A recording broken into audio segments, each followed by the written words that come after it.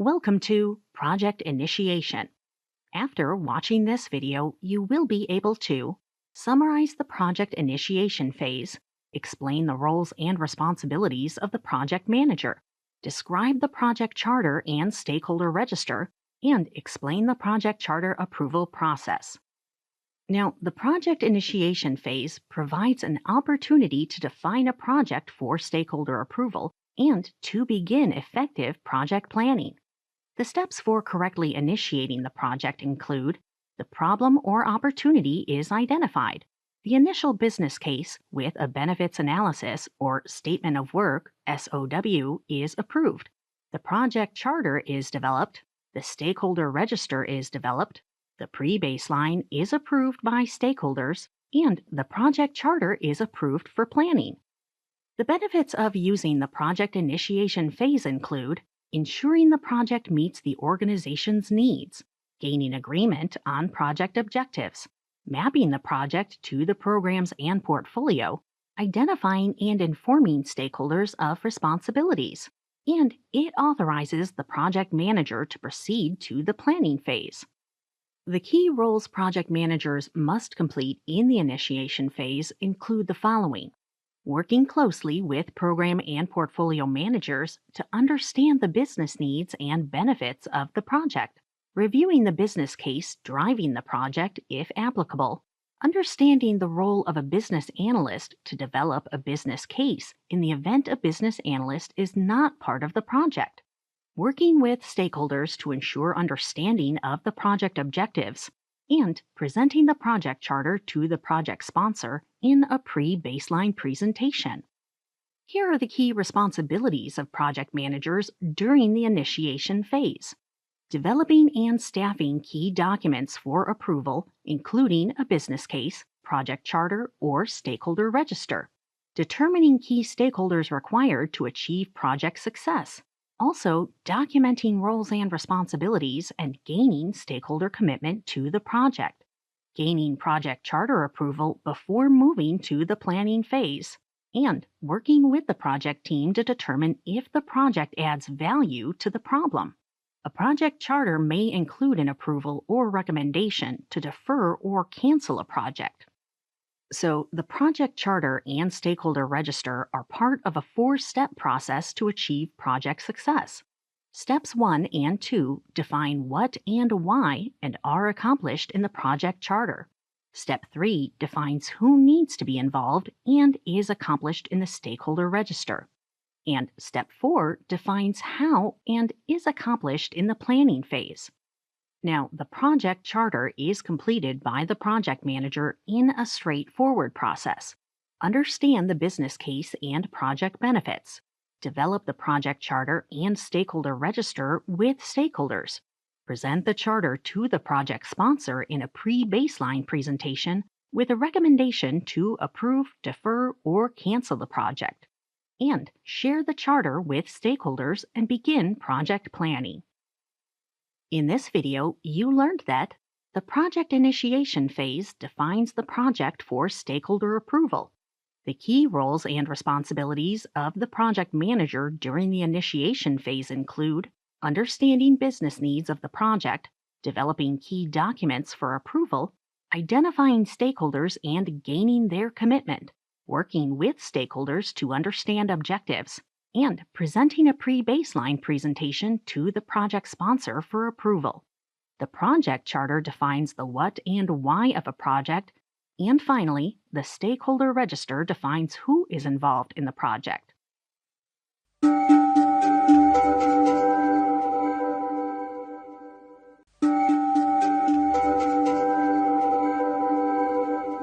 Welcome to Project Planning. After watching this video, you will be able to describe the importance of the project planning phase, explain the roles and responsibilities of the project manager, describe the importance of an organized project planning approach, and explain the project management approval process and kickoff meeting. The project management lifecycle aligns with the Plan, Do, Check, Act, or PDCA methodology. The Project Management Institute, or PMI, framework outlines 49 steps recommended to plan and deliver a project successfully. and 24 of those steps fall in the planning phase. This is close to 50% of the total project steps. So planning is critical. The project manager guides and controls the end-to-end planning process. The project manager enlists the support of the project team, but is ultimately responsible for the project results. If the project fails, the project manager is held accountable. Now, the key responsibilities of the project manager include ensuring subject matter experts, or SMEs, are documented and approved in the project charter, documenting personnel support needs in the stakeholder register, ensuring key support personnel have the skills and capacity to support the project, developing and following a comprehensive project management plan, working with the planning team and supporting their needs, including addressing blockers, and being inclusive in the planning process, staffing each major part of the plan and getting buy-in before moving forward. Now, the project management plan consists of a series of smaller plans compiled to provide an overall view of the project. Understanding the steps involved in developing a comprehensive project management plan for the Certified Associate in Project Management, or CAPM test, is essential. So, once the project charter is approved, the project management plan steps are to define the scope, define the schedule and budget, complete support planning, approve the project plan, conduct a kickoff meeting, and create a project baseline. The first planning step is to plan the scope of the project. The scope should reflect all requirements listed and approved in the project charter. Even if there are not enough time and budget to implement the total scope of the project, we still plan the full scope at this step.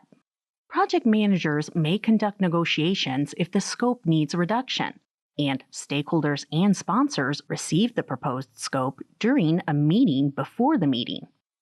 The next step for the project manager is to develop a project schedule and budget to meet the total scope needs of the project. The project manager may need to balance the triangle if there is not enough time or budget to meet the comprehensive needs of the project. The triangle represents scope, time, and cost.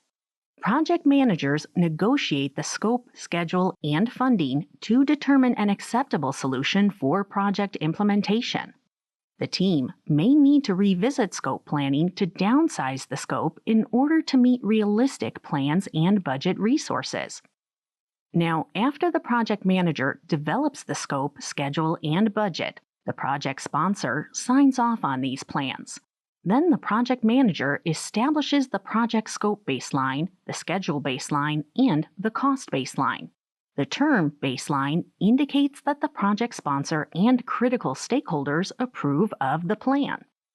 Next, the project manager begins the support planning stage, which is made up of several planning elements. The quality assurance, or QA, and quality control planning activities ensure the project conforms to quality requirements. Resource planning ensures the correct number of resources are available when needed, and resources primarily include personnel, materials, supplies, and equipment. Communications planning ensures all team members are aware of their roles and responsibilities. Project risk management planning ensures risks are known in advance. Procurement management planning may be needed if third-party support from an external seller is required to achieve the scope. And stakeholder engagement planning ensures that stakeholder commitment and engagement remains high. The project manager presents the final project plan to the project sponsor, and then the sponsor will either approve or request revisions to the program. If the project manager has included the sponsor in the initial planning, it is more likely that the sponsor will support the plan. So once the sponsor signs off on the final project plan, the next step is to schedule a kickoff meeting. The goal of a kickoff meeting is to share the approved project management plan with project stakeholders and the project team to gain their approval and commitment to move the project to the executing phase. Now, there is no established method to conduct a kickoff meeting. The PMI states that the meeting is to be scheduled before executing begins. And there are 6 topics to address in this kickoff meeting. Project background. Why is the project necessary and what is the value of the project? Project scope. The stakeholders should agree on what will be accomplished by the project. The timeline, the risk management plan, the key roles and responsibilities, and defining the tools, templates, and standards used in the project.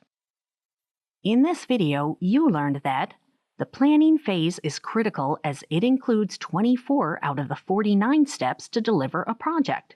The project manager guides the end-to-end planning process, and the project management lifecycle plan includes the project charter approval, defining the scope, defining schedule and budget, completing the support plan, approving the project plan, conducting the kickoff meeting, and creating the project baseline.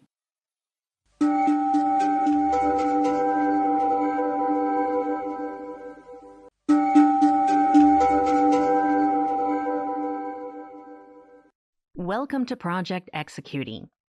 After watching this video, you will be able to summarize the importance of the project executing phase, examine the roles and responsibilities of the project manager, and identify skills essential to project executing phase success. In the project executing phase, also called the implementation phase, the team completes tasks identified during the previous planning phase. The executing phase begins when the project management plan is approved by the sponsor and accepted by key stakeholders. And during this phase, the team produces the product or service which is delivered to the customer. Now, certain processes should be followed to ensure a successful executing phase. The project manager implements the following 9 processes during the executing phase. Acquire resources laid out in the project plan to support the project management plan. If resources are not acquired, project schedule may change. Send statements of work, or SOW, to eligible sellers to find the best fit and develop a contract. If contracts are not finalized quickly, again, the schedule may change. Implement the communications management plan and keep it up to date and working, as communication requirements will change throughout the process. You will learn about the communications management plan in another lesson. Ensure quality assurance activities are implemented. Quality assurance, or QA, focuses on preventing issues and defects in the deliverables and ensures key executing processes and standards are being followed. And manage project knowledge via status reporting and lessons learned. Now, the remaining 4 execution process phases the project manager should follow are: assist team members to develop their skills and provide constructive feedback to improve performance, manage the team and address issues as they occur and communicate effectively, implement risk responses, and work with risk owners to recognize when risks occur or are about to occur. And finally, maintain stakeholder engagement by implementing strategies to keep stakeholders motivated. So, the project manager plays a critical role during the executing phase. The following roles and responsibilities should be followed by the project manager. Be accessible to the team and meet with them often to be aware of any issues. Manage effective meetings to ensure communication to the team. Manage change via the integrated change management system and ensure stakeholders adhere to it to avoid scope creep. Conduct and share lessons learned to assist future project managers by recommending solutions to problems encountered. And monitor project support activities and ensure key quality, procurement, and risk management activities are accommodated and completed. Project management is most critical in the project executing phase for a successful completion. The Project Management Institute, or PMI, defines 11 key interpersonal skills essential to success: effective communication, leadership, motivation, conflict management, negotiation, coaching, political and cultural awareness, influencing, decision-making, team building, and finally, trust building. In this video, you learned the project executing phase begins after the project management plan is approved. The team produces the product, service, or deliverables during the executing phase. The key processes of the executing phase, the roles and responsibilities of the project manager, and the 11 interpersonal skills identified by the PMI for a successful executing phase.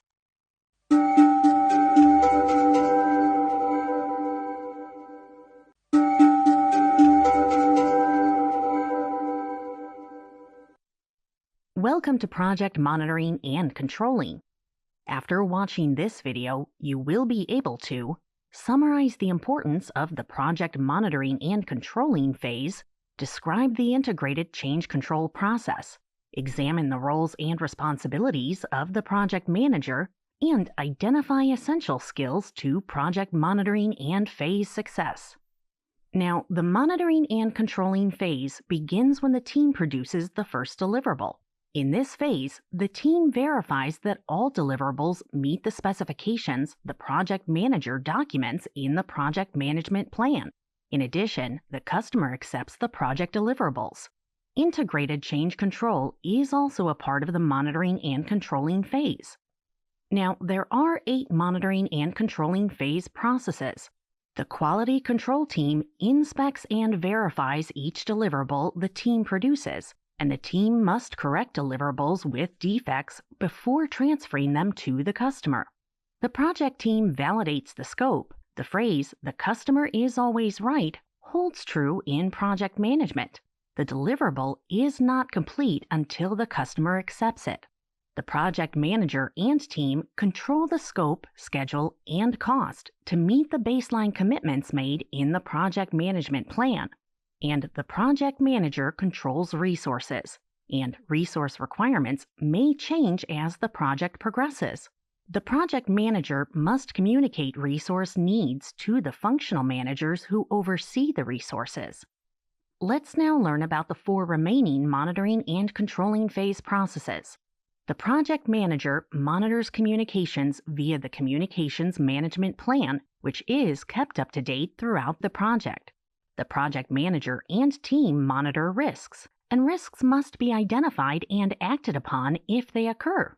The project manager controls procurements, communicates with vendors or sellers, and monitors them to ensure they produce what is outlined in the contract. And finally, the project manager monitors stakeholder engagement by implementing strategies to keep stakeholder commitment throughout the project. Now, the project manager and team develop an integrated change control process to ensure project change management. If the team does not control change, scope creep may occur. The integrated change control program is part of the project management plan. Sponsors and stakeholders approve this plan, and the project manager enforces it. Stakeholders should commit to following this process to ensure a quality end product. So, according to the Project Management Institute, or PMI, any project's 2 primary quality goals are to conform to requirements and provide a deliverable that is fit for use. There are 3 components of an integrated change control program: process unique to the project, change log, and change form. The roles and responsibilities of the project manager during the monitoring and controlling phase include being accessible to the team and meeting often to stay on top of any issues or defects in the product, managing effective meetings to ensure communication. Quality control and deliverable acceptance meetings are critical during this phase, managing change with the integrated management system to ensure all stakeholders adhere to it, sharing periodic lessons learned, whether the product is a success or if there are issues, and ensuring defective deliverables are not given to the customer, and identifying and correcting defects as soon as possible. To ensure a successful project monitoring and controlling phase, the project manager must do the following: perfect the 11 critical interpersonal skills the PMI defines as essential to success. And we do cover these in another lesson, but as a review, these include effective communication, leadership, motivation, conflict management, negotiation, coaching, political and cultural awareness, influencing, decision making, team building, and trust building. And the project manager must also understand and acknowledge external stakeholders and customers' needs and develop collaboration skills to ensure a successful interaction with both. In this video, you learned that the monitoring and controlling phase begins when the team produces the first deliverable.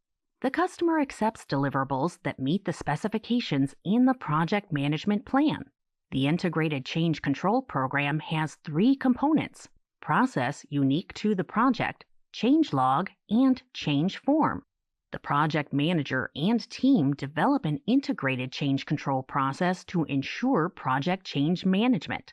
And the project manager's roles and responsibilities in this phase include the 11 PMI interpersonal skills and understanding stakeholders and customers' needs.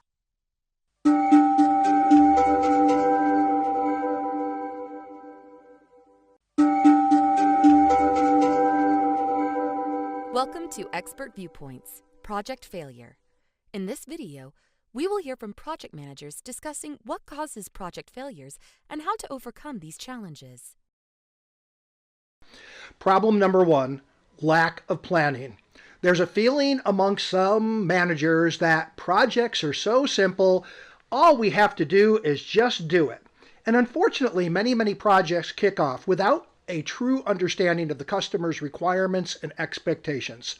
Before you begin your planning, the first planning step is to sit down with your customer, sit down with the end users, sit down with the individuals who are going to be impacted by this product or service, and truly understand their expectations.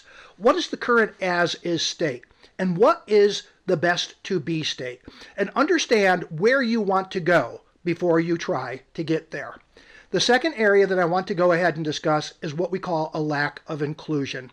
Oftentimes, project managers and the team plan in a vacuum. They get to the end of planning. They present the project plan to all of the key stakeholders, and the key stakeholders have one reaction. Huh? That is not the reaction that you are looking for. Keep the stakeholders and the key stakeholders informed as the planning occurs. Your mantra should be no surprises. Have the meeting before the meeting. You're going to have to go ahead and get formal sign-off from the sponsor and the stakeholder on all of the project plans. But the meeting before the meeting is informal. Get that okay before you go into that formal meeting, and hopefully that formal meeting is a rubber stamp and everybody is happy. Some common causes of project failure that I have encountered are poor planning and poor scoping from the get-go, a lack of staffing, and poor leadership. The most common cause of project failure that I've seen over the years is simply a lack of regular, predictable communication by the project manager. It's really easy to get distracted and swept up in fire drills and other people's priorities. Maybe a weekly status report doesn't go out to the client, or a team meeting has to be skipped.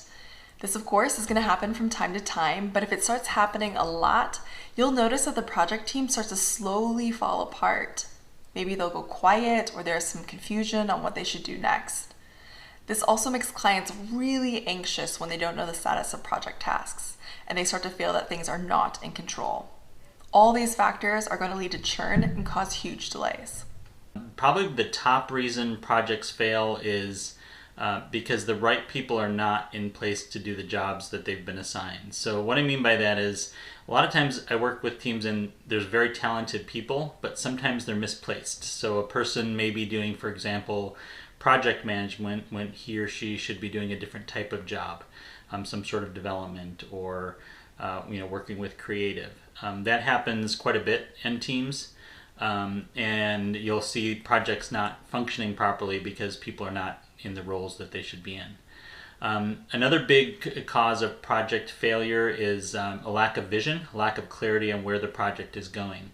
So a lot of times I will see people that get really excited at the beginning of the project, and they think they have a sense of what they need to be delivering, but either the scope changes, so upper management or someone on the team will add new features that need to go into the project, or they'll change scope without telling the team, and then the team is constantly failing because they're not meeting the demands of the project.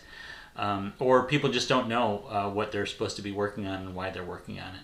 So that lack of constant reminding the team, and this is the vision, this is what we're doing, this is why we're doing it, I think is really important. And when that doesn't happen, you see projects start to go off the rails and sometimes fail. The best tips that I can provide you is to be open. Have no secrets. Communicate effectively. Sometimes, at the risk of over-communicating, give people the information. It's better to give people information twice than not at all. And by all means, do not assume. What is an assumption? Something we believe to be true but have not validated. Assumptions become risks, risks become issues, and issues become project killers. You may think everything is fine, and that's good. But before you move forward, make sure that you get with somebody and you validate the fact that everything, quote unquote, is fine. And in order to overcome these challenges, well, first it's always really important to understand the full scope of the project before you even begin. And your failure to do so will result in your ultimate failure.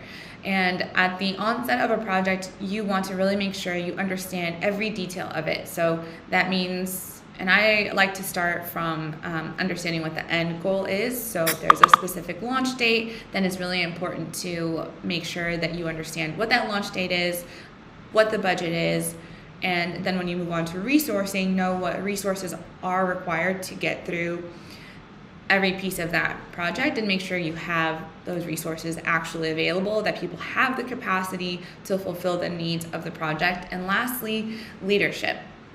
It's always important to, and I think that can come from different levels of an organization. If you have leadership above you, it's important to make sure that you have the guidance necessary for you. But if it comes down to yourself, that you are making sure you're accountable for your deliverables and also checking in on the different parts of your team to make sure that everything is on track. At the start of a project, it's good to recommend a communication cadence and format to your client and get their feedback on it. You want to make sure that it's customized to their needs, because they are likely circulating that information up to their leadership and they're going to get evaluated on that report. Then always stick to the same predictable cadence and format every time. You're likely going to come across surprises and challenges in your project, but consistent communication should never be one of them, because that is in your control. Your clients will feel more at ease and want to work with you again if you show this commitment to predictable behaviors.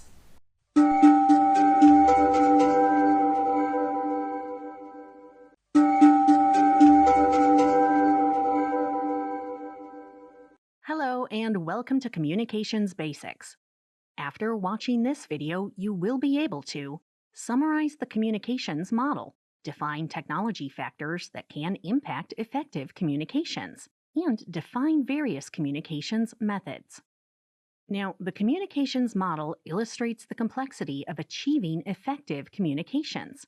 It is essential that the project manager understands the communications model in order to reduce the risk of poor or inadequate communications that can lead to project failure. Let's look at 4 lessons we can learn from the communications model. Lesson 1 is to encode each message so the receiver can understand it. The project manager should ensure that the message sent is the message received, and this requires both audience analysis and an understanding of how the receiver prefers to communicate. Lesson 2 is to select the correct medium.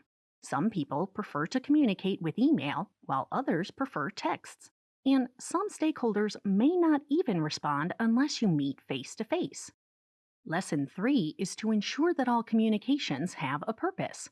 The project manager should ensure ahead of time what type of feedback they require and adjust the message as needed.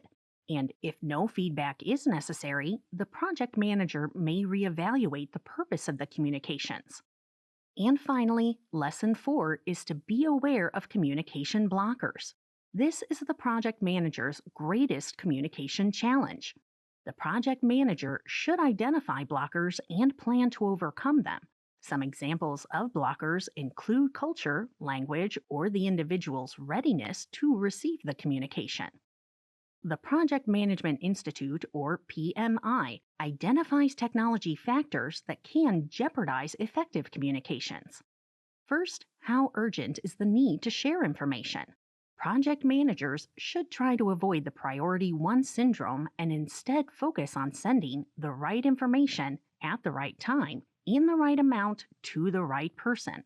Every message does not need to be urgent. Second, the availability and reliability of the technology are important. For example, if the project team uses Microsoft SharePoint, the project manager should ensure that all key stakeholders have access to this software and understand how to use it. Third, the project environment plays a big part in effective communications. The project manager should consider how the project team will accomplish communications. Face-to-face communications are the most effective. However, the team may be dispersed in different time zones.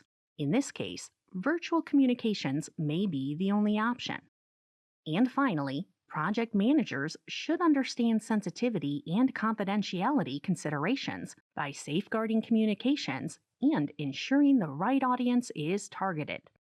Now, the PMI identifies 3 primary communications methods that project managers should consider, and each method requires communications planning and a situational approach. The first primary communications method is interactive communication. Interactive communication occurs between 2 parties and can be very challenging. The project manager needs to understand the other individual's perspective, preferred communication style, level of knowledge, attitude, and more. The second method is push communications. In this method, the project manager sends communications to one or multiple parties without receiving any acknowledgement that the communications were read or understood.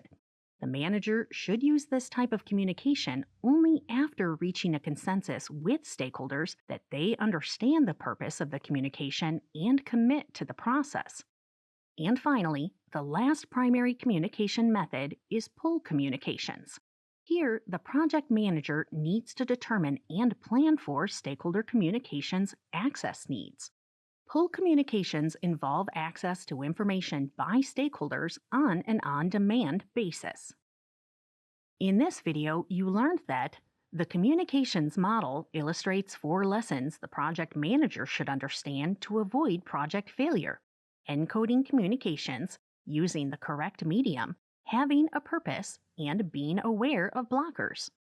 The PMI identifies 4 technology factors that can impact effective communications, including urgency, availability and reliability, environment, and sensitivity and confidentiality. And the 3 primary communications methods managers should consider using are interactive, push, and pull communications.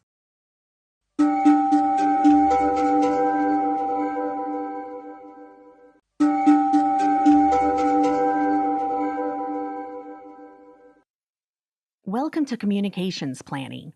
After watching this video, you will be able to identify the importance of effective communications in a project, describe a 3-step approach to managing communications, examine communications management planning techniques, and identify key communications activities for project success. Effective communications can make or break a project. The greater the communications effectiveness, the higher the potential for project success. Let's look at the project manager's communication responsibilities throughout the Project Management Institute's, or PMI, lifecycle.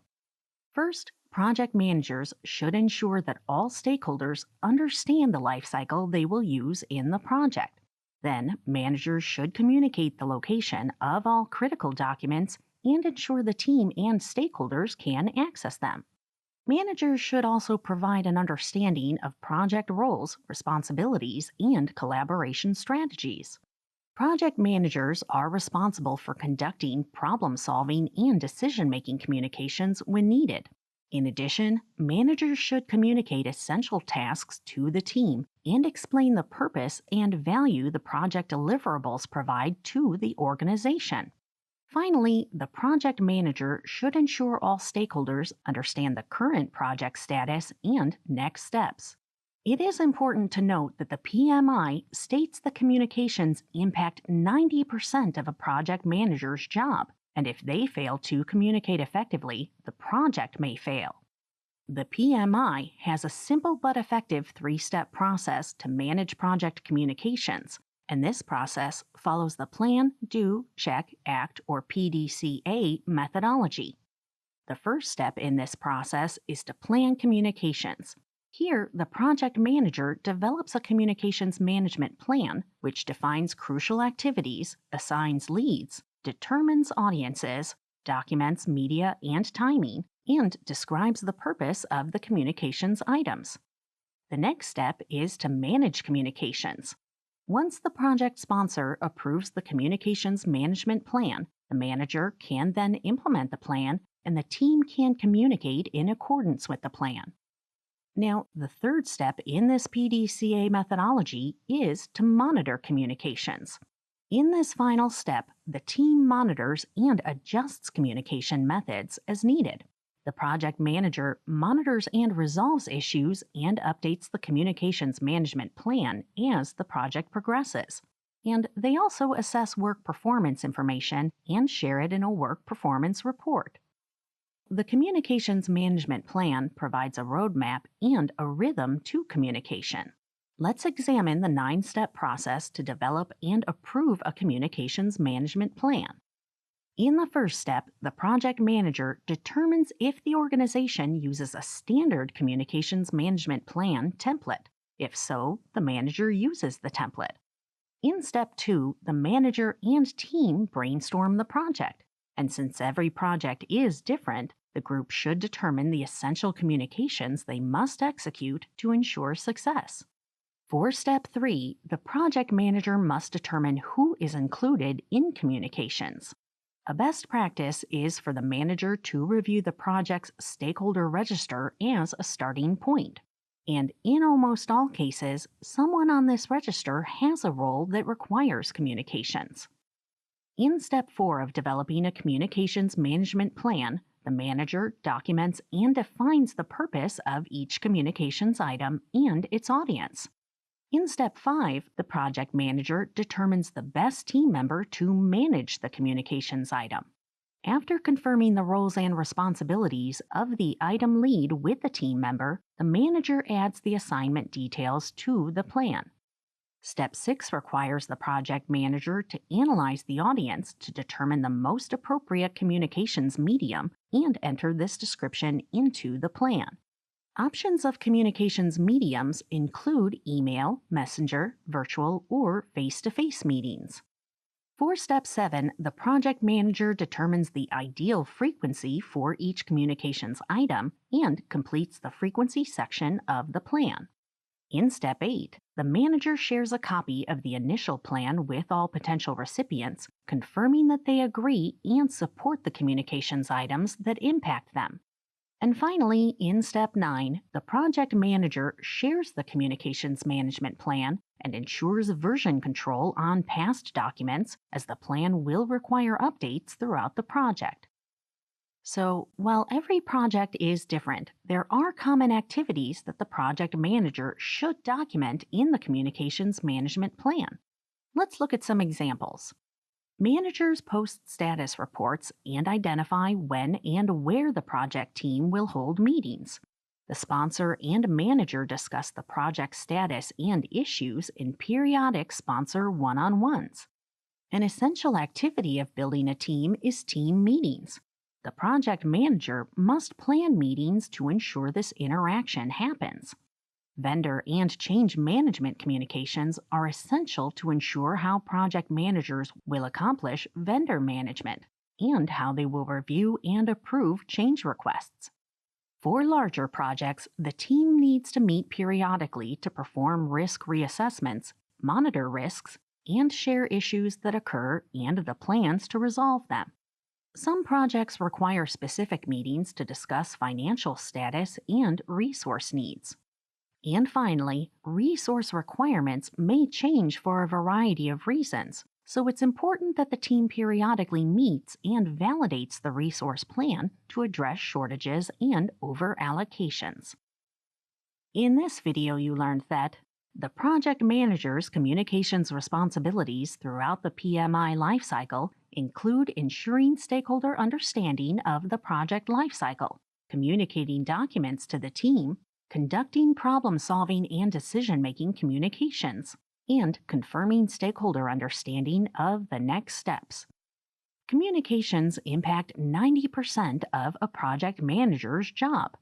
The PMI three-step process to manage project communications is planning, managing, and monitoring communications. There are 9 steps a project manager should follow to develop and approve a communications management plan. And despite differences in projects, there are common activities that the project manager should always document in the communications management plan.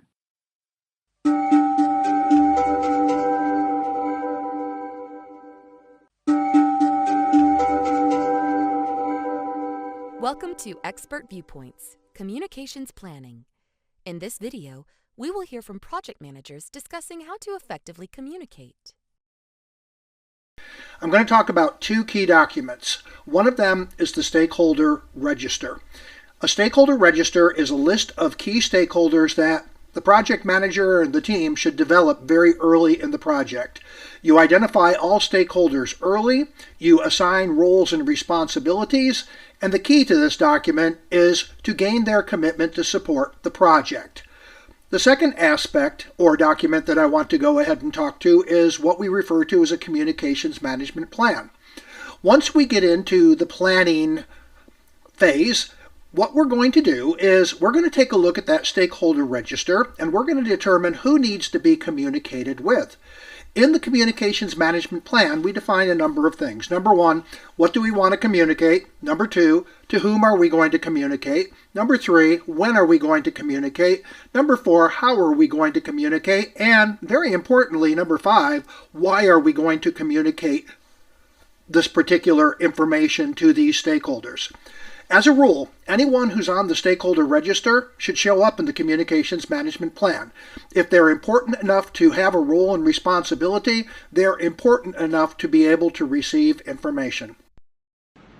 To plan to effectively communicate with key stakeholders in a project, it's important to establish what cadence you want to use first. So, for example, at the onset of a project, I like to establish whether or not we'll be checking in weekly or bi-weekly, or if they need a larger check-in at any period of the month. Basically establish what cadence you want to be able to have, and then how ingrained in the details other stakeholders want to be. At the start of any project, I always create a communication plan detailing key stakeholders, their role, and how and when they're being communicated to. And the time and the effort I spend on this always matches the size of the project and the needs and the expectations of the stakeholders. So for example, maybe a small project might require just a quick table and a PowerPoint slide as the communication plan. But for a big project, like a product launch moment, it might require a RACI chart in Excel or in PM software. And that might need formal interviews conducted across multiple stakeholder groups to really understand how your project reports are being socialized and who depends on them. Setting up a communication plan for a project can be a little tricky because each project may demand a certain set of communication tools, and for each project you're working with a different set of stakeholders and a different set of people that are actually doing the work. So, this is really about, stakeholder communication, and really understanding who your stakeholders are is going to be an important factor in figuring out how best to communicate. Once again, I'm going to point you to the stakeholder register and communications plan. But more than just developing them, you want to go ahead and have the meeting before the meeting. Pre-coordinate these. Make sure that anyone who's on the stakeholder register with a role and responsibility, or anyone who is in the communications management plan, realizes that they have a role to play and there are certain aspects of communications that they have to be aware of as well. Have that standard stakeholder register, communications management plan, and make sure that they are available and accessible to all of the different stakeholders as well. In addition, I'm going to introduce a New acronym to you, MBWAT. I learned this a long time ago. It stands for Management by Walking and Talking. And while MBWAT, Management by Walking and Talking, may not necessarily be a tool, it is a very, very strong technique. You can have multiple issues impact you in a project. And if you do not get out and see the people, visit the stakeholders, build those relationships, those issues may catch you by surprise. In addition, some project managers will try to manage issues via email. Don't get me wrong, email is a great methodology. However, you can accomplish more in one face-to-face meeting than you probably can through a number of different emails as well. I have used different types of software. I have used Asana, I have used Smartsheets, I have in some instances used Jira, but ultimately you'll want to find the software that makes sense for you. My preference for those types of software is that it's really easy to have different watchers on specific types of a project, so you can tag certain stakeholders, you can create reports, you can create tickets and resolve them from there. So those are some tools that I like. It's really important to research and take a look at tools that you want to use for your own project as well. It's hard to recommend a specific tool or technique for stakeholder communication because clients and their needs are always going to be so different depending on the project and the company. So the best advice that I can give is just to be comfortable with a wide range of PM tools so you can adapt to what's needed. For example, I'm a visual person. I love PowerPoint decks, but I know that some clients only want to see numbers in a Power BI report, and so I cater to their needs. It's critical to interview clients at the start of a project to understand what their specific style is. What do they want to see? What has worked well for them in the past, and why?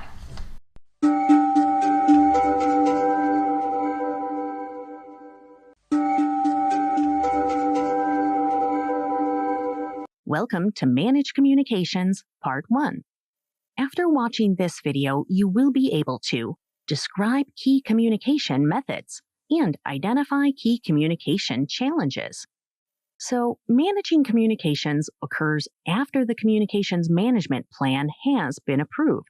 Note, the communication plan is discussed in another video. Communication activities must be effective as the project moves into the execution phase. Now, there are different communication methods a project manager might need to use on a project. These include interpersonal communication, small group communication, and large or public group communication. The project manager is responsible for selecting methods that meet the needs of the project and stakeholders. Let's look at some tips to make these methods effective. Interpersonal communication is necessary and is an exchange between two individuals. It is critical to understand various communication styles and the needs of all members of the project team to ensure communications are satisfactory and yield results. Some stakeholders are analytical and want to get to the point. Others are structural and want to be organized. Some may be social and go with the motto, "Let's work together." And some others may be conceptual and say, "Let's explore the opportunities." Small group communication is also a common method to share information.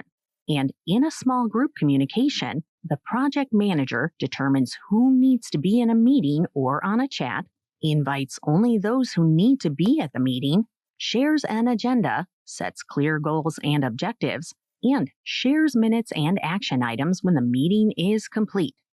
Finally, a project manager may need to communicate with a large group or publicly. Here, careful preparation is essential. The project manager must ensure the communication portrays information that was reviewed and serves the needs of the organization. Methods that work for some stakeholders may not work for others. They must understand the audience, understand their information needs, and plan communications accordingly. So, we've reviewed different communication methods. Now, let's discuss a few types of communication mediums. The medium types include face-to-face conversations, instant messaging, emails, and video calls. Select the medium that best meets the needs of stakeholders. For example, if team members work remotely, face-to-face is not the best option. Select a call or video conference. And you also need to decide if the meeting is impromptu or scheduled. Remember, a method or medium that works for some stakeholders may not work for others. Share the right information with the right people using an appropriate medium. Understand the audience, understand their information needs, and plan your communications accordingly. A one-size-fits-all communication methodology will not always yield positive results. So, while communication must be effective, it is arguably a difficult interpersonal skill to perfect. Anticipate communication challenges as the project progresses. The most common challenges include insufficient competence in communication, inability to comprehend communication styles and nonverbal communication, dealing with commitment issues, and providing feedback to team members. Communication competence includes tailoring communication, ensuring the purpose of communications is clear, building effective relationships to enhance communications success, and displaying proper leadership behavior to support communications. Strive to improve your communication competence whenever possible. Now, since different stakeholders have different communication styles, the PMI recommends that all project managers consider completing an assessment of their communication style and be aware of the styles of others. Also, be aware that messages are not simply covered with words. A project manager also communicates nonverbally through expressions, gestures, and tone of voice.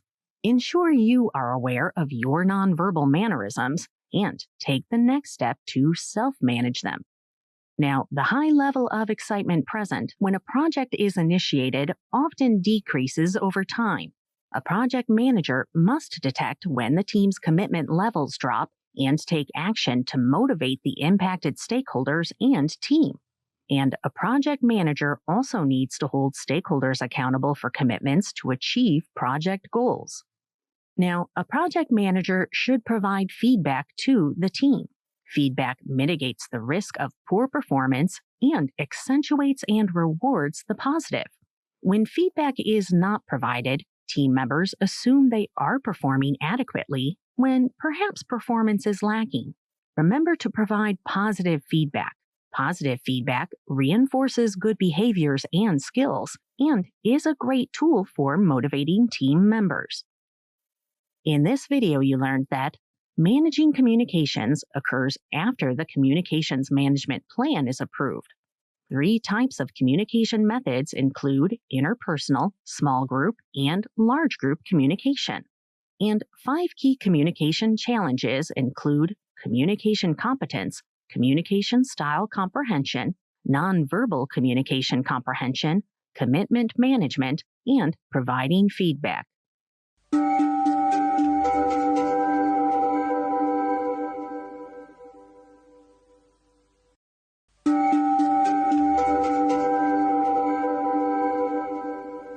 Welcome to Manage Communications Part 2. After watching this video, you will be able to explain key communication skills essential to succeed. So, there are various interpersonal and team skills that are essential to improve communication as shared by PMI.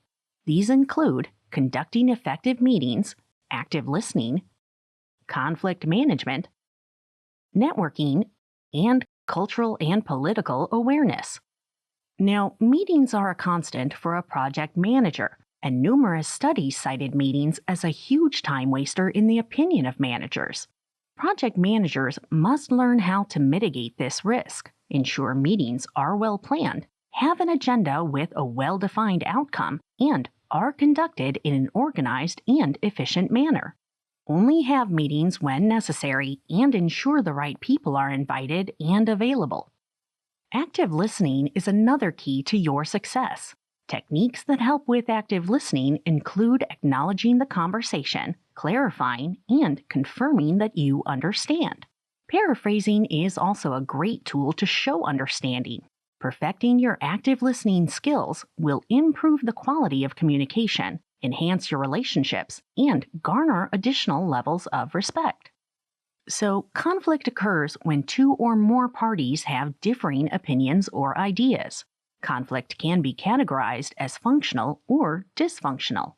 Functional conflict occurs when there are conflicting ideas that, when discussed, lead to a better solution. Dysfunctional conflict occurs when conflicting ideas lead to anger, frustration, and lost time. Now, conflict will occur, so a project manager must establish a safe environment where all stakeholders feel free to share ideas in a constructive manner. Effective networking provides access to multiple information sources, such as establishing cross-team collaboration and garnering expertise in the organization from outside the project team. Networking helps solve problems and influence stakeholder support. Lastly, understanding the differences between individuals, groups, and organizations is critical. In addition, recognition of the project environment and power dynamics, both formal and informal, can impact success. In this video, you learned that the 5 key interpersonal and team skills essential to effective communications, as shared by PMI, are conducting effective meetings, active listening, conflict management, networking, and cultural and political awareness.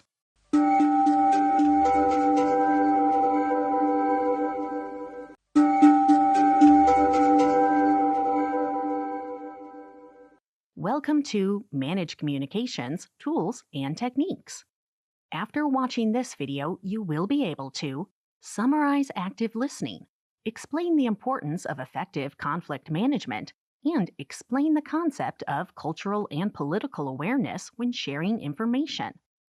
Now, active listening is a critical skill essential to effective communication.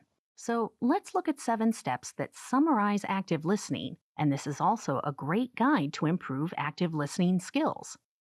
Being attentive. The project manager should give the other party their full undivided attention. Asking open-ended questions. Active listening enables the project manager to learn about various subjects in depth. Asking probing questions. Understanding the basic premise of the conversation and asking follow-up questions ensures effective communication. Requesting clarification. The project manager should ensure that the message sent was the message received. Paraphrasing. By repeating what they understood, the project manager can ensure everyone is on the same page. Being attuned to and reflecting feelings. Project managers should watch the nonverbal cues, listen to voice tone, and reflect passion where appropriate. And finally, summarizing. Project managers reflect on the conversation and ensure mutual understanding of the next steps discussed. Now, conflicts will happen and may be caused by resource availability, scheduling, budget, priorities, personal work styles, personalities, and more. Proactively recognizing and dealing with conflict can lead to greater productivity and fewer issues. And conflict can be both functional and dysfunctional. Ways to reduce the risk of dysfunctional conflict and encourage functional conflict include setting ground rules and norms, having a solid and agreed-upon communications management plan, having well-defined roles and responsibilities, and having productive team meetings. The Project Management Institute, or PMI, states 5 potential techniques for resolving conflict. Collaborate, problem solve. With this favored conflict method, also known as win-win, project managers incorporate multiple viewpoints, show a cooperative attitude, and strive for consensus and commitment. Compromise, reconcile. This technique is not preferred, but is often necessary when the collaborate, problem solve technique is not possible. Also known as lose-lose, each party receives something with this technique, but must also give up something in return. Then we have force direct. Also known as win-lose, in this technique, one viewpoint is pushed at the expense of another so that the second party may not have a say in the matter.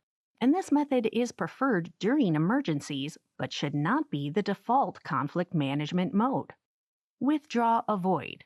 Now, this method is not preferred long term as it involves retreating or postponing a decision, though this can sometimes be positive as it can reduce emotions and allow for better preparation to move forward. And finally, we have smooth accommodate. The areas of agreement are emphasized rather than the differences. Needs are postponed to maintain harmony and relationships. And while this technique may be effective in certain situations, it is not long term. Project managers should adapt communications to accommodate individual, group, and organizational differences and minimize understandings and miscommunication. The benefits of improving cultural awareness include increasing communication, increasing respect and understanding of the advantages a diverse culture can provide, enhancing the ability to lead effectively, improving the workspace environment, and ensuring successful globalization. Now, a project manager can potentially possess many forms of power, and some powers are based on position while other powers must be earned. This PMI area of focus includes 5 powers. Formal authority or position power is based on the position. A project manager has authority over the project charter to plan and execute the project and may request resources for project planning.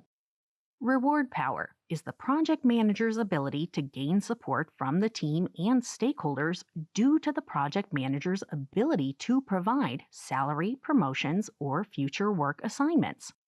Penalty power is the project manager's ability to take punitive action when team members or stakeholders do not perform satisfactorily, and this power should be used sparingly and with caution. The project manager gains expert power when the team and stakeholders perceive the project manager as knowledgeable. The team must perceive this knowledge as functional expertise that they consider essential. Project managers must earn expert power. And finally, referent power is the ability of the project manager to gain support because the team and stakeholders feel personally attracted to the project manager or the project. In this video, you learned that active listening is a skill essential to effective communication. Project managers can reduce dysfunctional conflict and encourage functional conflict. The 5 techniques the PMI recognizes for resolving conflict are collaborate, problem solve, compromise, reconcile, force direct, withdraw, avoid, and smooth accommodate. Project managers should be culturally and politically aware. And project managers can possess powers, and we reviewed 5 powers the PMI emphasizes.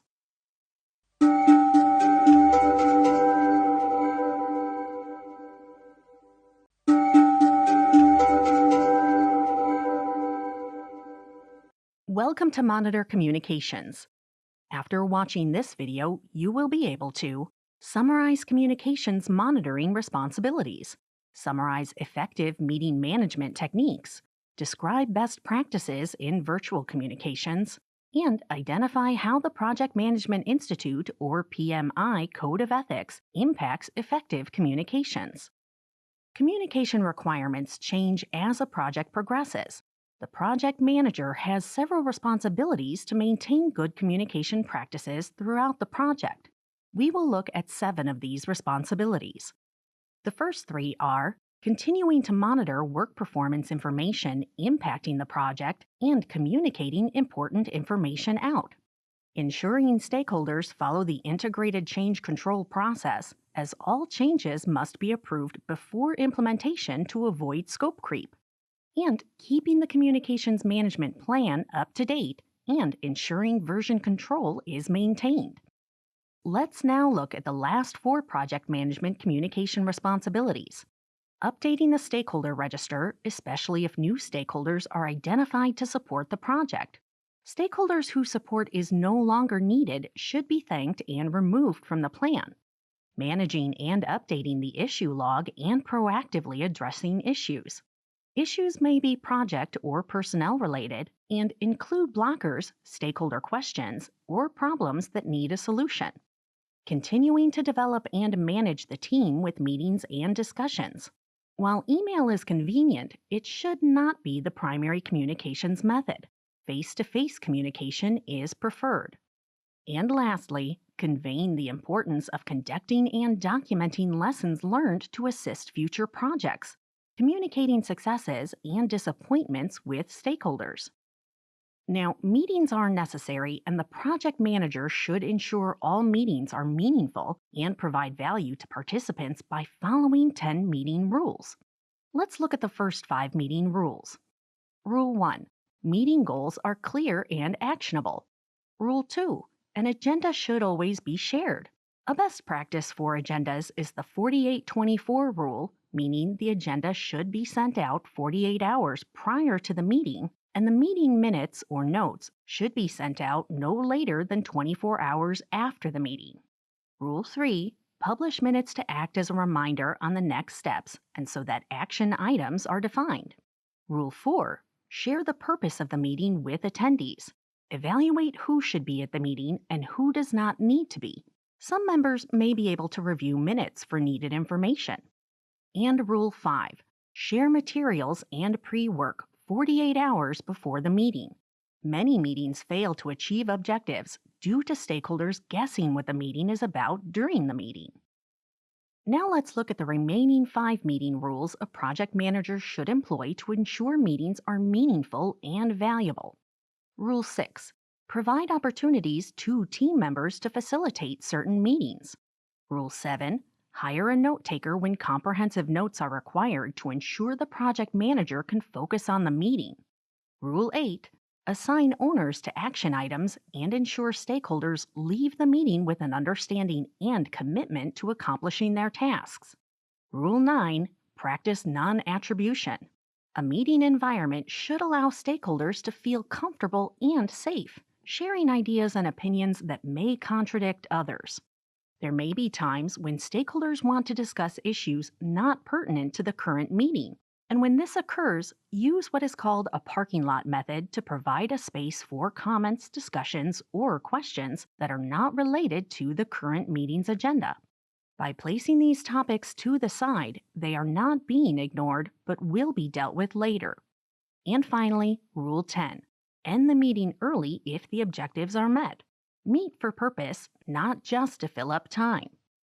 So, virtual communication requirements are a necessity in today's global environment where stakeholders and team members may not be able to meet face-to-face. The Project Management Institute, or PMI, recognizes the following best practices for virtual communication. Planning regular and clear communications to avoid communication gaps. Defining roles and responsibilities early in the project. Using best meeting practices such as agendas and publishing the minutes. Developing meeting norms and ground rules and sticking with them. Striving to have a shared vision, outcome, and sense of purpose. Promoting an open team culture where all team members are listened to, respected, and comfortable asking others for help. Building relationships, rapport, and trust. Understanding team members' perspectives and how they prefer to work. Using familiar technology and providing technology training when necessary. Requesting virtual meeting members activate their camera when speaking. Promoting use of screen sharing technology. And finally, using a common repository that all can easily access. Now, PMI defines 4 values that drive effective communications in their code of ethics, which are responsibility, respect, fairness, and honesty. PMI defines responsibility as the duty to take ownership for the decisions we make or fail to make, the actions we take or fail to take, and the consequences that result. Project managers have a duty to set a positive example and to accept accountability for the project. PMI defines respect as duty to show a high regard for ourselves, others, and the resources entrusted to us. Project managers who show respect for others receive respect in return. PMI defines fairness as duty to make decisions and act partially and objectively. A project team is a close-knit group, and project managers should strive to create an environment of fairness. And finally, PMI defines honesty as duty to understand the truth and act in a truthful manner, both in our communication and in our conduct. Project managers should be honest and truthful to the team. In this video, you learned the primary responsibilities of a project manager when monitoring communications, 10 meeting rules for effective meetings, PMI's best virtual communication practices, and PMI's 4 values to drive communication.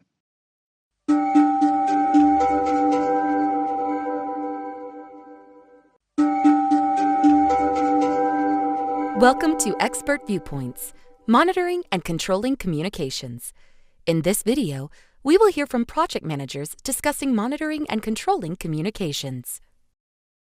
I could probably spend hours on this particular subject, but I'm going to narrow it down to 2 key tips. Tip number 1, know your audience. Not everybody is the same. Different people have different communication styles. You, as a project manager, need to understand what that communication style is, how people are most comfortable communicating, and whenever possible, try to adapt your style to fit the needs of the audience. In addition, adjust your media. What is the definition of insanity? You've probably heard this before. It's doing the same thing over and over again and getting the same unsatisfactory or poor results. So here's a case in point. Say you send out 3 emails and the stakeholder does not respond. Don't send out that 4th email. Try a different media to go ahead and reach them. To ensure the quality of communication remains constant throughout a project, it's important to establish what cadence of communication you're going to have at the beginning of the project, whether that means scheduling daily stand-ups, weekly check-ins, larger check-in meetings after having weekly check-ins is up to you and the rest of the project stakeholders, but it's important to ultimately establish what that cadence is going to be and stick through it. And then in order to make sure that that cadence is stuck through, it's helpful to have those recurring meetings set from the beginning. Just put it on the Google Calendar, set a recurring meeting time, and it's there. And then with that, I also like to include running meeting notes. So I use Google Docs, and within that I like to have all of our meeting notes in there for every single time that we meet with our vendors and stakeholders, so we have a record of what we've discussed, and then it also gives us a good template to follow through for the rest of our meetings. It's also really helpful to have weekly email check-ins as well, I find. It's good to send an end of the week recap that just runs through what the accomplishments are, what any blockers are, if there are any blockers, what are we doing to solve for those blockers, and also call out if there's any piece of the project that needs to be escalated. When you have a communication plan, it can be very easy to let that communication plan slip as a project is well underway and people are doing their jobs and they get a sense of what's happening. You might find yourself, particularly over a couple of milestones in a project, repeating the same information.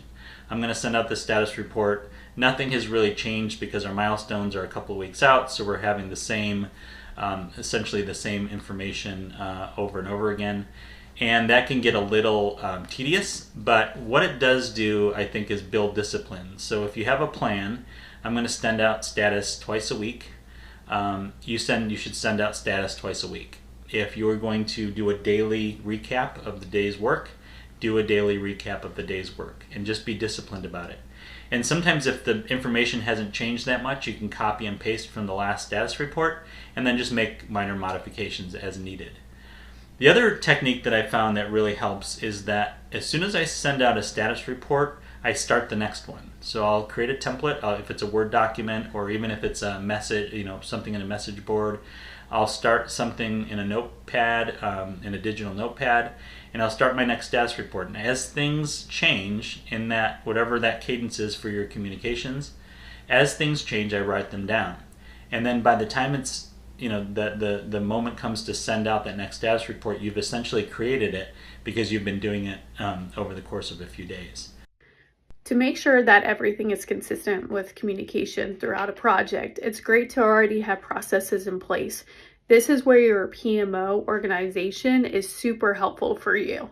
First off, if you already have pre-planned out templates on what your status reports will look like, your weekly reports, whatever it might be, or even presentations. That way, everyone already knows what they're expecting. When you have that expectation, they're able to easily reference it for future and they know it's coming. Be timely about your communications as well.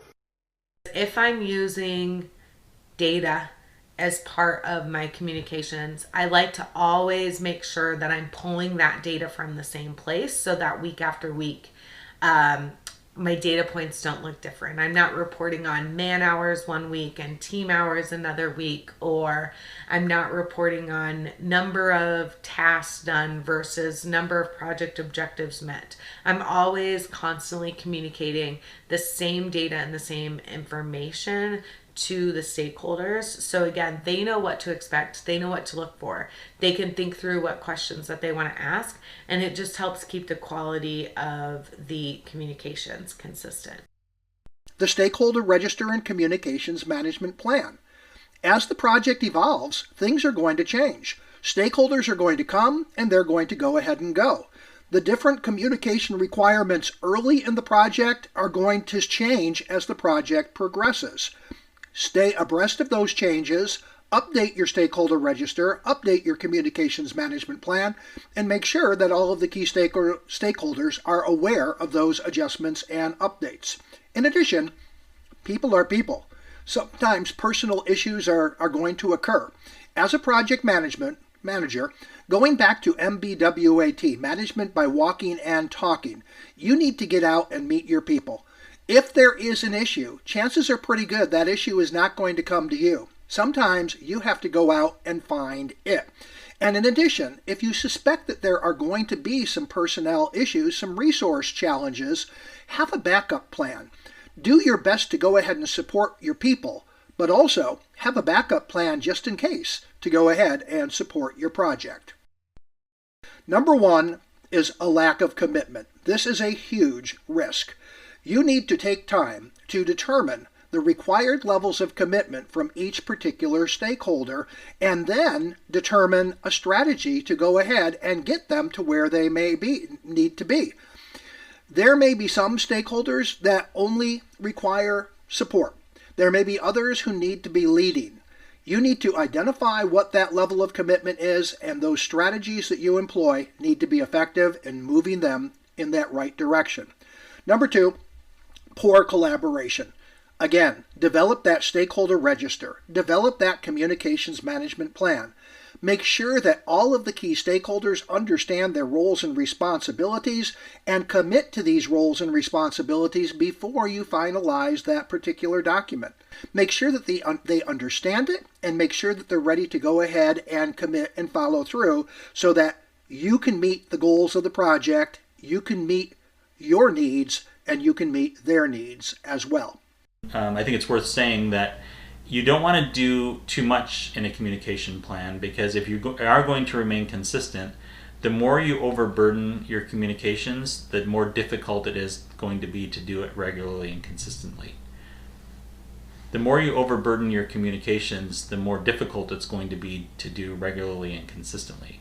So if your communication plan always involves taking a number of screenshots or filling out a spreadsheet and creating a Word doc, and you're trying to do that multiple times a week or even once a week, the more friction that you put in front of yourself for your communication plan, the less you're going to be inclined to do it. So I would say, you can also mitigate risk by keeping your plan fairly simple, fairly succinct and concise.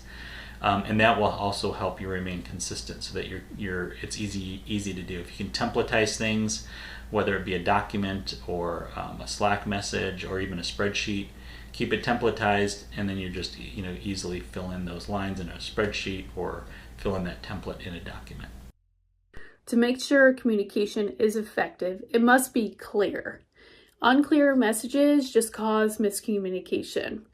From there, also, we have a lack of transparency. Give a responsible, reasonable timeline.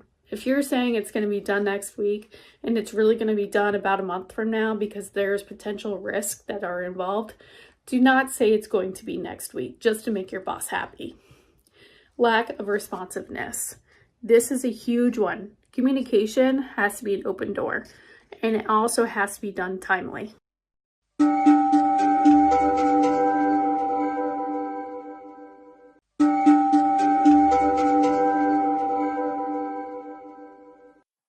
Welcome to Identify Stakeholders. After watching this video, you will be able to identify potential questions from a stakeholder perspective at the time of project proposal, summarize the purpose of a stakeholder register, explain the structure of a stakeholder register, describe the key tools and techniques used to identify stakeholders, and explain the steps to effectively identify stakeholders and gain commitment. After the initial project proposal phase, there are 4 questions on the minds of stakeholders, and these questions need to be answered in a logical order to move forward with the project. Questions 1 and 2 are basic, including what is the project and why does the project matter? A project stakeholder can find answers to these questions in the project charter. Question 3 is who are the stakeholders? And stakeholders include customers, end users, sponsor, team, subject matter experts or SMEs, and so on. A project stakeholder can find answers related to stakeholders in the stakeholder register. And the 4th and final question is, how will we execute the project? A detailed response to this question can be found in the project plan that a project manager creates during the planning phase. So let us now understand the purpose of the stakeholder register. A stakeholder register is a critical project document that includes stakeholder details, such as name, role, area of expertise, and so on. The stakeholder register forms an input into various project activities, including project planning, communications, and project governance. Now, a project manager must create a stakeholder register at project initiation in conjunction with the project charter. When the sponsor and senior management approve the project charter, the project manager also finalizes the stakeholder register. And the project charter and stakeholder register enable the project manager to start with the project planning phase. Most project managers develop a stakeholder register using Microsoft Excel or Word, and it can be in tabular format. The stakeholder register captures several key pieces of information. Let's review that required information. Identify each stakeholder by name, though there may be times when the project manager may not know the name of the stakeholder. For example, if the project manager has not been able to identify and assign a SME to the project, simply leave the name blank. Specify the organization name, which is important when multiple organizations, including contracting agencies, participate in the project. And note, you can ignore this detail for small projects with only one organization. Next, provide a brief description of the role that the stakeholder plays in the project. And list the responsibilities using RACI designators. Let's quickly review these. R indicates responsible.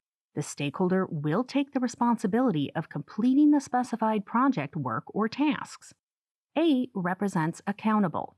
The stakeholder will be held accountable for certain work on the project. And accountable implies that the stakeholder needs to ensure the work is accomplished, though they may not necessarily perform the work. C indicates consult. The stakeholder must be available to provide expertise and guidance. And I indicates inform. The stakeholder will be informed about the specified work as the project progresses. And the final key piece of information on the stakeholder register is comments. Document additional information, references, or clarification which are helpful to the project. Now, there are a number of tools and techniques used to identify stakeholders. Here are a few recommendations by the Project Management Institute, or PMI. Expert judgment is a technique where the project manager consults with experts who can share the stakeholder requirements for the project. Identification meetings are another technique. Invite all stakeholders that might be impacted by or interested in the project, and strive to have a representative for each stakeholder group. Stakeholder mapping is a technique to identify stakeholders based on their relative power and interest in the project. The stakeholder mapping technique places each stakeholder into one of 4 quadrants and provides management guidance for each. Note, if you plan to attempt the CAPM exam, you must know this model. Now, document analysis is another PMI recommended technique. Review initial project documents such as the business case, contracts, and service level agreements. You will discover stakeholders in these documents. And PMI also recommends using brainstorming as a technique to identify stakeholders. Use brainstorming to pose a question and facilitate the free flow of ideas. So, we've discussed the tools and techniques that PMI recommends for identifying stakeholders. Let's now review the steps to develop and communicate the stakeholder register to all stakeholders. The first step is to determine stakeholders by using PMI recommended tools and techniques.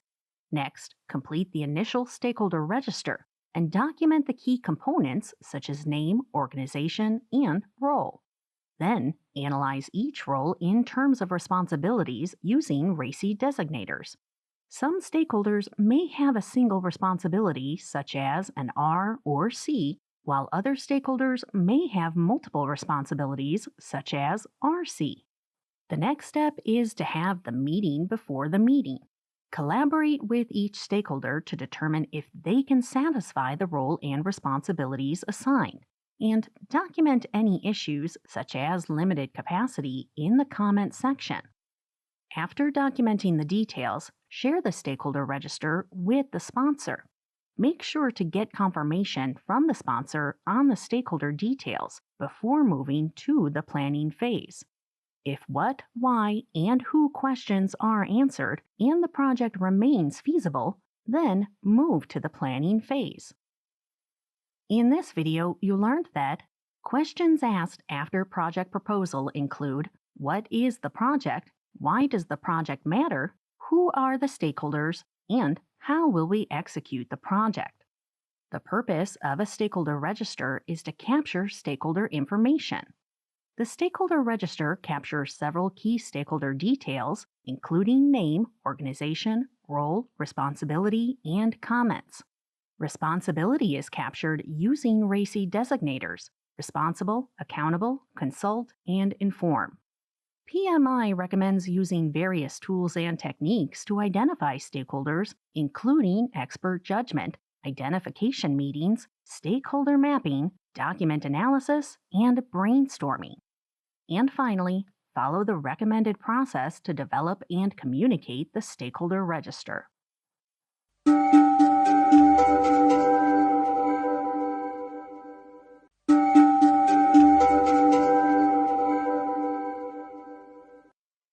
Welcome to Plan Stakeholder Engagement.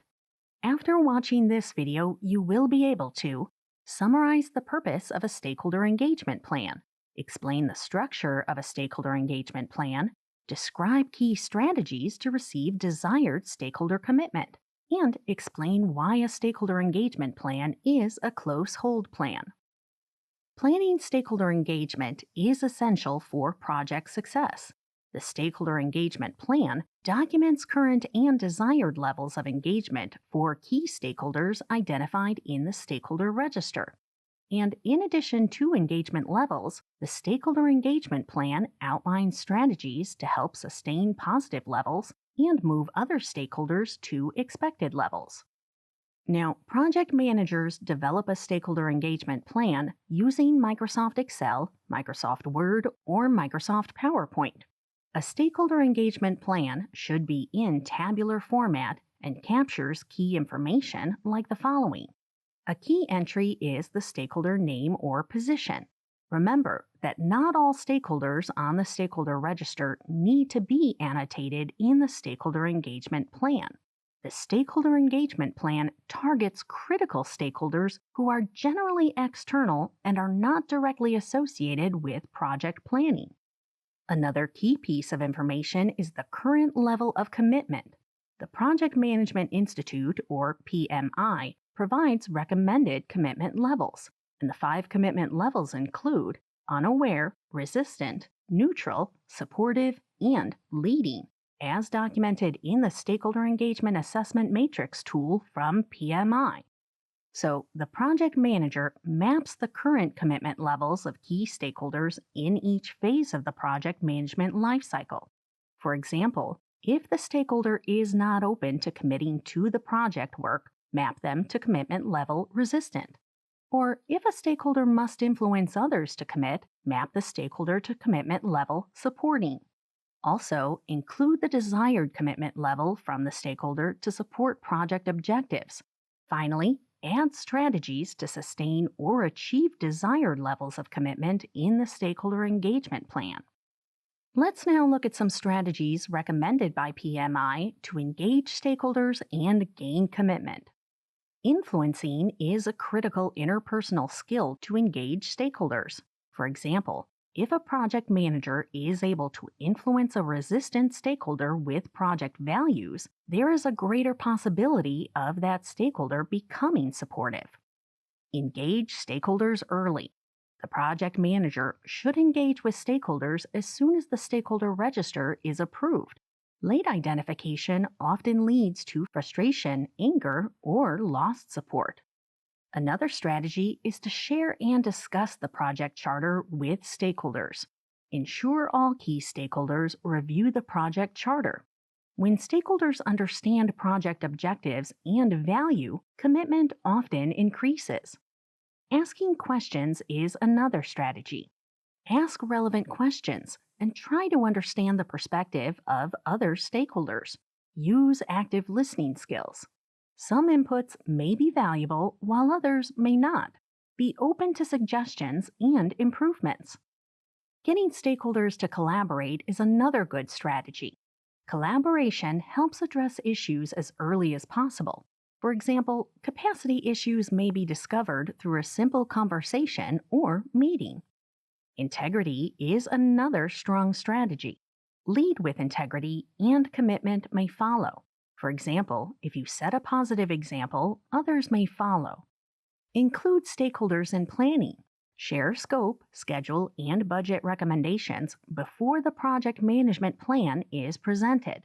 Keep people informed and avoid surprises. Surprises can lower commitment levels. Build the team. An effective project manager works with the team to identify issues and lagging commitment levels. For example, a team member will disclose more in a simple conversation than in numerous emails. Manage expectations. Clearly defined roles and responsibilities and well-defined and value-added project objectives go a long way to help gain commitment. Look for triggers early that may lead to lowered commitment. Rewards matter. Recognize stakeholders who perform at a high level, and if your budget is limited, at minimum, say thank you. And finally, communicate effectively. Remember, communication is 90% of a project manager's job. Effective communication is often the difference between sustained or lost commitment. So, the Stakeholder Engagement Plan is a unique document that must be accomplished. At the same time, the Stakeholder Engagement Plan is only shared with select stakeholders. But why only select stakeholders? The answer is that many stakeholders might take offense if they are publicly documented as resistant or neutral. Hard feelings can develop and bridges may be burned that can never be repaired. So, the Stakeholder Engagement Plan, therefore, needs to be close-hold and only used by the project manager and core project team. In this video, you learned that the Stakeholder Engagement Plan contains key stakeholder engagement details, including current and desired commitment levels and engagement strategies for key stakeholders. The Stakeholder Engagement Plan can be in tabular format using Microsoft Excel, Word, or PowerPoint. Strategies for engagement include influencing, direct impact on stakeholders, engage early, share and discuss, ask questions, collaborate, integrity, involvement, build a team, manage expectations, rewards, and effective communication. And the Stakeholder Engagement Plan is a close hold document and is only shared with select stakeholders.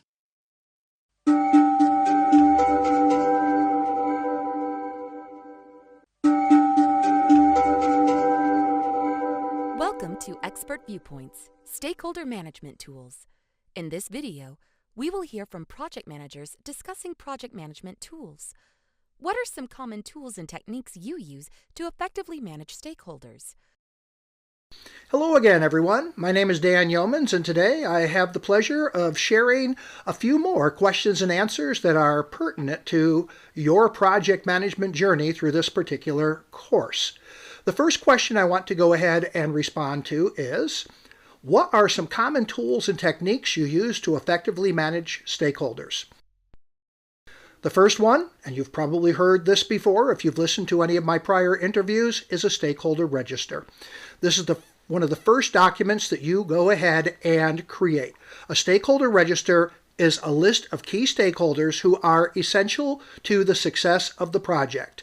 A stakeholder register lists all of these key stakeholders by name or position and assigns them a designator using RACI or RACI terminology. R stands for responsible. Who are the stakeholders who are going to be required to do the work? A is accountable. Who are the stakeholders who are going to be accountable for the final results of a deliverable or the project as a whole?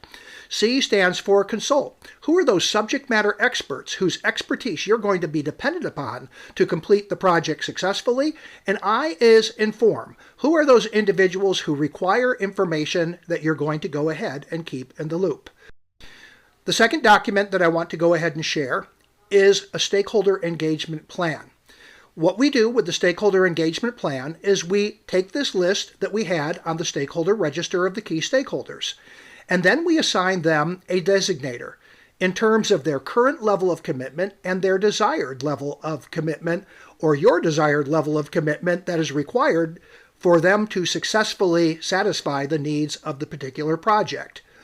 We take the current level of commitment and desired level of commitment, and we analyze where they're at and where they need to be, and we develop strategies that we will implement a little bit later in the project. The Project Management Institute has 5 categorizations that they often use for the current and desired level of commitment. One of them is you, unaware. If someone's unaware, you develop a strategy to make them aware. Another is resistant. If someone is resistant, normally you want to spend a little bit of time sharing the benefit of the project, the value proposition of the project, and hopefully try to win them over. Someone who is neutral, which is coded as N, is someone who's on the fence. They see some merit in the project, but they also see some problems in the project. Go ahead and embrace the merit and try to go ahead and dispel the problems. S stands for supportive. This is someone who supports the project, who's willing to go ahead and do what it takes to evangelize the project. And L is leading. These are people who are actually going to be required to actually do something for the project. Hi, my name is Paul Party. I've had a few titles in my career. I've served as a software development manager as well as a content manager for some fairly large teams. And while I've never had the role of project manager per se, I've done a lot of project management in both of my roles in my career. So a lot of my work involved ensuring that my team was on track and motivated, that they knew what their schedules and deliverables were, and then ensuring that once those deliverables were met, that I was communicating with upper management. So I did a lot of the same roles and some of the same tasks as a project manager. In my experience, tools that work the best in managing stakeholders have been something as simple as a spreadsheet. Seems like everybody knows how to read spreadsheets. Most people know how to read spreadsheets today. There's a lot of new tools that have come out in some of the team management software like Microsoft Teams. Even Slack has like a lot of interesting stakeholder management tools that allow you to communicate broadly to an audience. Collaborate with stakeholders so they can update documents or rows in a spreadsheet or even little widgets on a page, task widgets.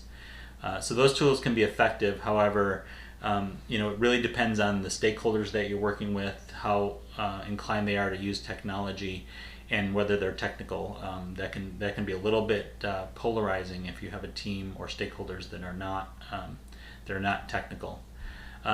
In terms of techniques, I found you want to work with your stakeholders as partners.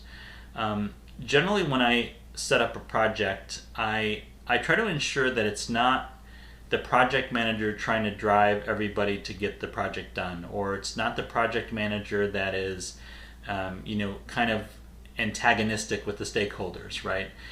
What I try to do is ensure that we're all on the same side, working towards the end goal. And the enemy is not with the stakeholders. The enemy is not with the team. The enemy tends to be time. The enemy tends to be money. And all of us together, the stakeholders, the people doing the actual work, and the project manager, are all on the same side against those things that can cause friction and cause problems. And I try to set that up early so that if I encounter a problem in the project, I can go to the stakeholders and say, how are we going to solve this? Hello, my name is Catherine Brooks. I'm an engineering project manager at Tech Systems for Apple. I have my PMP and my MBA from UNC Chapel Hill. I have 12 years experience. To effectively manage stakeholders, first I use communication planning methods, then stakeholder mapping and engagement plans, and risk and issue plans. Hi, my name is Erica Maldonado, and I'm a program manager at Coursera. To plan to effectively communicate with key stakeholders in a project, it's important to establish what cadence you want to use first.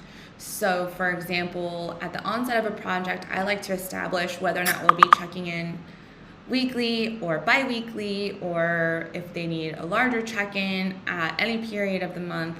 Basically establish what cadence you want to be able to have, and then how ingrained in the details other stakeholders want to be. And some specific tools and techniques that I like to use. I have used different types of software. I have used Asana, I have used Smartsheets, I have in some instances used Jira, but ultimately you'll want to find the software that makes sense for you. My preference for those types of software is that it's really easy to have different watchers on specific types of a project, so you can tag certain stakeholders, you can create reports, you can create tickets and resolve them from there. So those are some tools that I like. It's really important to research and take a look at tools that you want to use for your own project as well. What are common stakeholder management challenges you encounter, and how do you overcome them? I'm going to talk about two areas briefly. Number one, issues management. What is an issue? An issue is a problem or a question that a stakeholder has that is a potential blocker and is stopping them from doing what they need to do. And motivation and commitment. What is motivation and commitment? Motivation is that passion from within that drives you to do the right thing, to do what you need to do to support the project. And commitment is your ability to go ahead and stick with it. So let's go ahead and talk about issues first. First of all, where there are issues, you may not find them. Oftentimes, issues come to you very late, and you have to be very, very reactive and try to figure out how to solve them. Try to interact with the team as much as possible. Face-to-face is best. But if you can't meet people face-to-face in a virtual environment, at minimum, strive for voice contact. Sometimes a face-to-face meeting or just a quick conversation will help you to understand what some of those issues are. Whereas if you're strictly reliant upon email or other technical systems such as that, you may not get the information until it's too late. And in terms of motivation and commitment, there is a term called WIIFM, WIFM. It stands for What's in It for Me. One of the things that you really want to do in these face-to-face meetings or voice-to-voice meetings is continually remind stakeholders of the value of the project, both to the organization and to them as well. Try to do everything in your power to give stakeholders a reason to stay the course and care. And again, that comes in two ways. Some people are very organizationally focused. How is this project going to help the organization? Others are individually focused. How is this project going to allow you to grow and to enhance your career? What are common stakeholder management challenges you encounter, and how do you overcome them? Stakeholder management mistakes and barriers that I definitely have encountered in my previous projects. One would be communication barriers. By using multiple communication channels, you're able to actually break down a lot of those barriers. Make sure it works best for that particular stakeholder. Lack of alignment or conflicting interest. By minimizing these, have a clear stakeholder strategy plan. Lack of engagement. This has honestly been the biggest one that I've run into with very large stakeholders like leadership, either it's the customer leadership or personal leadership. Make sure to provide regular updates, engage the stakeholders when needed, and in a meaningful way. So if it's a decision-making process that's going to really impact the project, pull them in. In my experience, the biggest problem that I've had in dealing with and working with stakeholders has been stakeholders feeling like the people involved in the project are working against each other. So there's a lot of times where you're working on a project and one stakeholder will have a specific point of view or a specific set of goals, and that point of view or those goals are opposite or different than other stakeholders on the team. So, in those situations, what I try to do is really try to find that common ground. Go back to first principles. What are we building this for? So it's using those techniques to really try to get people to work in the same direction rather than seeing each person on the team as antagonistic. And if you do encounter a situation where you can't get your stakeholders to agree, that's probably time to bring it to the next level of conversation with, upper management or with other people that can help make those decisions.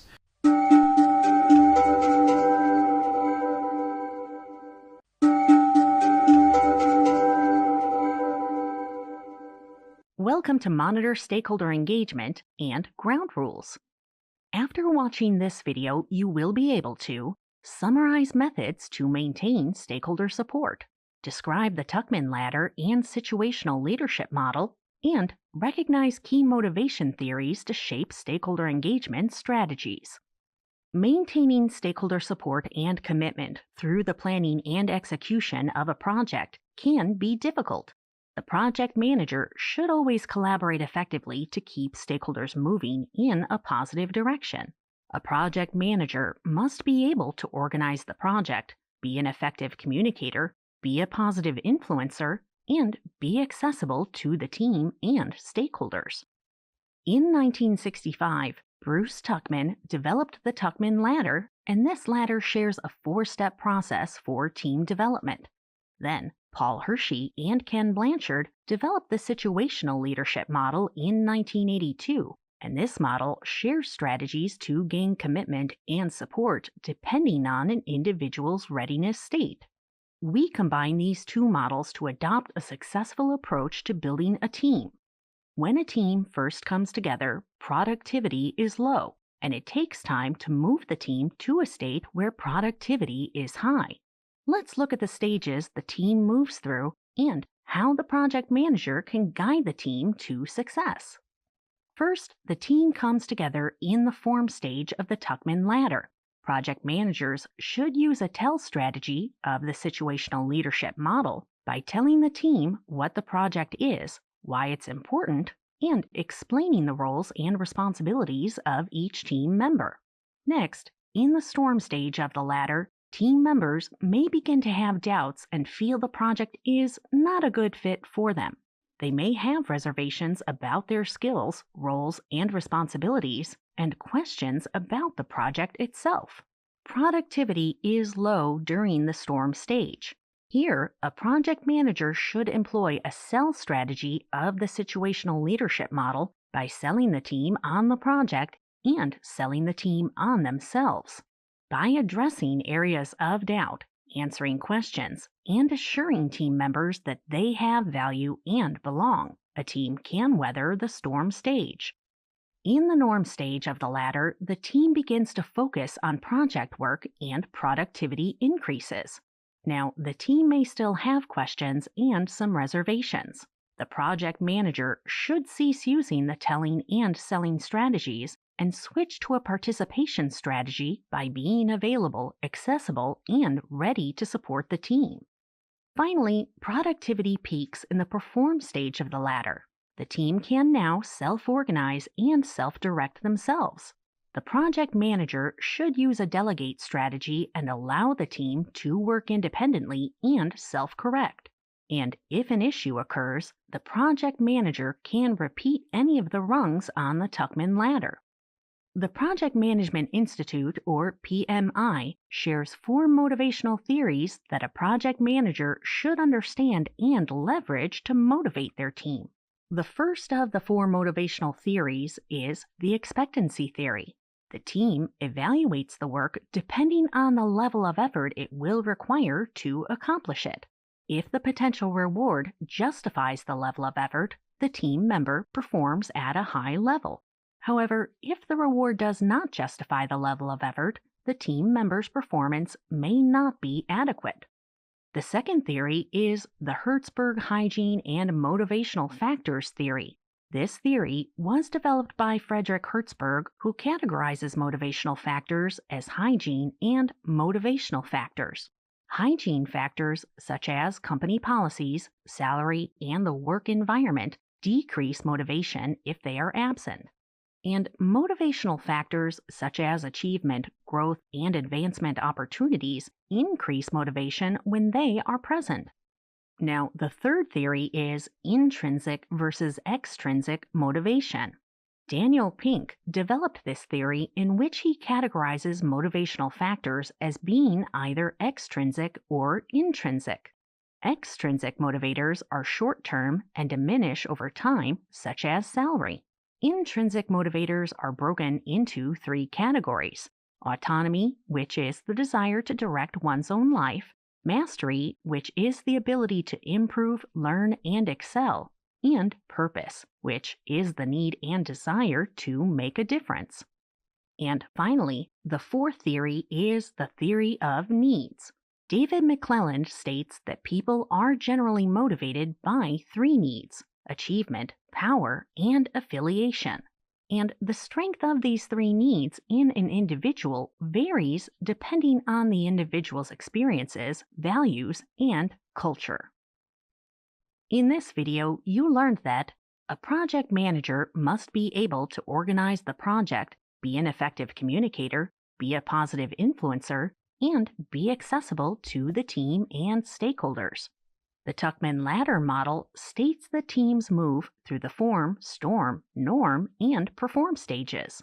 A project manager employs the situational leadership model, the tell, sell, participate, and delegate strategies through each ladder stage to keep their team on task.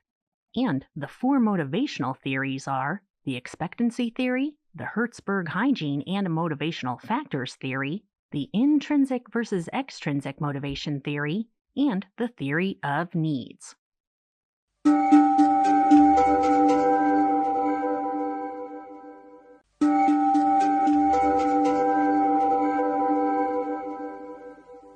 Welcome to Expert Viewpoints, Ground Rules and Norms.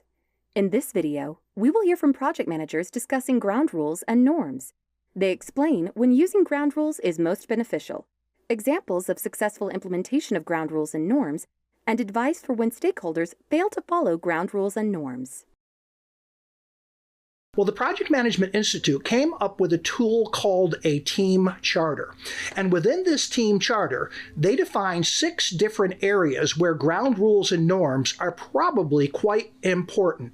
I want to go ahead and pick the 2 that I think are really important. Number 1, meeting norms. Let's be honest, meetings are a huge time waster. Try to get with your team and determine what are norms and ground rules that will ensure that your team applies effective meeting management. Here's a couple of quick examples. Number 1, publish an agenda. A meeting without an agenda is like a journey without a roadmap.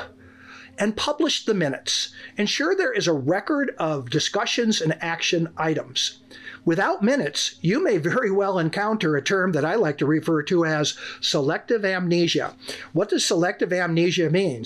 It means that the next day, the individual who made commitments at the meeting has no understanding or remembrance of the commitments that they made. I want to go ahead and close out meeting ground rules with a rule that I was informed of that I really think is good. It's the rule of 48 and 24. Get the agenda out 48 hours ahead of time. Why 48 hours? It gives people enough time to go ahead and do the pre-work and to try to understand what this meeting is all about. And get the minutes out within 24 hours of the end of the meeting to avoid that selective amnesia that I just shared a moment ago. The second area, team values. I like to refer to team values sometimes as the elephant in the room. Ensure you treat each other with respect. And here's the key. Respect may mean different things to different people. When you're determining what those ground rules and norms are, define what respect means to the team. What does it mean to the group? Come up with a standard definition that everyone can agree upon. Avoid hurtful and derogatory language. Some people may think they're very funny, but sometimes language can be very, very painful.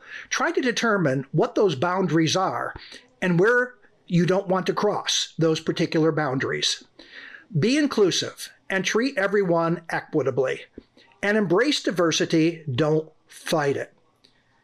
These are very important ground rules, meetings, and team values that I think if you hammer out and everyone can come up with an agreement on the team, I think you'll progress very, very well through the project. Whenever I start a project, I like to really make sure to set the expectations and to be clear at the very beginning and to prevent any ambiguity where everybody is concerned or stressed. We don't want that at the beginning of a project. So I will typically go ahead and have one-on-ones with each individual, preset expectations, especially with communication, and then redo that again as a whole team just to make sure everybody understands. It gives them the opportunity for Q&A as well. Well, I mentioned that team charter document just a couple of minutes ago. A team charter is a document that defines ground rules and norms in 6 key areas. So now I'll give you the Project Management Institute's 6 areas.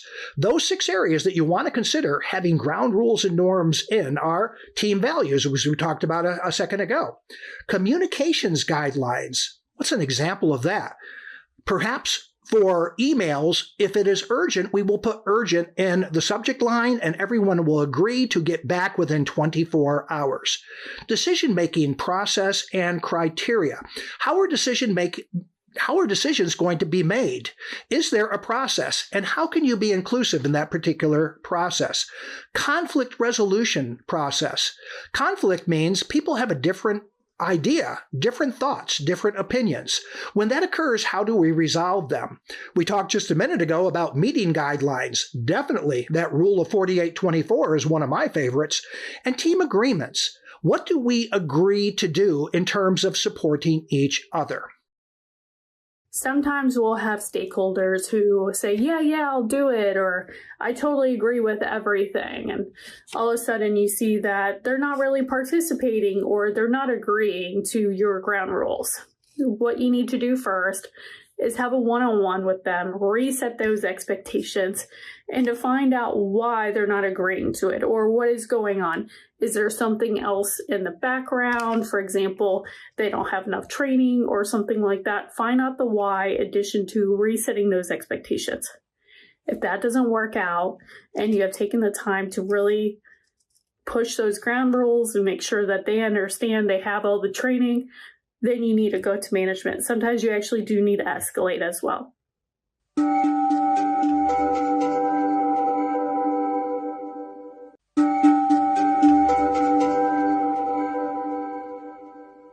Hello, everyone.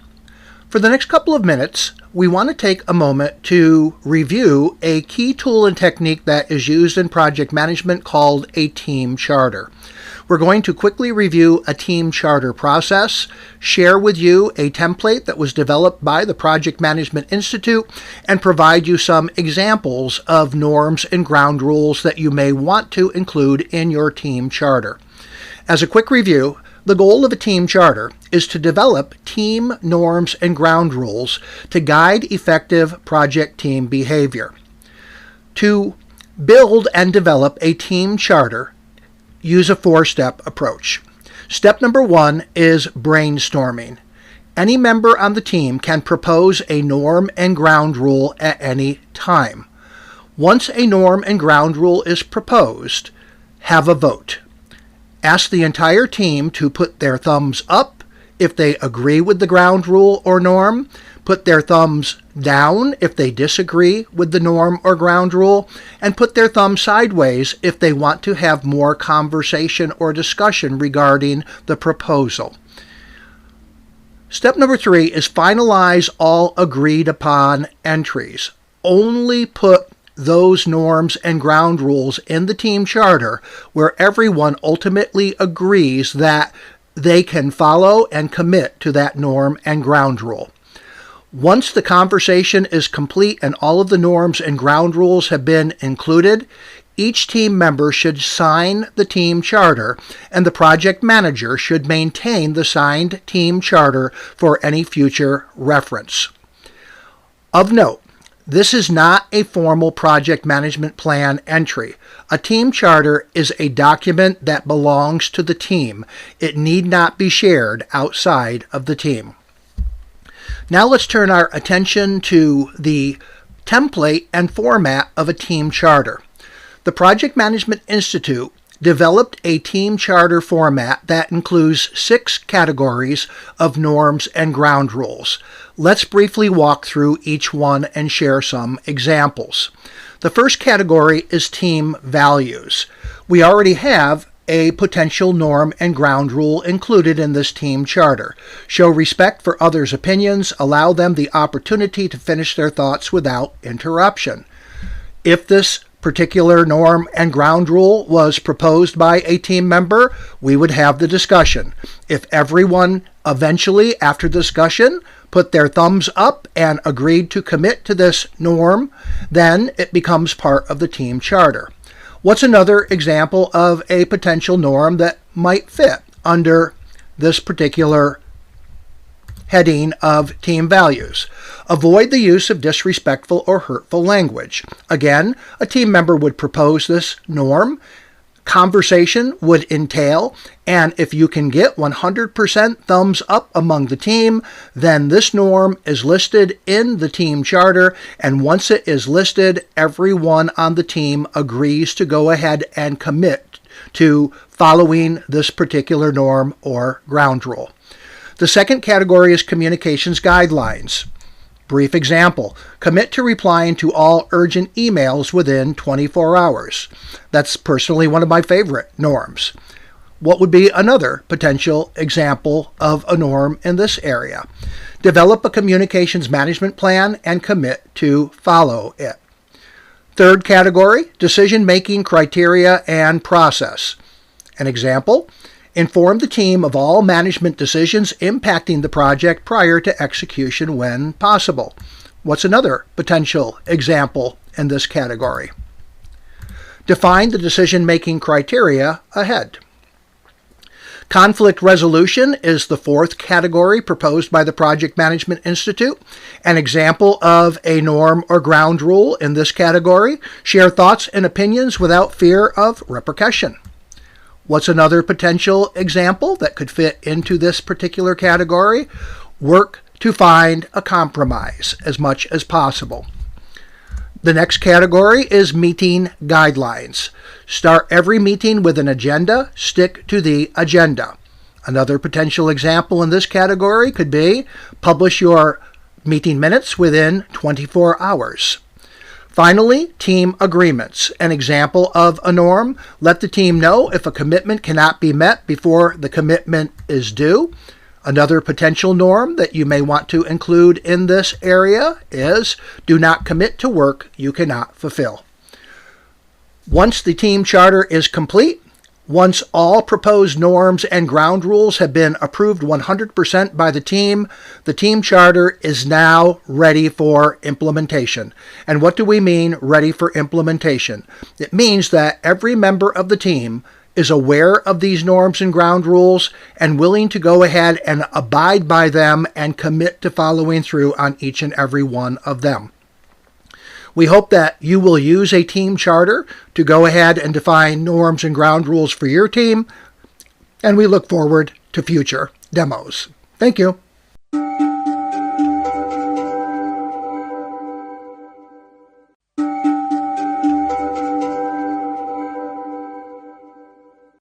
Welcome to Project Risk Management Overview. After watching this video, you will be able to identify the need for effective project risk management, describe the steps in the project risk management lifecycle, list 5 primary reasons that lead to project failure, and explain key project risk management roles and their responsibilities. Risk is any event that can impact a project. For example, miscommunication among team members might introduce a project delay. Recent productive project management statistics reveal that over 50% of projects fail. A prominent reason for project failure is allowing risk to manage you rather than you managing the risk. The project manager and team must be aware of impacts on the project. Now, every project has a level of uncertainty, and these uncertainties can lead to 5 primary reasons that may cause a project to fail. They include failure to achieve an on-time product or service delivery, cost overruns that negate project value, inability to achieve project objectives developed when the project was approved, failure to satisfy requirements as stated by customers and key stakeholders, and delivering products or services with little or no value at project end. The Project Management Institute, or PMI, states an effective risk management program can increase chances of a successful project by 90%. PMI shares a 5-step approach, or lifecycle, to manage project risk. Plan risk, identify risk, analyze, respond, and control. In this approach, the first step is plan risk. In this step, the project manager creates a risk management plan, and this plan provides an overview of how risk management will be accomplished for the project. Note that another video covers the risk management plan in detail. The next step is to identify risk. So the project manager and team develop a risk register. The risk register documents all risks identified using a method called risk metalanguage. Risk metalanguage provides a 3-part structured description of a risk, which includes cause, risk, and effect. Again, a different video covers risk metalanguage in more detail. The third step in the project risk management lifecycle is analyze. Each risk must be analyzed in a qualitative and quantitative manner. Analysis is essential as all risks do not have similar impact potential. After analyze comes respond. The project manager and team develop risk responses, and some responses may be implemented before risk occurs, while others may be implemented after the fact. And finally, control. Risks must be continually reviewed and controlled through project end. Remember, risk is not a one-time occurrence.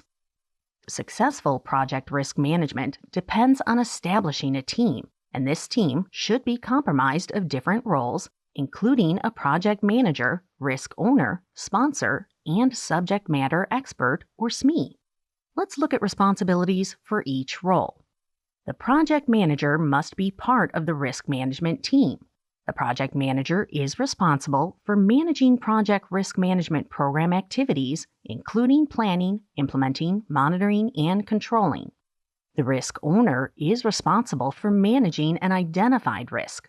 A risk owner analyzes the risk, determines risk priority, develops and manages responses, and monitors and controls the risk. A sponsor approves the risk management plan for the project. A sponsor also approves, designates, and authorizes reserves. Reserves refer to the contingency funds that may be used if a risk response requires funding. And finally, the SME is a stakeholder who can be consulted for any technical aspects of a risk. In this video, you learned that effective risk management can help with preventing project failure. 5 reasons a project may fail include failure to meet schedule, cost overruns, inability to achieve objectives, failure to satisfy requirements, and delivering little or no value.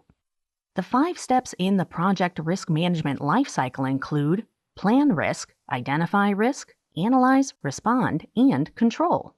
And a project risk management team should include a project manager, risk owner, sponsor, and SME.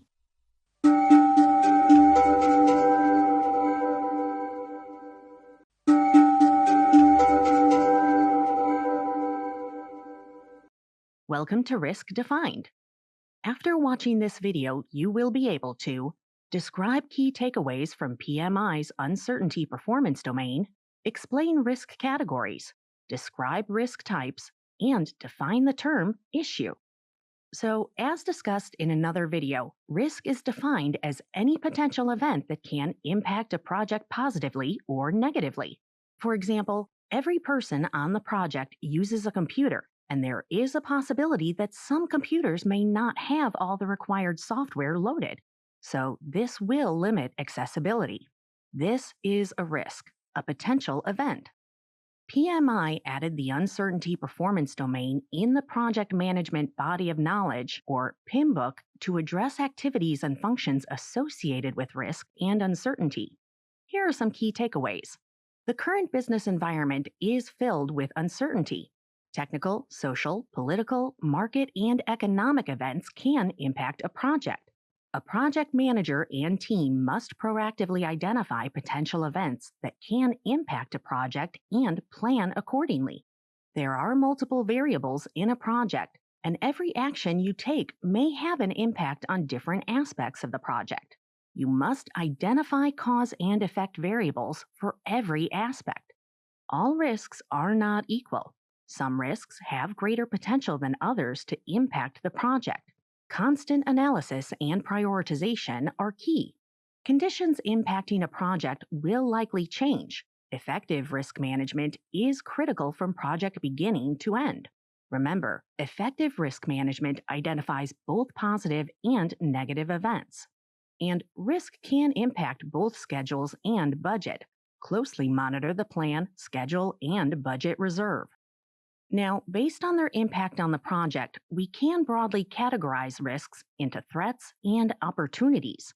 A risk with a negative impact is referred to as a threat. When a threat occurs, it can have a negative impact on scope, schedule, and budget. The project manager and team need to identify and plan for potential threats to ensure minimal impact on the project.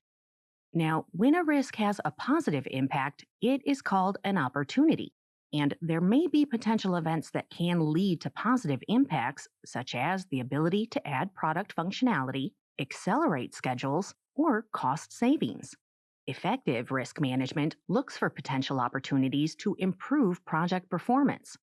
Risks can be divided into two types, known and unknown. Known risks are risks the project management team and stakeholders have identified.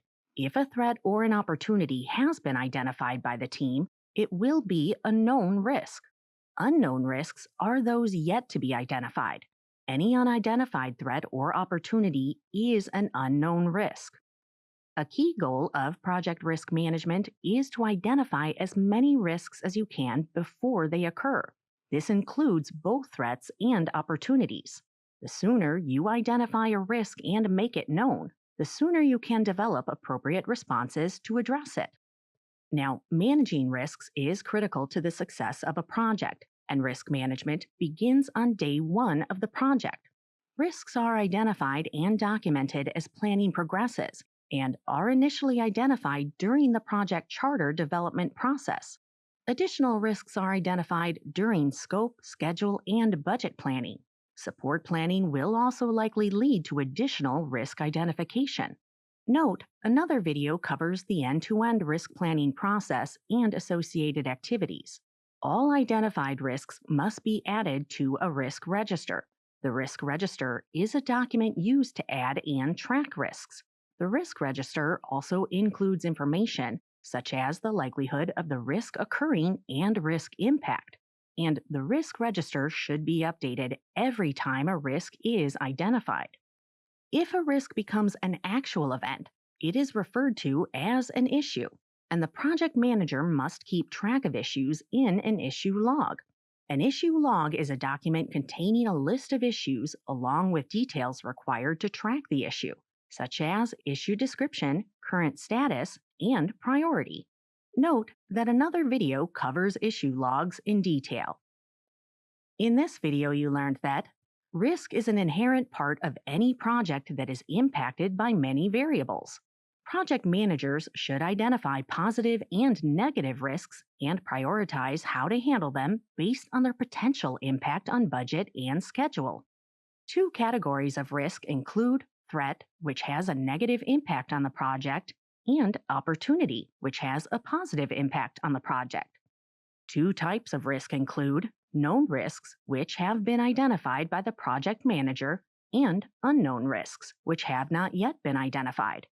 And if a risk becomes an actual event, it is called an issue.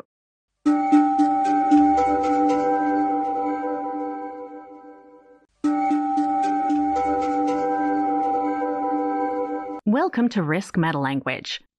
After watching this video, you will be able to explain the need for a risk metalanguage statement, identify parts of the risk metalanguage statement, and describe parts of the risk metalanguage statement. Documenting risks is mandatory, and the quality of the risk statement is equally important.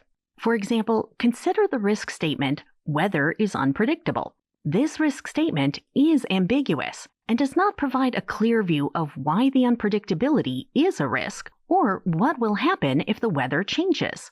An ambiguous statement can be difficult to decipher, and this can result in a project manager taking an incorrect action to manage the risk. Now, risk metalanguage is an industry best practice that helps with writing unambiguous and accurate risk statements. The risk metalanguage breaks the risk statement into three parts: cause, event, and impact.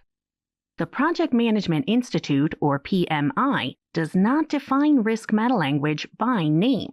However, PMI states that the initial risk entries in a risk register should include risk cause and effect statements. Part 1 of the risk metalanguage maps to cause. Parts 2 and 3 constitute the effect and subsequent impact. The metalanguage structure has 3 parts, so let's understand each part in detail.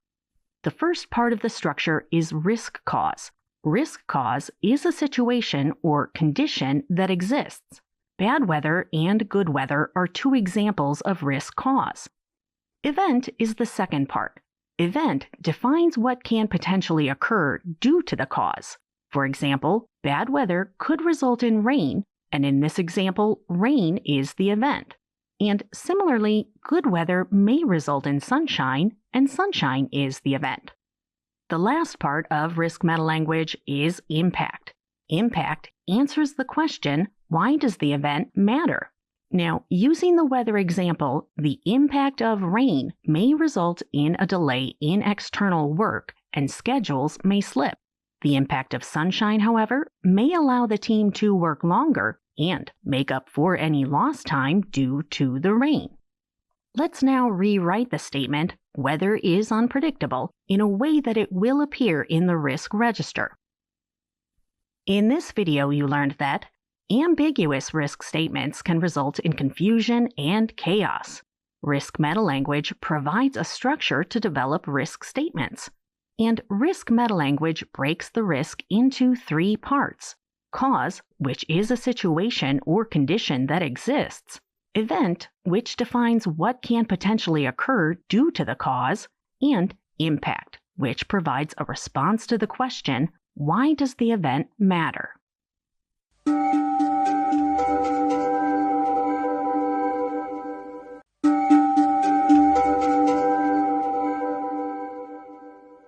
Hello, everyone, and welcome to a quick demonstration on a SWOT analysis. SWOT stands for strengths, weaknesses, opportunities, and threats. A SWOT analysis is a very commonly used risk identification tool. Let's begin with a quick definition of strengths, weaknesses, opportunities, and threats.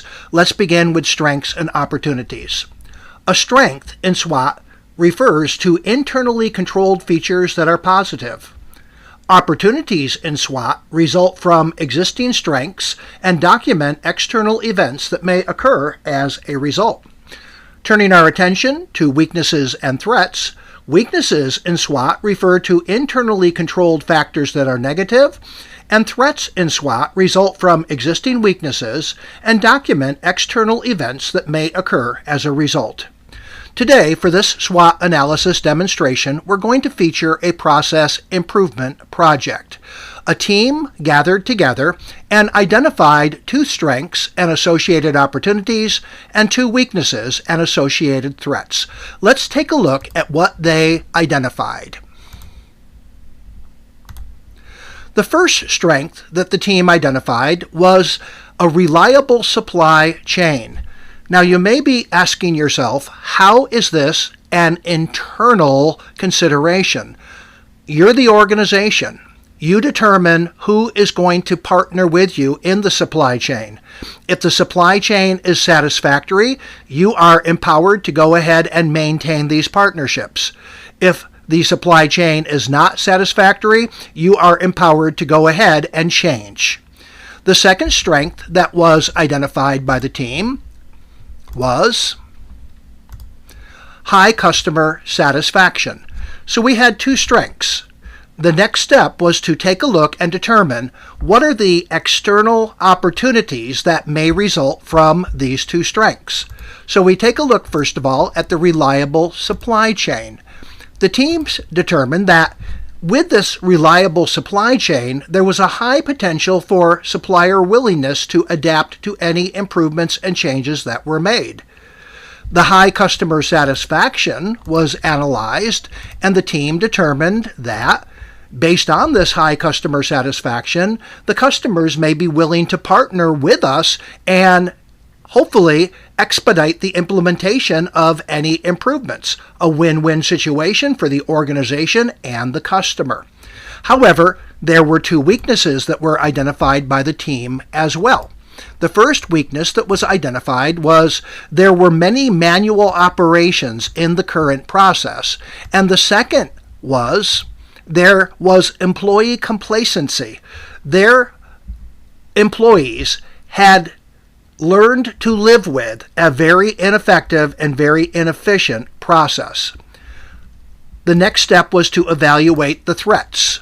They took a look once again at many manual operations and determined that the primary threat was limited improvement opportunities. As a result of the manual operations, many of the improvement solutions may not be able to be implemented. And for employee complacency, they took a look and determined that there might be some resistance to change. They completed their SWOT analysis and then went to the next step. They took their strengths and opportunities, weaknesses and threats, and they completed their risk register. After they documented the information that they had attained during the SWOT analysis, they defined the impact of each of the opportunities and impact of each of the threats. They assigned probability and impact numbers to each opportunity and each threat and calculated a risk score. This concludes our brief overview of SWOT analysis. Hopefully, you have gained a better understanding of SWOT analysis, its purpose, and the methodology to go ahead and complete this analysis. Thank you for your attention, and we look forward to seeing you in future demos.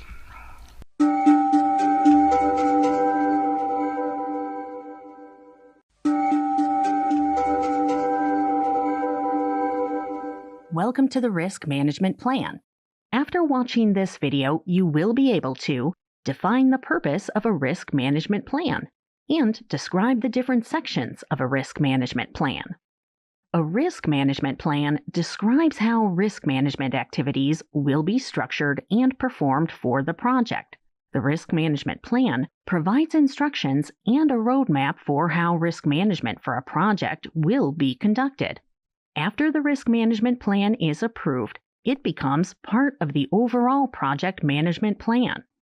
Now, the risk management plan contains different sections, and these include risk management team, definitions of probability and impact, probability and impact matrix, risk assessment schedule, risk contingency reserves, and clarification and comments. Let's look at each of these in detail. The risk management plan should have details about the risk management team. This list includes responsibilities for different roles, including the project manager, risk owner, subject matter experts or SMEs, and any other stakeholder involved in overall project risk management. The risk management plan should also contain definitions for probability and impact ratings. These ratings are used to score the project risks, which helps the project manager prioritize and monitor risks. Note, PMI recommends using the simple Likert scale from 1 to 5. Once definitions are complete, the project manager can determine the risk score by multiplying the probability score times the impact score. The higher the risk score, the more a risk should be monitored. This table displays an example of probability and impact ratings. Now, depending on the risk score, the project manager will need to take different actions. To ensure a common structure is followed by all members of the project team, the project manager must define the probability and impact matrix. This matrix contains the risk score ranges along with associated actions. Here's a table displaying a sample matrix. Next, the project manager should also document the risk assessment schedule in the risk management plan. As part of the schedule, document when project risks will be reviewed and include status meeting requirements, status reporting requirements, and management reporting requirements. Detailed schedules should reflect in the project communications plan. Another video covers the project communications plan in detail. A risk management plan should contain the definition for contingency reserves or funds required to respond to known risks. In addition, the risk management plan should contain details about how reserves are maintained and distributed. The risk management plan must share the amount of reserves available and the process to access them. Note that in most cases, the project manager does not control contingency reserves or funds. In addition to contingency reserves, a project should also have a management reserve. Management reserves are funds set aside to support unknown risks, which can be caused due to various reasons, such as information gaps. The higher the project complexity, the more management reserves should be set aside. Now, the risk management plan can also contain an optional section for clarifications and comments. This section can be used to provide references, policy, links, and so on that impact risk management planning. The project manager can also reference a risk breakdown structure if available. A risk breakdown structure is a list of potential risks that may impact projects broken out by category. The project manager can derive the risk breakdown structure by using the lessons learned on risks from other projects. And this table displays an example of the risk breakdown structure. In this video, you learned that a risk management plan describes how risk management activities will be structured and performed for the project. The risk management plan should contain the following sections: risk management team, which defines the risk management team and their roles; definitions of probability and impact, which defines probability and impact ratings to be applied to qualify all risks; probability and impact matrix, which determines the relative priority of all risks by risk score; risk assessment schedule to provide a schedule for risk reassessment and status analysis or reporting; risk contingency reserves that define reserves required to respond to risk, in addition to how reserves are maintained and distributed; and a clarification and comment section to provide clarifying information, links, references, and so on as required.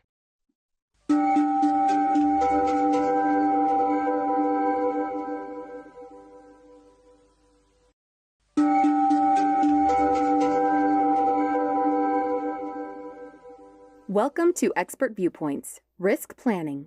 In this video, we will hear from project managers discussing risk planning. They explain how they normally conduct risk planning, why risk management planning is necessary, how they plan for risk management, and the tools and techniques that are critical to planning success. The best piece of advice that I can give you is 3 words. Make it real. Try to go ahead and share past lessons learned where risks occurred that impacted a project negatively. In addition, try to share examples of opportunities that were lost. There's an old saying that an ounce of prevention is worth a pound of cure. If you can provide concrete examples of how risk impacted a project, then chances are pretty good that you may be able to catch those stakeholders' attention. Pretty easy response. Begin on day number 1 of the project. As you're developing the project charter, which defines what the project is, why it's important, and who needs to be involved, do a brainstorming session with whatever stakeholders are available. What are those potential risks to this particular project?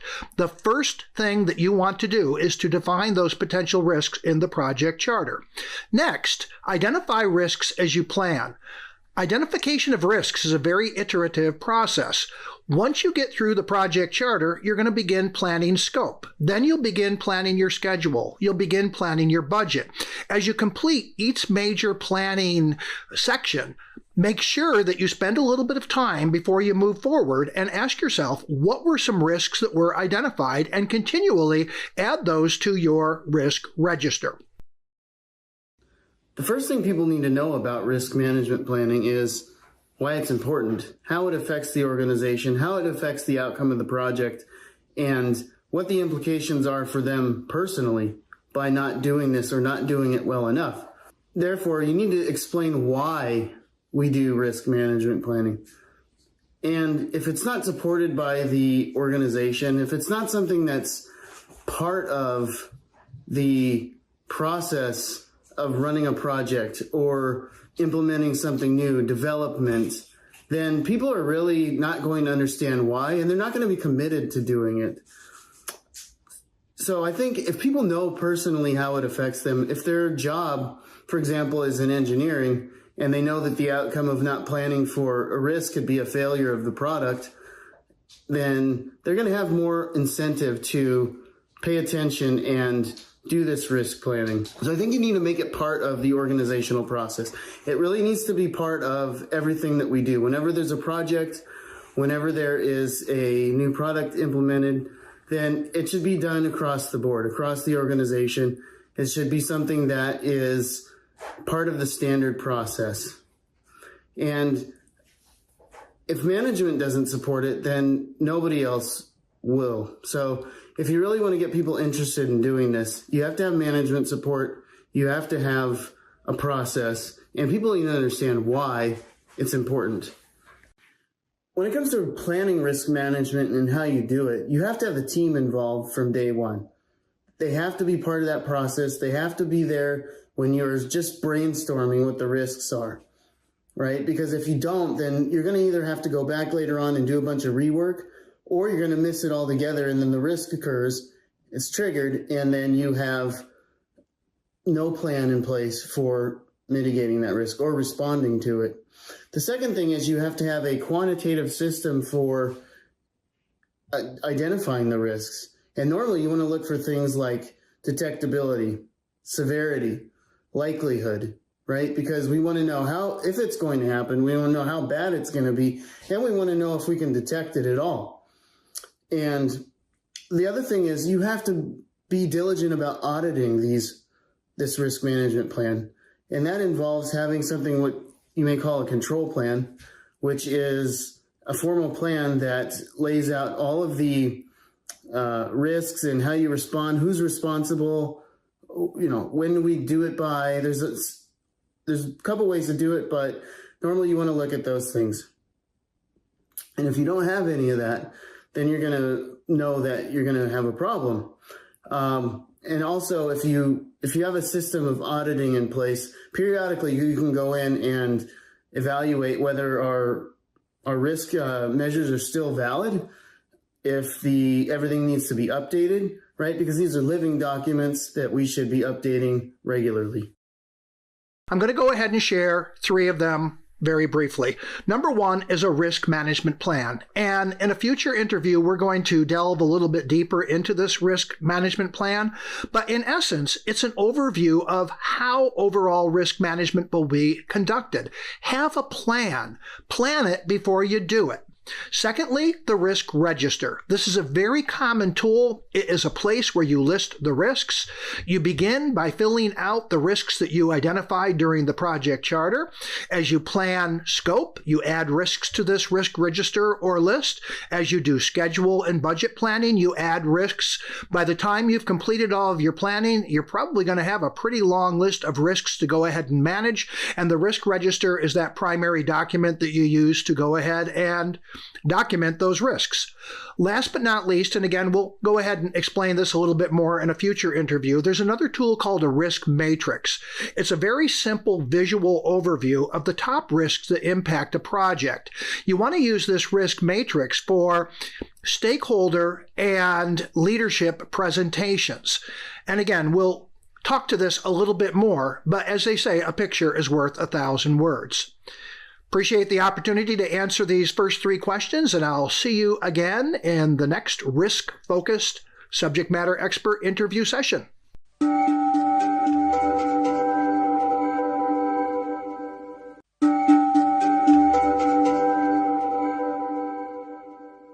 Hello. For the next few minutes, I would like to go ahead and share a very common tool that is used and recommended by the Project Management Institute. This tool is called a risk register. A risk register is simply a list of risks that may be pertinent to your particular project. When completing a risk register, always begin with the project name. Today what we're going to do is we're going to use the company picnic project as our example, and in addition always put down the date. Today is June 11th, 20XX. Version control for a risk register is very important. We already filled in one risk for you. We will go ahead and complete a second before this demo is complete. Whenever filling in a risk, give it its own identification number. Risk number 1 had a problem called insects. Risk meta-language says a risk should be documented in a way that tells a story, cause, event, and impact. There are insects, and where there are insects, there's the potential for insect bites. And if the insect bites do occur, there is the potential for illness and discomfort. Always assign a risk owner. This individual is going to be responsible for the end-to-end management of the risk. In this particular case, the project manager. Categorization. Risks come in 2 categories, opportunities or threats. The probability risk rating is the chances that it will occur. Notice we have a little bit of an overview in terms of ratings from 5 to 1. In addition, the impact risk rating. In this particular case, we give it a 3. Again, on a risk register, you should have a 1 through 5 scale defining the impact risk rating. Risk score is risk rating times impact. 3 times 3 equals 9. A trigger is an early warning that the risk is about to occur. In this particular case, we're talking about insects, eye contact. If we see mosquitoes, if we see ants come approaching the picnic site, we know that this risk is about to become an issue. And we always come up with a response, which is a repellent. So now let's go ahead and fill one out and talk about number 2. So we're going to give this a new rating number 2. In this particular case, we're going to say bad weather. Bad weather is our cause. What is the event that could occur? Well, if bad weather occurs, we may very well end up with some rain. And why do we care about the rain? It may result in reduced events. So now we have our risk statement. There is the potential for bad weather. And if bad weather occurs, we may end up getting some rain. And if it rains, we may have to reduce the number of events that we have at the company picnic. In this particular case, we're going to assign this risk to the project manager as well. And this is also a threat. Bad weather is not a good thing. In this particular case, we think that the probability is moderate to low. We give it a 2, but the impact would be 4, which is high to moderate, which is a 4. In this particular case, again, we multiply. 2 times 4 equals 8. So what would be the trigger? Well, in this particular case, we're going to put down a weather report as a potential trigger. Our project manager is going to keep an eye on it. And what is going to be our potential response? Well, since we have many individuals who are attending this particular event, we're going to try to have a tent where people can go ahead and seek cover should the rain begin. One thing that I want you to notice is that we have a total risk score. As we complete each particular risk, the score adds up. In the case of a risk score, the higher the score, the more risk exposure or potential risk the project has. The lower the number, the less risk exposure as well. This concludes our overview of a risk register. Hopefully, this was clear and understandable. Thank you very much.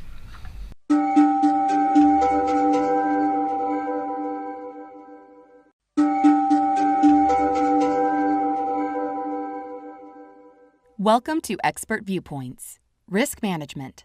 In this video, we will hear from project managers discussing risk management.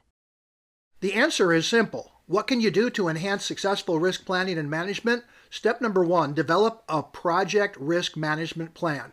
Benjamin Franklin said a long time ago, if you fail to plan, you are planning to fail. And that is true for every function within project management to include risk. What does a project management plan include? Number 1, the risk team roles and responsibilities. Who are the individuals, who are the stakeholders, who are the team members who are going to help you to manage the project risk? Secondly, probability and impact scoring. Every risk should be assigned a probability and impact rating. In the risk management plan, we define what that rating system is going to be.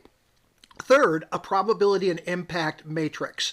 This is a classification of risk based on risk scores. Let's say, for example, a risk has a probability of 5 and an impact of 5. That results in a risk score of 25. Another risk may have a probability of 1 and an impact of 1. 1 times 1 equals 1. They're both risks. We need to pay attention to both of these risks, but which one are we going to spend our time on? Obviously, the one that scored 25 has a greater potential to impact the project than the one that scored 1. Risk reassessment schedule. Risk is not a one and done. Risk is often referred to as the alpha and omega of project management planning.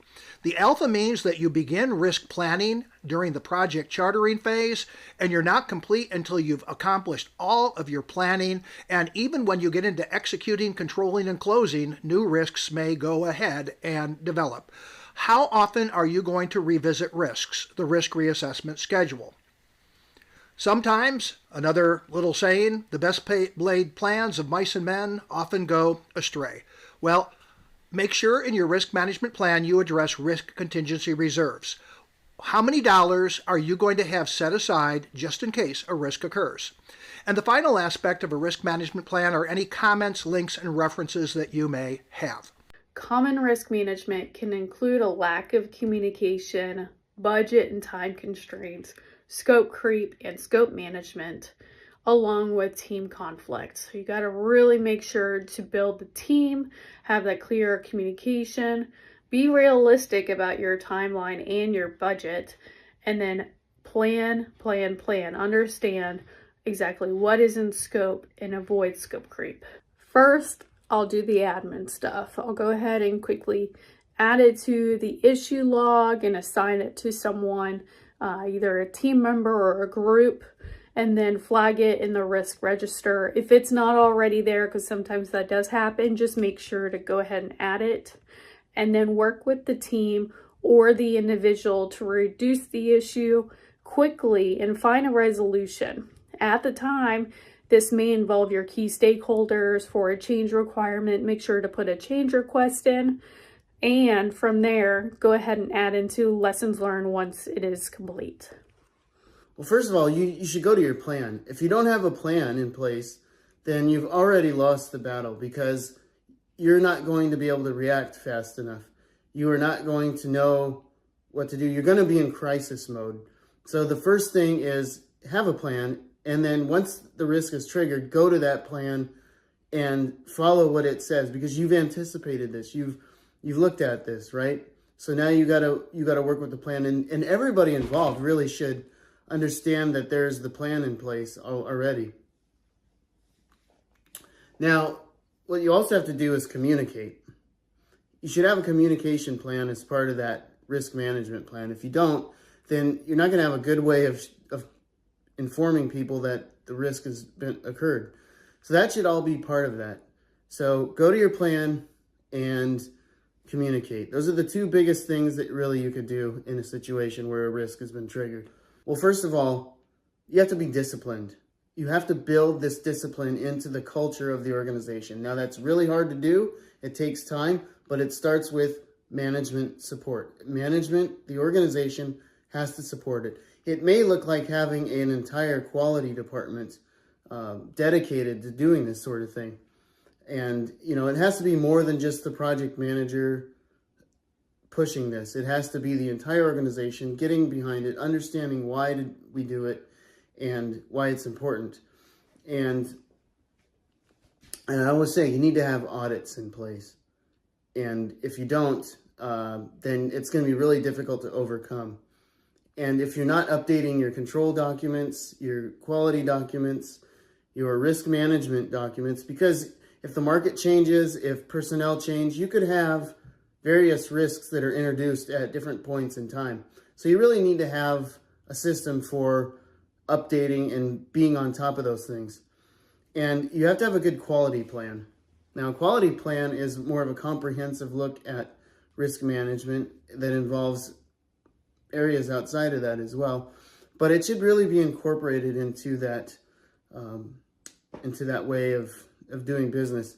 Now, some people do certifications like ISO, which is going to force you to build those plans, build that plan around everything that you do.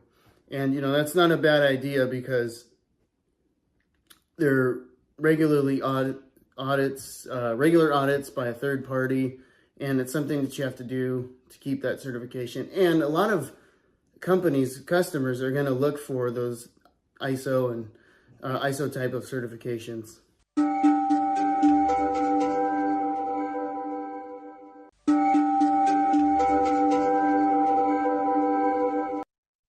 Welcome to Responding to Risk. After watching this video, you will be able to identify risk response categories, describe responses to threats, explain responses to opportunities, and describe responses to both threats and opportunities. Every risk should have a response strategy.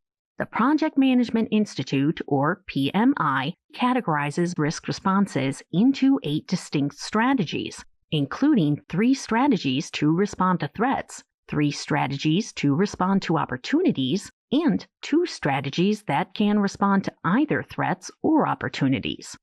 Every risk owner should use these strategies when creating risk responses.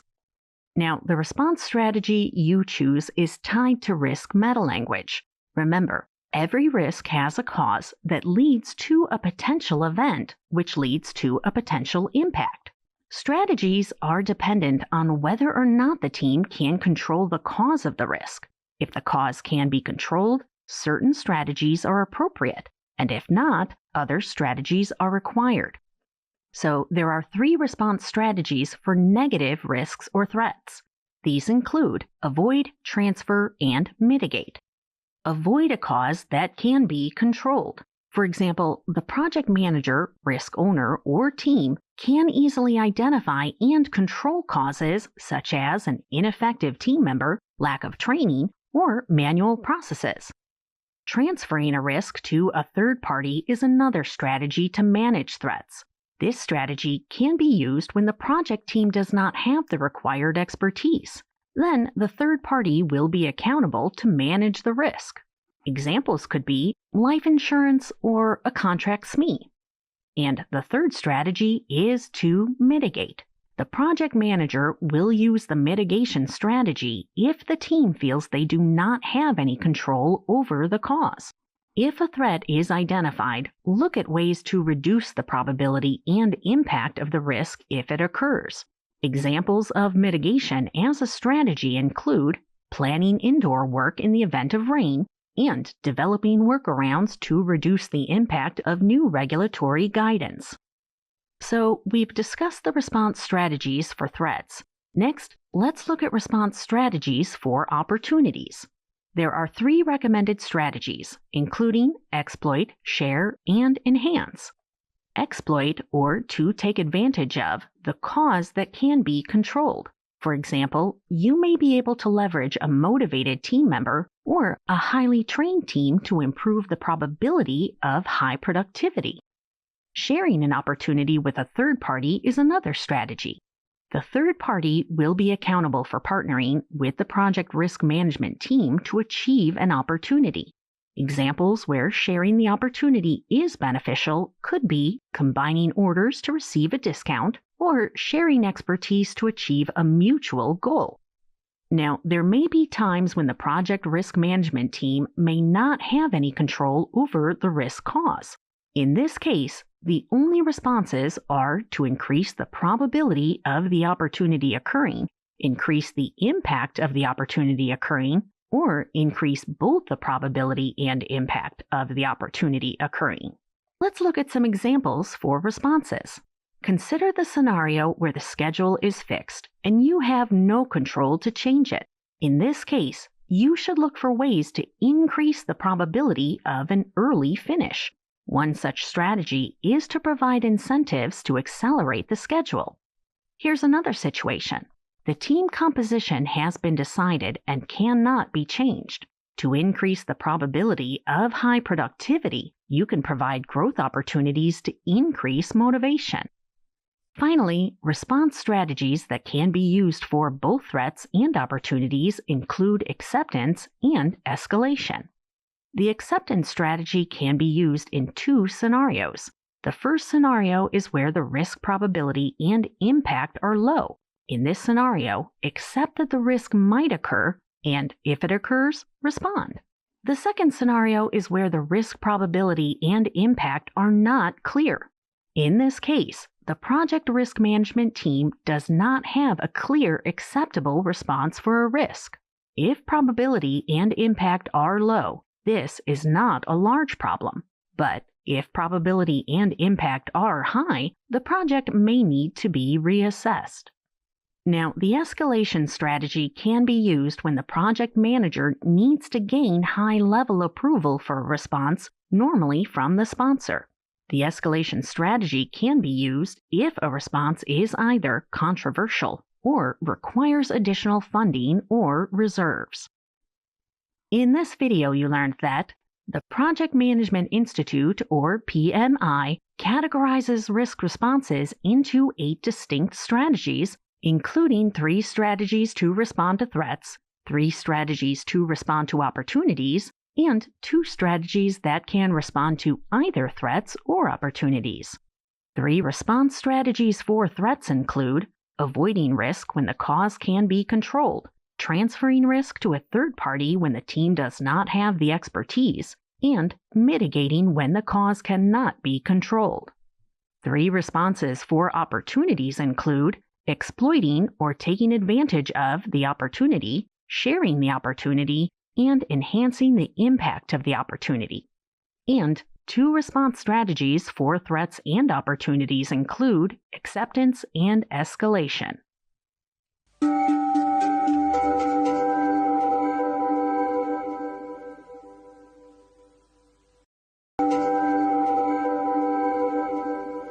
Welcome to Expert Viewpoints, Risk Responses.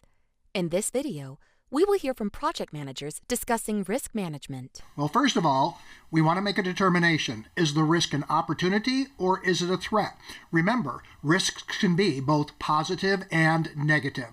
Secondly, remember how we write risks: cause, event, and impact. We ask ourselves, do we have any control over the cause? If we do, then we want to avoid a negative cause and we want to exploit a positive cause. Now, if we have no control over the cause, our next step is to take a look at the probability and the impact.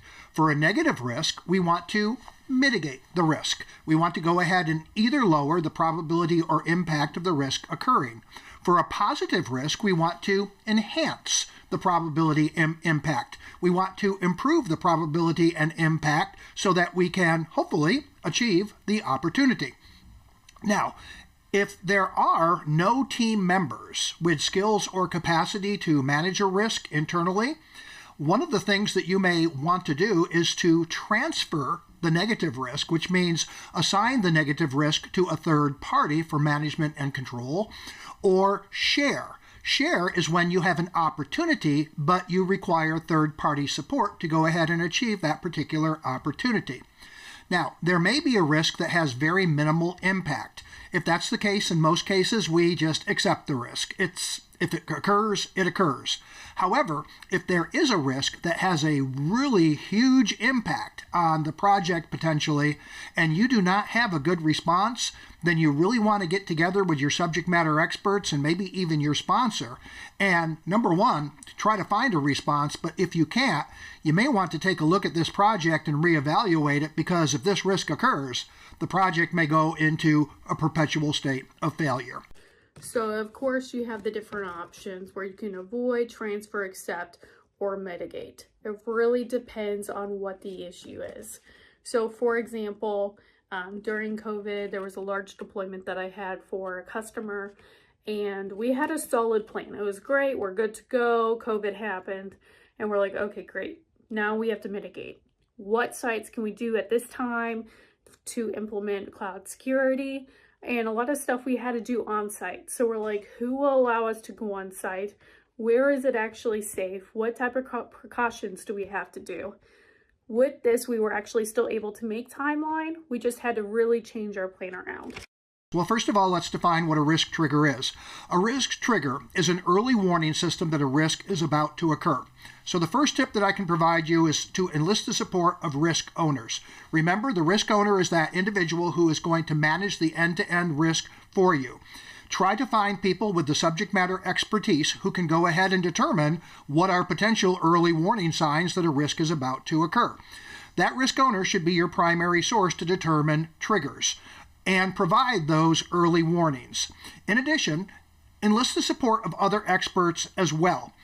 And if you're fortunate enough to be working in an organization that documents lessons learned and archives them for your use and your information, look at lessons learned for past projects that are like your project and see if you can find some past incidences of risks and what potential warning signs or triggers there were that led to that risk being occurring. So one way that I like to really try to find risk throughout the project, I mean, they're going to pop up anyways, right? A lot of times we're going to see them, sometimes we won't. And a great way to find these is to have frequent team syncs with open communications that will help identify a risk when it's about to happen. And then continuing to monitor the risk register and doc reviews. Depending on your industry, continue to watch the news to see if there's anything potential. Normally, what I try to do is include an outline of a risk owner's responsibilities in my risk management plan.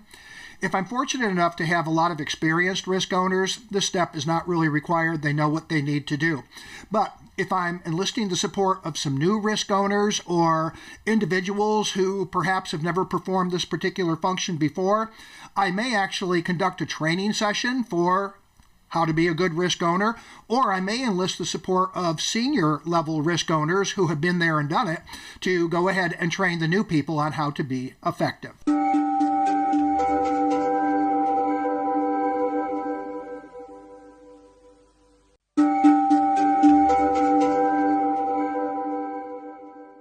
Hello everyone. I'd like to go ahead and take a few moments to walk through another key risk management tool called the risk report.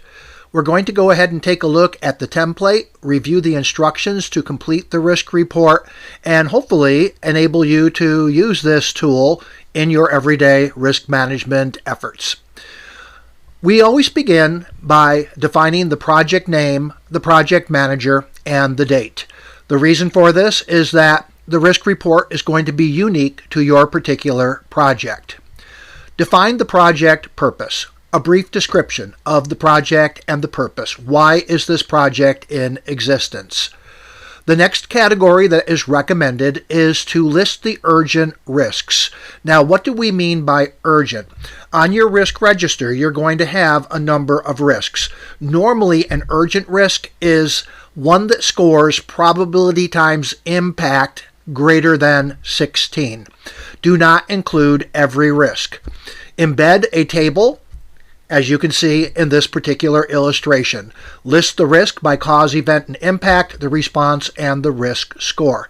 The purpose of a risk report is not to provide status of every risk. It is to provide status of the key risks or the urgent risks.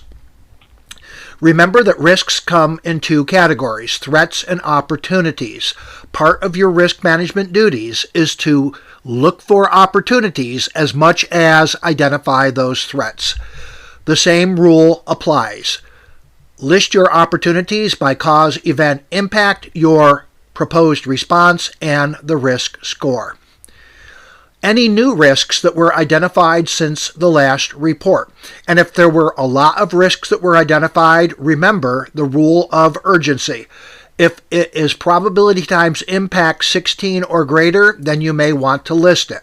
You may want to list a risk by exception if you feel that this risk is pertinent even if it does not score 16 or higher. The next category recommended in a risk report is project risk exposure, and we will go ahead and cover that a little bit later in this demonstration. A key aspect of the risk report is help needed. This risk report is not for your team. It's not for you. This risk report is provided to your sponsor and other executive stakeholders, and it is meant to provide a quick overview of how risk management is progressing for the project, but a key area is help needed.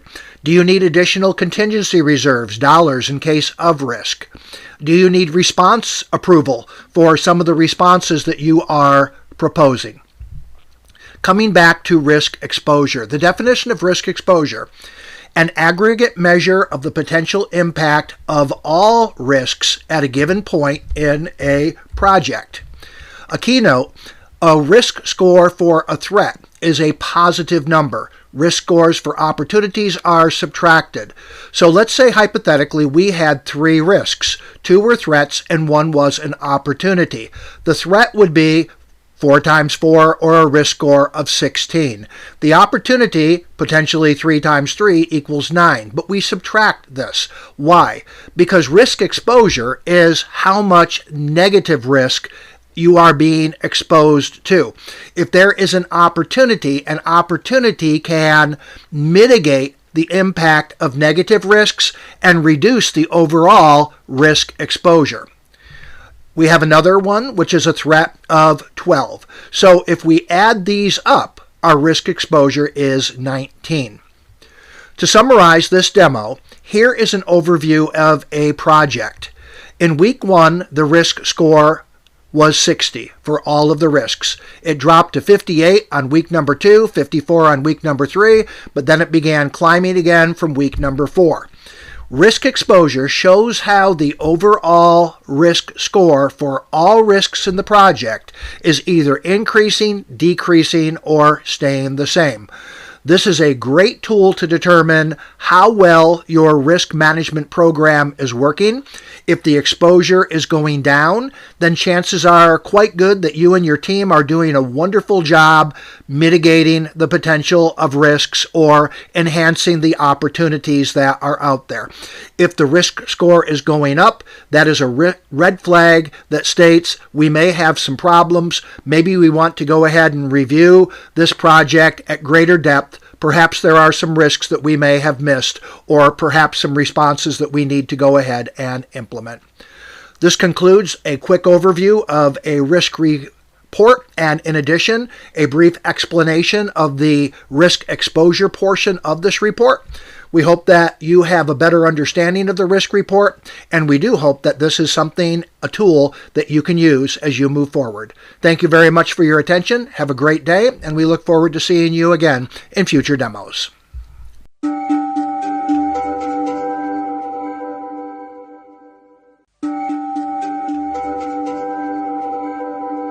Welcome to Risk Reassessment Review. After watching this video, you will be able to recognize the importance of timely risk response implementation, describe characteristics of risk audits, including audit objectives, frequency, and process, explain the difference between residual and secondary risks, and describe the contents of an issue log.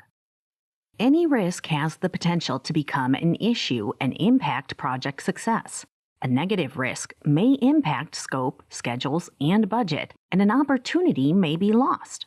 Remember, a single risk occurrence may lead to project failure, so it is essential the project risk management team recognize and implement a response in case a risk does occur. The risk register needs to be regularly updated to include response strategies. Risk scores might change, and some risks may no longer be applicable, and such risks must be removed from the risk register. Risk reassessment includes risk register updates, risk audits, documenting secondary and residual risks, and managing issue logs. Next, let's look at risk audits. Risk audits are an integral part of overall project risk management, and here are the objectives of a risk audit. Review the overall project risk monitoring process and determine the overall effectiveness of the risk management plan. And review the effectiveness of risk response strategies to make adjustments as required for the remaining project. Also, determine if risk responses were appropriate or if further action is required. Remember, always document the audit and relevant conclusions. Now, risk audits should be scheduled at an appropriate frequency based on the needs of the project. Project scope is a key factor that helps in deciding the frequency and quantity of audits. Medium and large projects may require more frequent risk audits. Smaller projects may have a risk audit only at the end of all work. Risk audit frequency and processes are defined in the risk management plan. Let's briefly look at the risk audit process. A risk audit is triggered by the frequency specified in the risk management plan. During the audit, the overall effectiveness of risk management monitoring is evaluated. If any changes are identified, the project risk management team will make the required changes. And the risk audit also evaluates risk response effectiveness. The risk register is updated if the response was adequate, and results are documented in lessons learned. If a risk response was not adequate, residual risks are identified and documented in the risk register for further action. Let's understand residual risks in more detail. When a risk occurs, a response is initiated. In some cases, the response is adequate. However, in some cases, the risk may still be present in an altered state. This is referred to as a residual risk. Here is an example. Consider this scenario. The primary risk, snowfall, resulted in limited parking occurred. The identified response, use a commercial company to plow the parking lot and remove the snow, was implemented. Later, an ice coating was found in the parking lot under the snow. This is a residual risk. The ice became an issue when the snow cover was removed.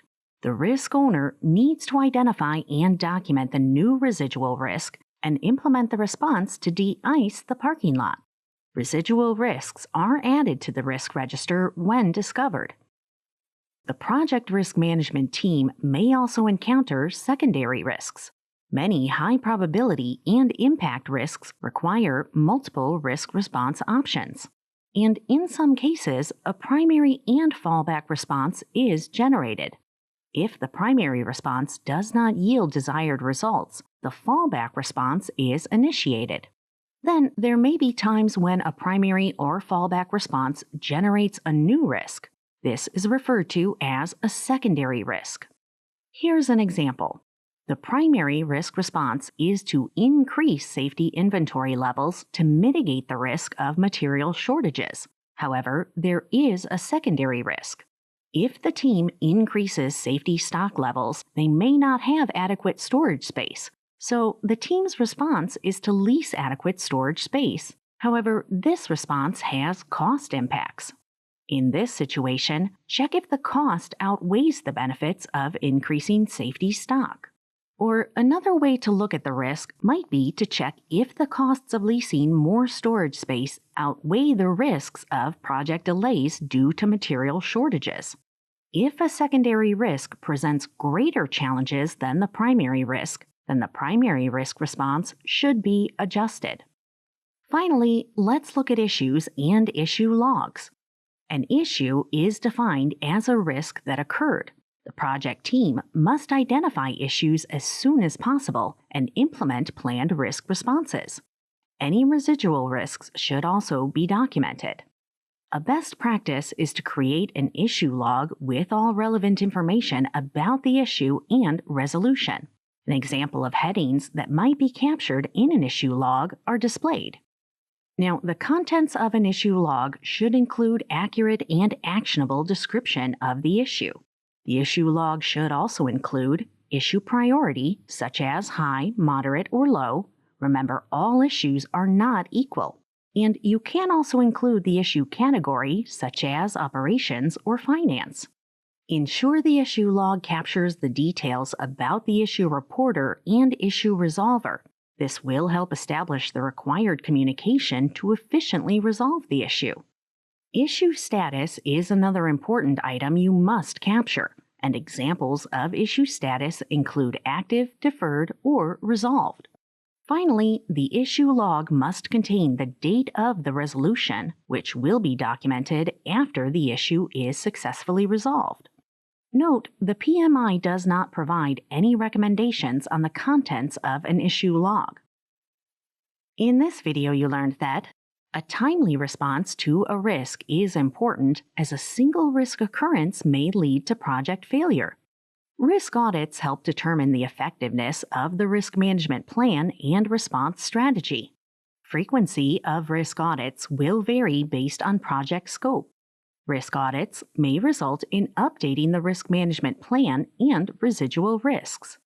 A residual risk is identified when a response uncovers an altered risk state.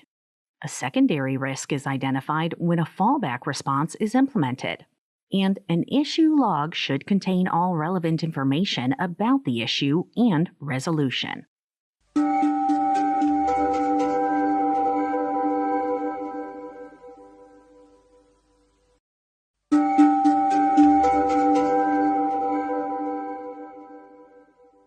Welcome to Expert Viewpoints, Risk Monitoring. In this video, we will hear from project managers discussing risk monitoring. Well, first of all, let's describe what a risk reassessment is.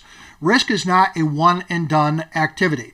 Risks are identified early in the project, in the middle of the project, and at the end of the project. And in addition, something that perhaps is a high-impact risk early may turn out to be a low-impact risk a little bit later. We need a schedule for risk reassessments because risk, as I said, is not a one-and-done. I'm going to revert back to the risk management plan. In that risk management plan, define when risk reassessments are going to be scheduled. It can be on a weekly basis, it can be part of your overall status report or your status meeting, but regardless, make sure that you have a defined time where all risks are going to be reassessed. And just don't leave it documented in the plan and expect people to read it. Ensure the team, risk owners, and key stakeholders are aware of the schedule, sign off and commit to adhering to this schedule, and when they do, then you can hold them accountable for results. Well, first and foremost is the right person performing the reassessment.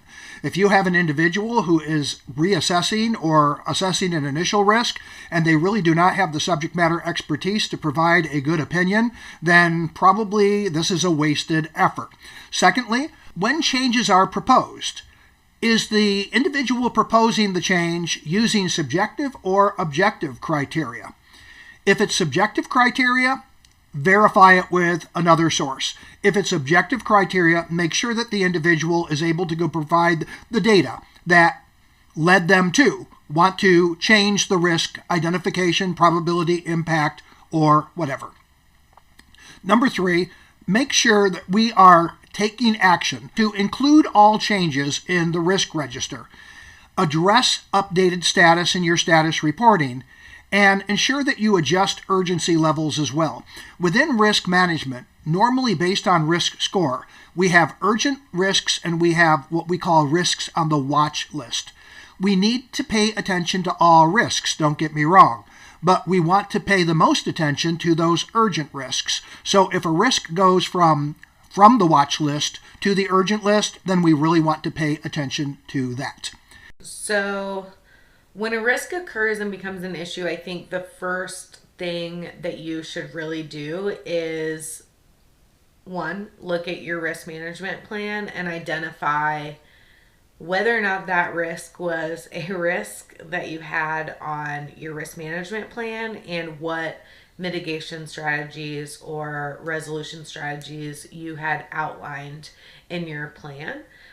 So occasionally you'll have risks that come up in a project where there's a policy for how those risks need to be handled, and those things should have been in your risk management plan. So go back, look at that, make sure that there's not a specific protocol or procedure or policy that you need to handle.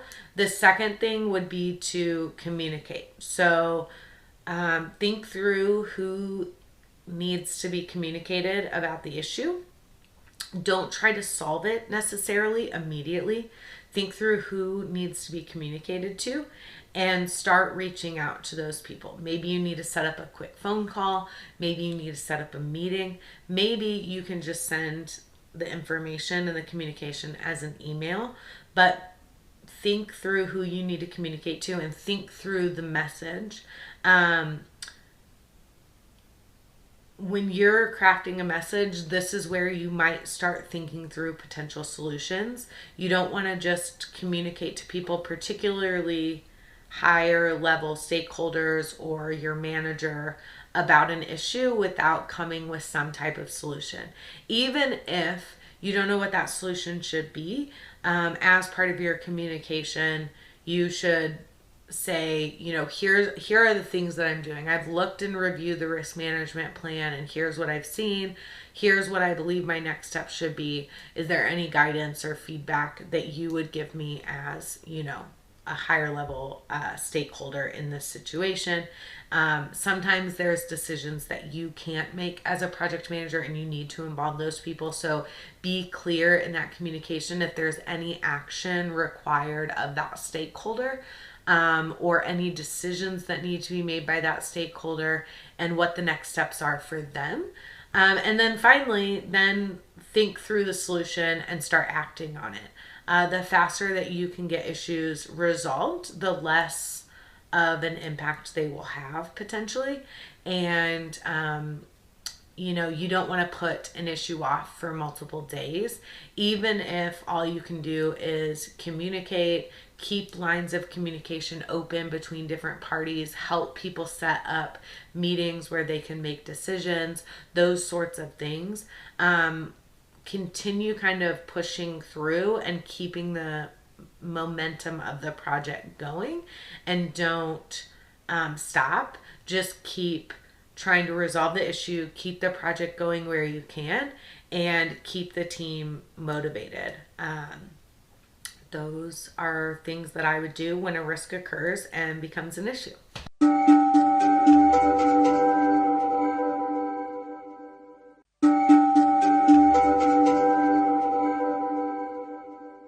Hello everyone.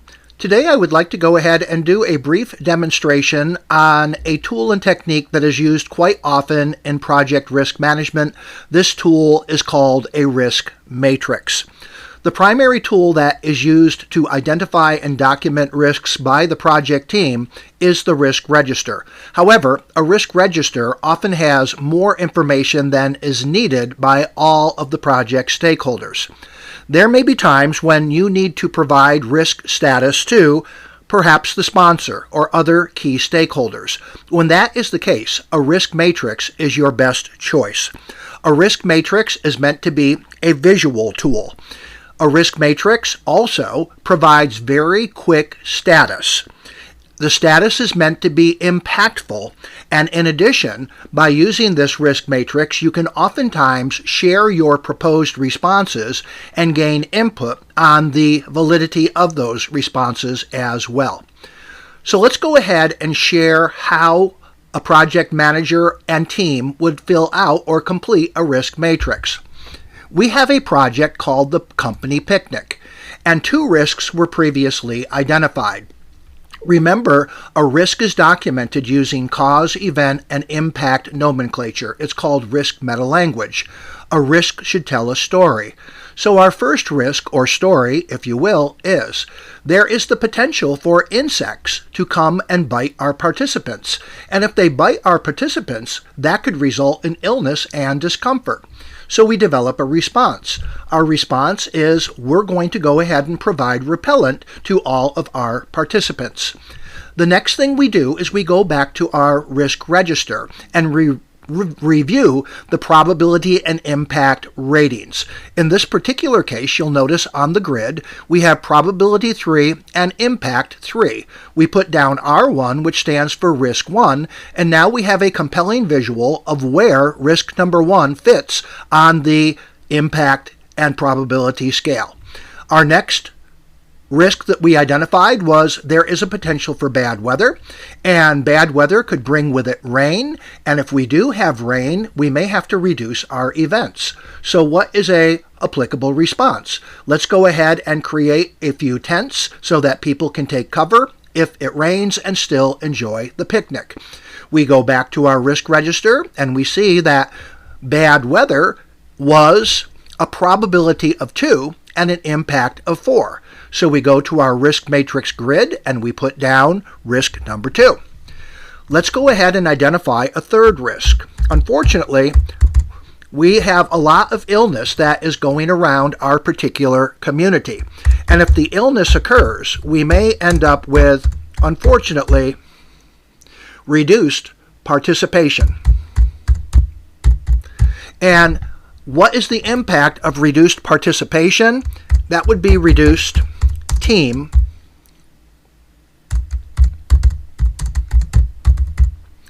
interaction. So what can we do as a response to this? What we may want to do is we may want to allow virtual participation. Allow those who may be ill or unable to attend the event to at least look in, hear the keynote speakers, and see some of the fun that the team is having at the picnic. Remember that risk comes in 2 categories. Risks can be negative or threats, or positive or opportunities. And part of good, effective risk management is looking for opportunities as well. But before we move forward, we still have one task.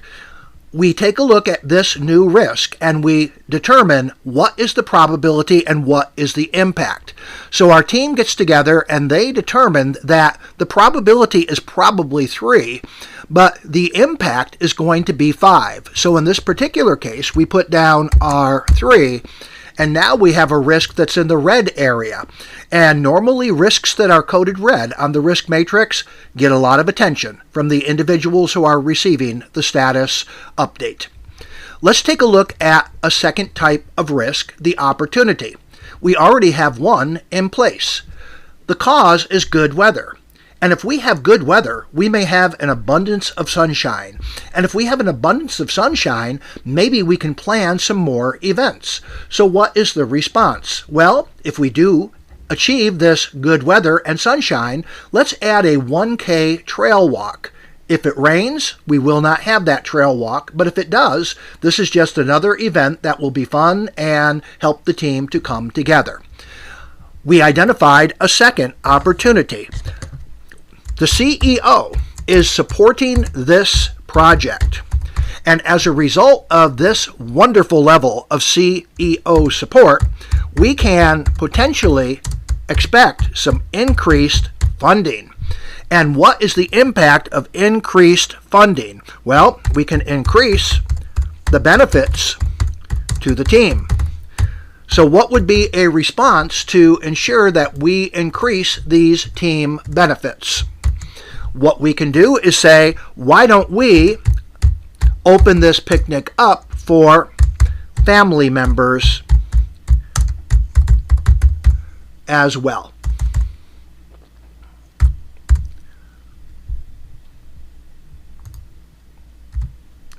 Now we go to our probability and impact for this particular risk. We determine that the probability is 4 and the impact is 4, and we put down R2 in the grid. Notice that this is now in a green area. What does this mean? It means that this is a high probability, high impact risk, and if we are able to achieve this response by inviting family members, we're going to benefit really greatly if we're able to go ahead and achieve this particular opportunity. This ends my overview of the risk matrix. Hopefully this was helpful to you to gain a greater understanding of this powerful risk management tool, and I look forward to seeing you in future demos.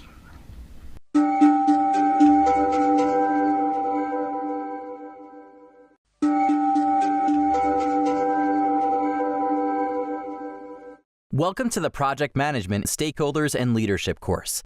This course is ideal for beginners or professionals with business experience who want to sharpen their business skills or even transition into a project management role. This course provides information and best practices in the key areas of project management, including creating a healthy project foundation, effective communications building blocks, effective communications planning, leadership fundamentals, and effectively manage and lead stakeholders. Concepts related to these areas are presented in 5 modules. The last module will provide you with an opportunity to apply your newly acquired skills in a graded project. Module 1 provides guidance on how a project manager must put their people first, create a healthy project environment, and embody the virtues of a servant leader. Effective communication can make or break a project. Module 2 provides an inventory of effective communication building blocks a project manager must assemble to ensure project success. Key communication skills required include communication mediums, when to use them, and proven engagement tactics. In addition, the module provides some tips on cross-cultural communications. You'll also learn how to fail fast in a way that benefits the project, along with using the RACI tool to identify key project roles. Ensuring communication reaches the right audience in a timely manner is critical to project success. Module 3 highlights communications planning. You'll learn how to plan and communicate schedules effectively. The module also introduces a tool called the Communications Management Plan. This plan ensures that all project communications are organized and the right information is available to all stakeholders when needed. You'll also learn about work performance reports, focusing on status reporting. The module will help you to determine your communication style, and those of your team are explored. Module 4 introduces key leadership topics. You'll understand why a project manager must be a good leader. The module will emphasize how a leader must know their strengths and weaknesses. You'll also be introduced to situational leadership and a leader's involvement in team formation. The module completes with a brief overview of a leader's knowledge, management duties, and a summary on how making decisions using gut calls plays a role in effective leadership. Module 5 discusses a key leadership responsibility, resource management. You'll be introduced to a resource planning and management tool called Resource Breakdown Structure, RBS. The module also covers tips to effectively acquire resources and build trust with the team. The module also provides some guidance on how you can improve your emotional intelligence. You'll also learn about some ways to effectively manage up, such as your manager and client. Finally, the module will introduce a critical leadership trait, adaptability and resilience. Finally, in Module 6, you'll have the opportunity to apply the concept you learned in the course into a project. You'll submit your work and grade your peers. This is followed by a final assessment quiz. This course will be an aid if you plan to attain any PMI certifications, including Certified Associate in Project Management or PMI CAPM, Project Management Professional or PMI PMP, and review the opportunity to qualify and attain these certifications at pmi.org. Your learning journey includes real-world insights from the following seasoned experts and leaders. Hi, my name is Megan Peck, and I'm a Senior Project Manager at SkillUp Technologies. Hi, my name is Kristen Paulson, and I'm the Director of Customer Success with SkillUp Technologies. Hello everyone, my name is Daniel Yeomans and I am a subject matter expert at SkillUp Technologies. Hello, my name is Catherine Brooks. I'm an engineering project manager at Tech Systems for Apple. Hi, my name is Casey Kyle, and I currently work developing courses as a content creator and subject matter expert. Hi, my name is Paul Party. I've had a few titles in my career. I've served as a software development manager as well as a content manager for some fairly large teams. There's a lot to cover here. To get the most from this course, make sure to view every video. Check your learning with each quiz and complete all the hands-on labs. If you have any trouble with any of the course material, please don't hesitate to contact us in the discussion forum. Thank you for being a part of our course and welcome. We look forward to sharing this critical project management knowledge with you.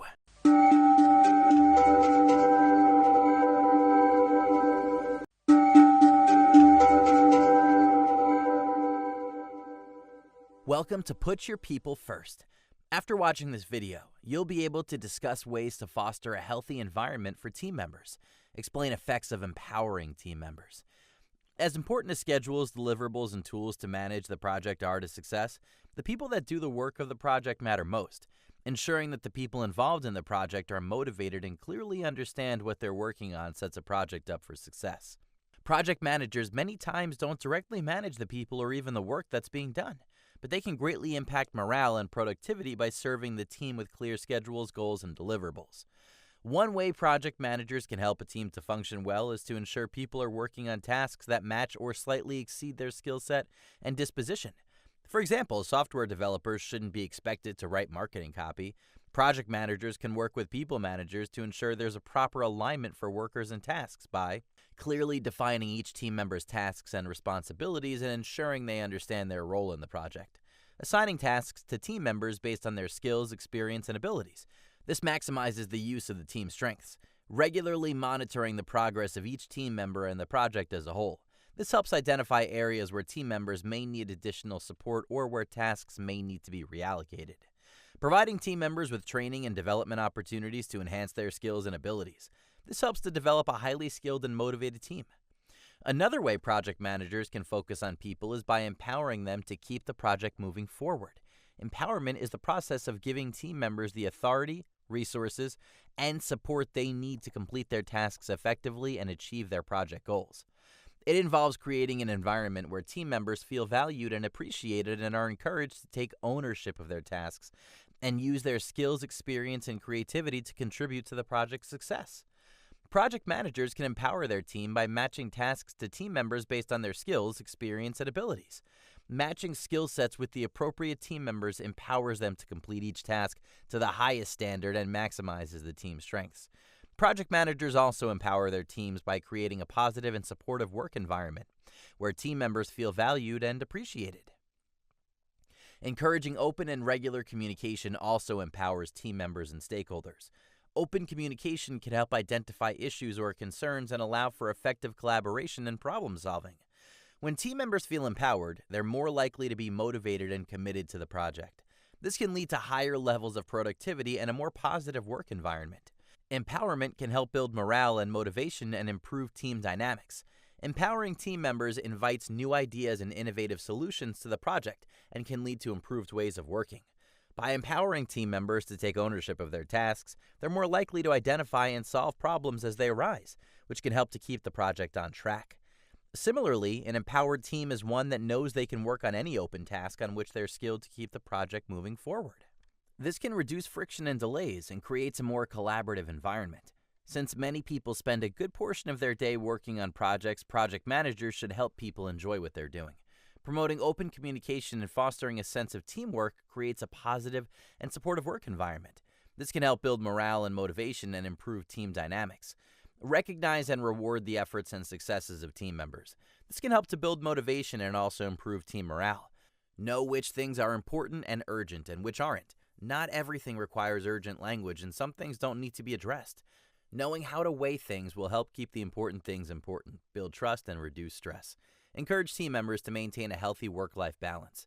This can help reduce stress and burnout and improve overall job satisfaction. As a project manager, your primary focus should be on timelines, deliverables, and ensuring stakeholders are getting what they need. People are the key to success, and as a project manager, you play a crucial role in that success. In this video, you learned that ways to foster a healthy environment for team members include empowering team members, builds morale, improves team dynamics, invites innovation, reduces friction, prevents delays.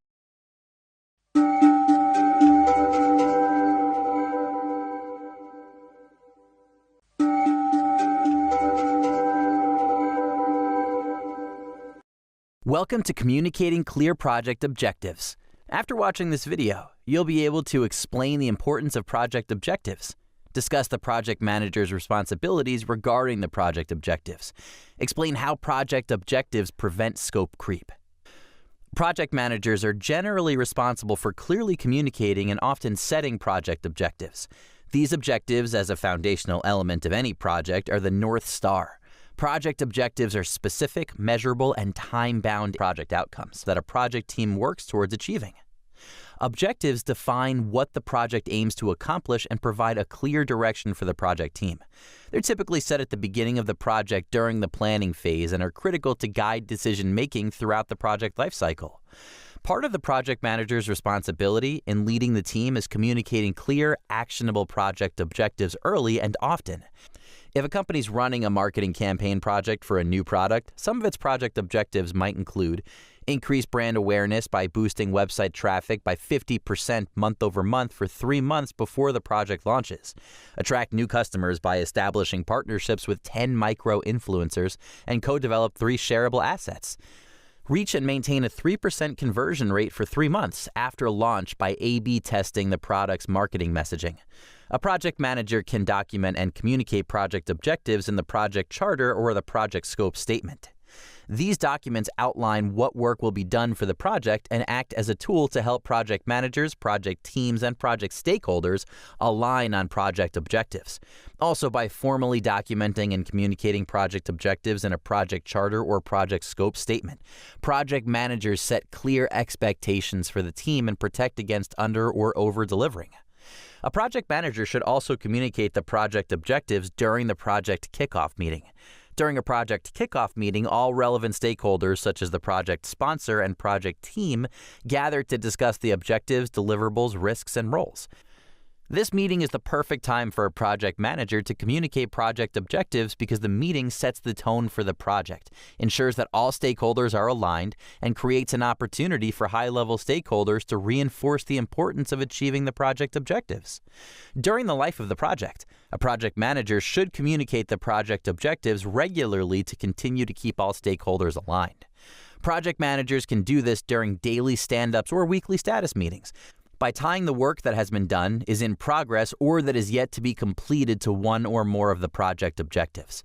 They can also include the project objectives in weekly reporting dashboards or documents. Communicating project objectives clearly is crucial to ensuring that everyone involved in the project understands what they are working towards. Whether using verbal or written communication, there are some ways to ensure that project objectives are communicated clearly. When communicating objectives, you should use clear and concise language to explain the project objectives. Avoid using technical jargon or complex language that may confuse stakeholders. Adjust the communication of project objectives depending on the audience. Different stakeholders may have different levels of knowledge and interest in the project, so it's important to tailor the message to meet their needs. Use visual aids such as graphs, diagrams, and charts that can help clarify the objectives and make them more memorable. Help stakeholders understand how the team is going to measure the objectives. Finally, encourage the questions and feedback from the audience to ensure that they understand the project objectives. Answering questions and addressing concerns can help to clarify any confusion or misunderstandings. Project managers may have the responsibility of writing the project objectives. Since project objectives are so important to the life cycle of the project, there are a few characteristics that project managers must keep in mind when developing them. Project objectives should be clear and unambiguous, defining exactly what the project aims to achieve.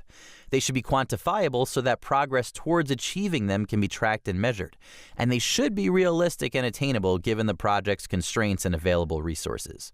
It's also important for project managers to remember that what is left out of project objectives is as important as what is put in.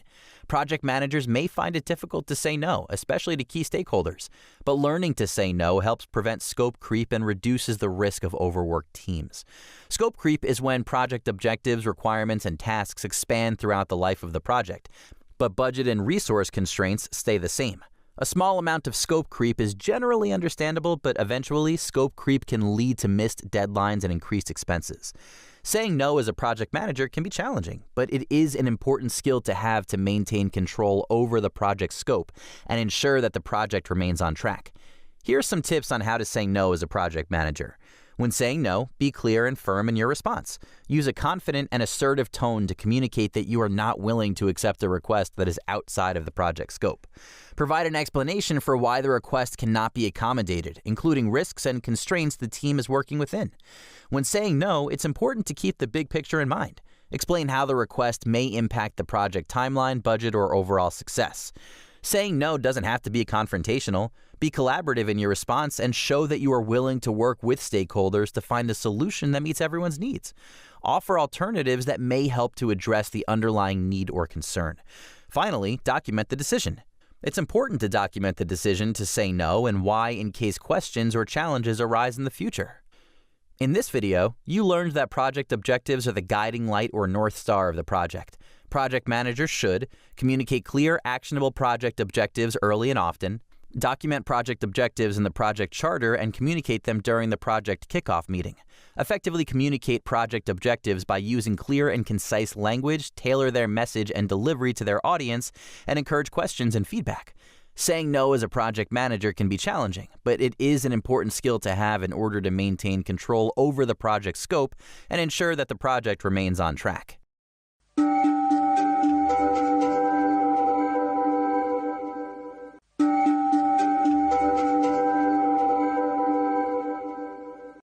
Welcome to participating in the work. After watching this video, you'll be able to define servant leadership, discuss the benefits of participating in the work as a servant leader, and identify best practices that help participating in the work as a servant leader. Project managers or PMs who adopt a servant leader approach can create an environment more conducive to successful project outcomes. Their teams often feel empowered, are more collaborative, and have high morale, which sets the stage for successful projects. Robert K. Greenleaf, credited with popularizing the concept of servant leadership, says servant leadership is a philosophy and set of practices that enriches the lives of individuals, builds better organizations, and ultimately creates a more just and caring world. But how do project managers put servant leadership into practice? The most effective PMs can set schedules, learn appropriate project vocabulary, and understand nuances of project details. Participating in the team's work and collaborating with them can help you to learn these skills. When project managers participate in the work that their teams are doing, they better understand the tasks involved in the project and the challenges that team members may face. This helps project managers make decisions and provide more effective guidance and support to team members. By participating in their team's work, project managers demonstrate their willingness to get their hands dirty and work alongside their team members. Their actions build trust and rapport and create a camaraderie that can improve team dynamics and morale. While participating in the work, project managers can also observe the processes and procedures in action and identify areas for improvement. Then project managers can streamline workflows, eliminate inefficiencies, and optimize project outcomes.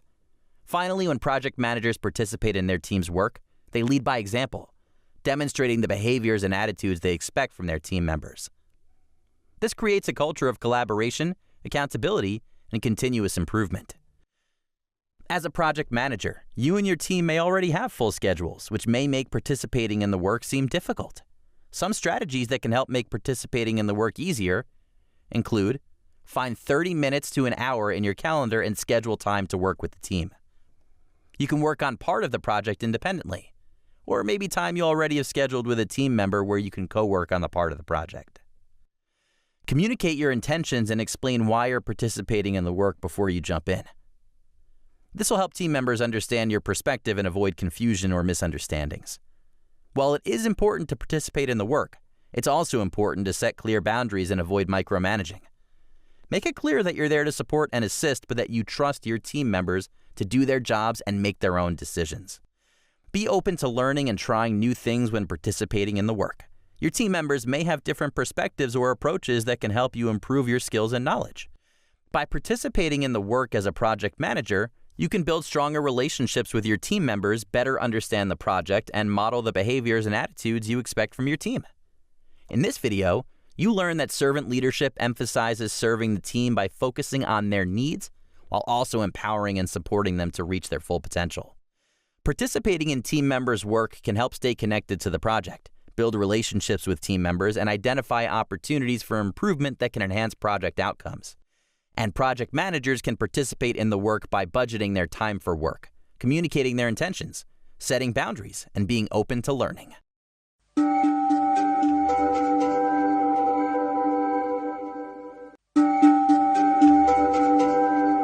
Welcome to Expert Viewpoints, Characteristics of Servant Leadership. In this video, we will hear leaders discussing how they balance being a leader with being an active participant in the day-to-day. You'll also learn about the characteristics of the best project managers. How do you balance being a leader with being an active participant in the day-to-day? I balance being a leader with being an active participant day to day through a couple different methods, my own personal methods. One is that I'm highly compartmentalized. I wear a couple different hats in my role at Scale-Up Technologies. One is the Director of Customer Success, and that has a lot of client-facing work. One is a manager of managers and individual contributors, and that's a different style of work, a different working relationship with those folks. I do lead some projects by myself, and I'm also a consultant for a big company. And so what I do is I dedicate time and I dedicate days of the week to certain activities so that I keep like activities together and also client-specific activities together. So if I'm working with client A on Mondays, I only do client A that day, and then client B on Tuesdays, and so forth. That way I don't get muddled up in what I'm doing. It's less stress on me and easier for me to keep track of everything. The other thing that I do is constantly prioritize and reprioritize and find things in my calendar and in my inbox and in my task list, my to-do list, that I can intentionally neglect. Either altogether, it's something that I just don't have to do, or I can put it off and reprioritize it lower and do it the next day, the next week, the next month, depending on what it is. And then the last thing I do is that I do block my time so that I do have time without meetings, without contact with people, because I do need some downtime in that way. And I allow myself to be vulnerable in that way too. I let people know that I've had too many meetings, too many escalations, whatever it is that becomes too much. I let people know that I just need to take a little time, still be online, still be available to chat, but I need to focus on my to-do list and work that down.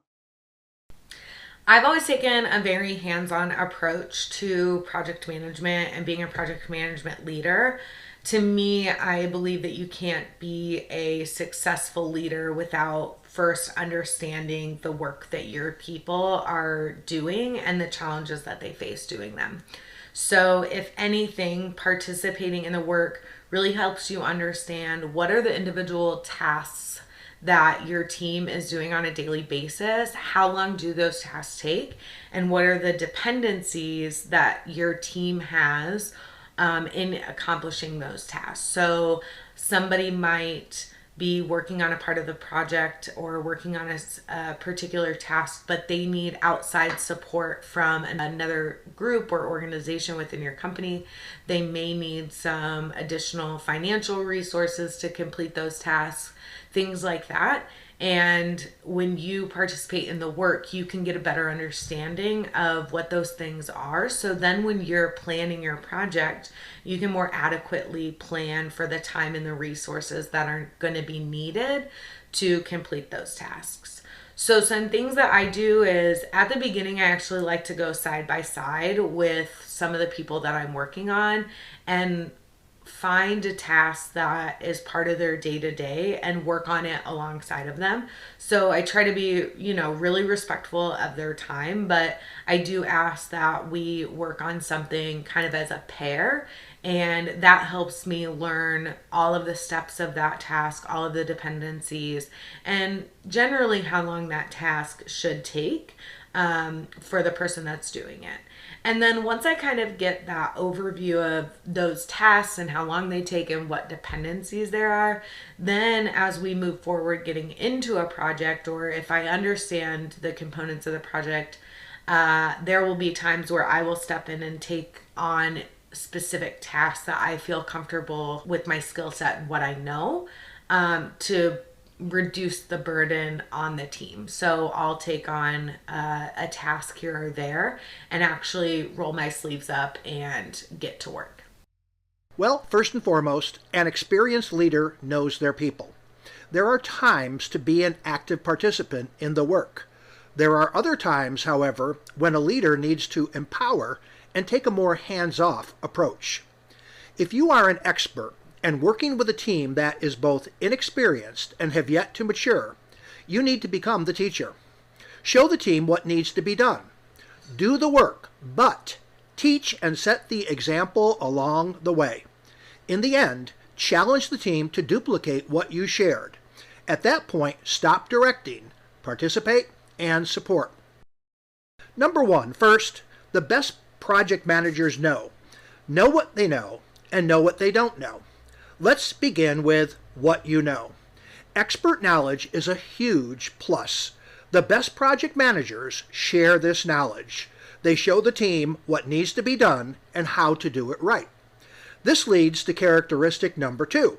What don't you know? A project leader needs to set the project vision and motivate the team to do the work. Learn as much about the project deliverables as you can, and sometimes that requires you to roll up your sleeves and actually learn yourself. Finally, no shortcuts. There are often guidelines and boundaries that must be adhered to. The best project managers show the team the right way to do the job, while still empowering creativity and innovation.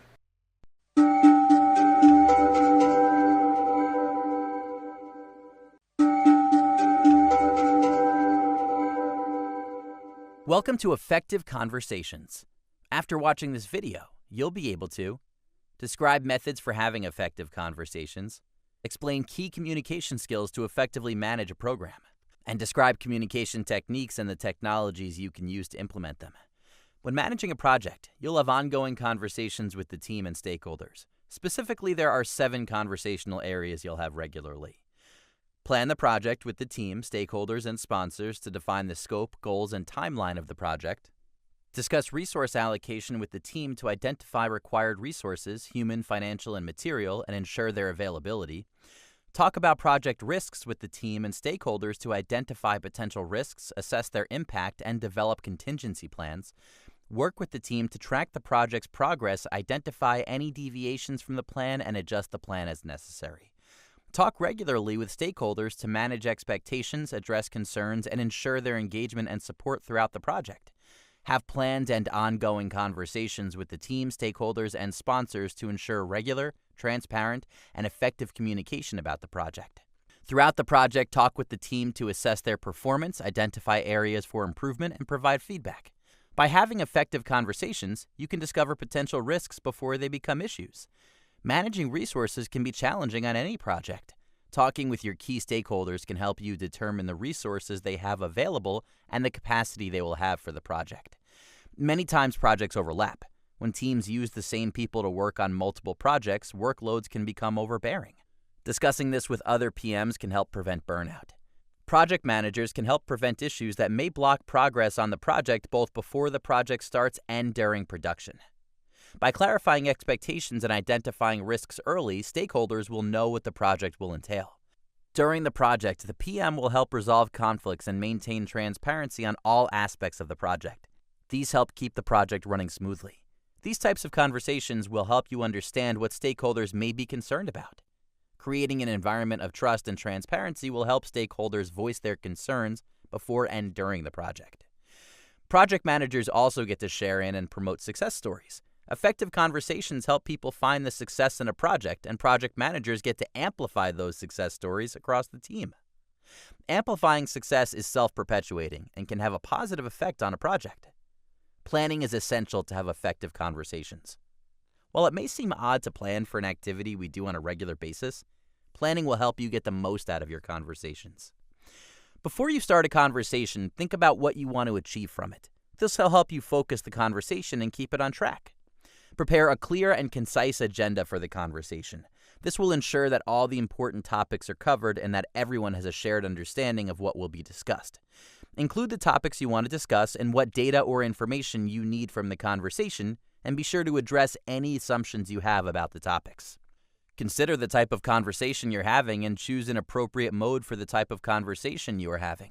For example, face-to-face, synchronous conversations may be more effective for sensitive or complex topics, while email or chat may be more appropriate for routine updates.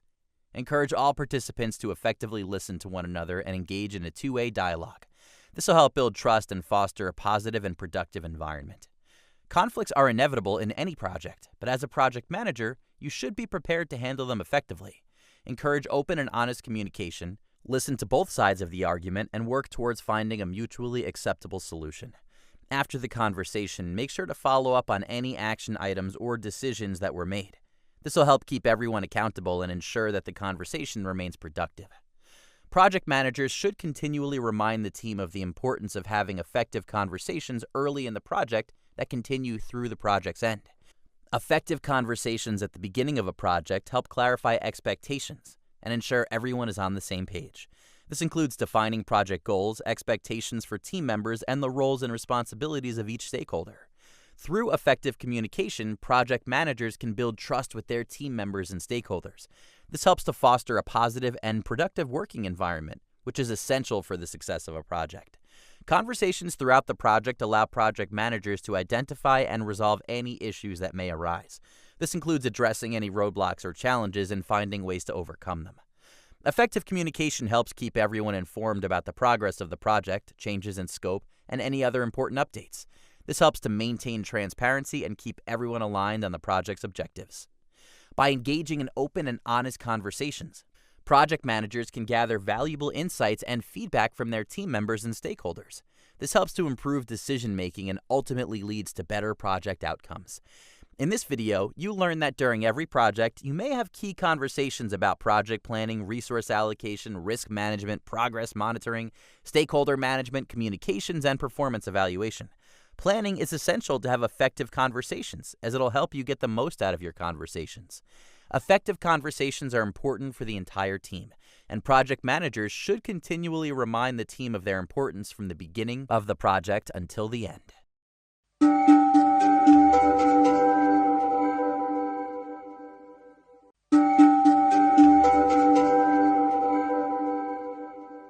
Welcome to Project Management Communications Skills. After watching this video, you'll be able to describe why effective communication is important for project managers, identify key communication skills essential to the success of project managers, and explain best practices for different types of communication. Communication skills are essential for project managers because they are responsible for ensuring that they inform and engage all stakeholders throughout the project. Effective communication enables project managers to build trust, resolve conflicts, provide clear direction, and keep everyone aligned during the life cycle of a project. Poor communication can lead to misunderstandings, delays, and even project failure.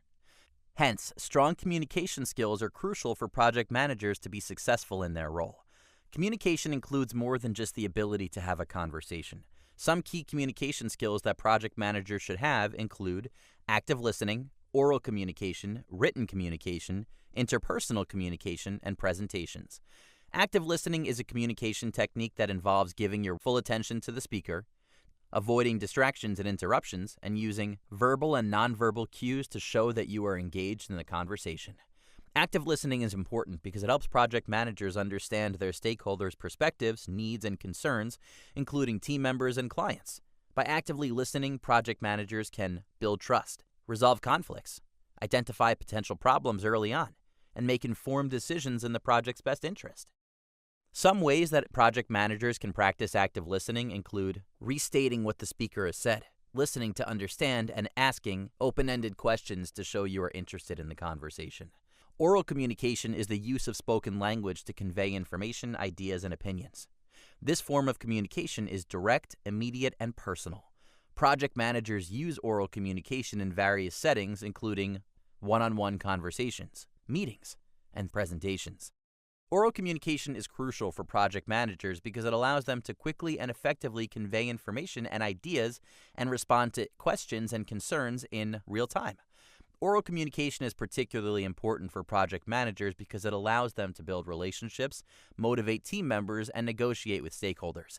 Additionally, oral communication can help project managers clarify complex concepts and provide context for written or visual communications. For effective oral communication, project managers should use clear and concise language, adapt their communication styles based on the audience, and adjust their tone so that it is appropriate for the conversation. Written communication is the use of written language to document information, provide instructions, and to communicate with people who are not in the same physical location. Examples of written communication in a project management context include emails, direct messaging, reports, and presentations. Written communication is important for project managers because it provides a record of information and decisions and allows for clear and consistent communication with stakeholders who may not be available for oral communication. Written communication can also help project managers clarify complex concepts, present data and information, and document project processes and decisions.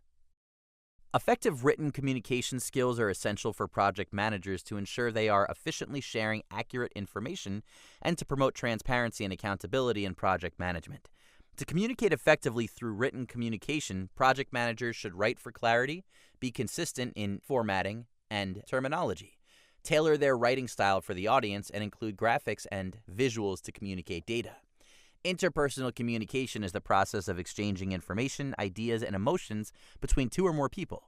Interpersonal communication can be oral or written, but is used to motivate, negotiate, and facilitate collaboration. Strong interpersonal communication skills allow project managers to understand the perspectives and needs of their stakeholders and to communicate effectively to ensure that everyone is aligned with the project goals. Interpersonal communication also helps project managers to gain the trust and cooperation of their stakeholders, manage and resolve conflicts, as well as negotiate and make decisions, which is essential for successful project outcomes. Effective interpersonal communication involves practicing active listening skills, employing empathy, use appropriate body language, and reinforcing messages with nonverbal cues. Presentation skills are the ability to effectively communicate information, ideas, and opinions through presentations such as speeches, slide presentations, and workshops. This form of communication requires the use of active listening, oral, written, and interpersonal communication to engage an audience and convey complex information clearly and concisely. Project managers with strong presentation skills can effectively communicate important project information such as goals, progress, and outcomes to stakeholders. They can also engage and motivate their audience and clarify complex concepts. This allows them to secure buy-in and support from stakeholders and to build trust and credibility. Effective presentations include employing best practices from other types of communication. For presentations, it is also highly important to use visuals to effectively communicate key points to your audience. Jorge is a program manager at a large tech company, and his team just completed part of their program and launched a brand new product. Jorge's manager asked him to give a presentation to the entire group of stakeholders. Jorge wants to effectively communicate the successful launch of the new product and motivate the team to continue the rest of the program. He also needs to communicate the risks of the next phase of the project to the stakeholders. Jorge begins by greeting the audience, introduces himself, and clearly states the purpose of the presentation. He uses clear and concise language and maintains eye contact to engage the audience. He utilizes written communication skills by using slides and visual aids to support his oral communication. The written information is concise, relevant, and is relevant to what he is saying. He is aware of his audience and adapts his communication style to meet the audience's needs. He uses personal anecdotes to create a connection and motivate his team. He also responds to questions and feedback from the audience, demonstrating an openness to dialogue and a willingness to work together. Throughout the presentation, he actively listens to the audience's feedback and concerns, asking questions, clarifying misunderstandings, and incorporating suggestions into the presentation as appropriate. In this video, you learned that Effective communication enables project managers to build trust, resolve conflicts, provide clear direction, and keep everyone aligned during the life cycle of a project. Key communication skills for project managers include active listening, verbal and written communication, interpersonal communication, and presentations. Project managers should always aim to use clear and concise language and tailor their message and delivery to their audience. Effective presentations include employing best practices from each of the other types of communication skills.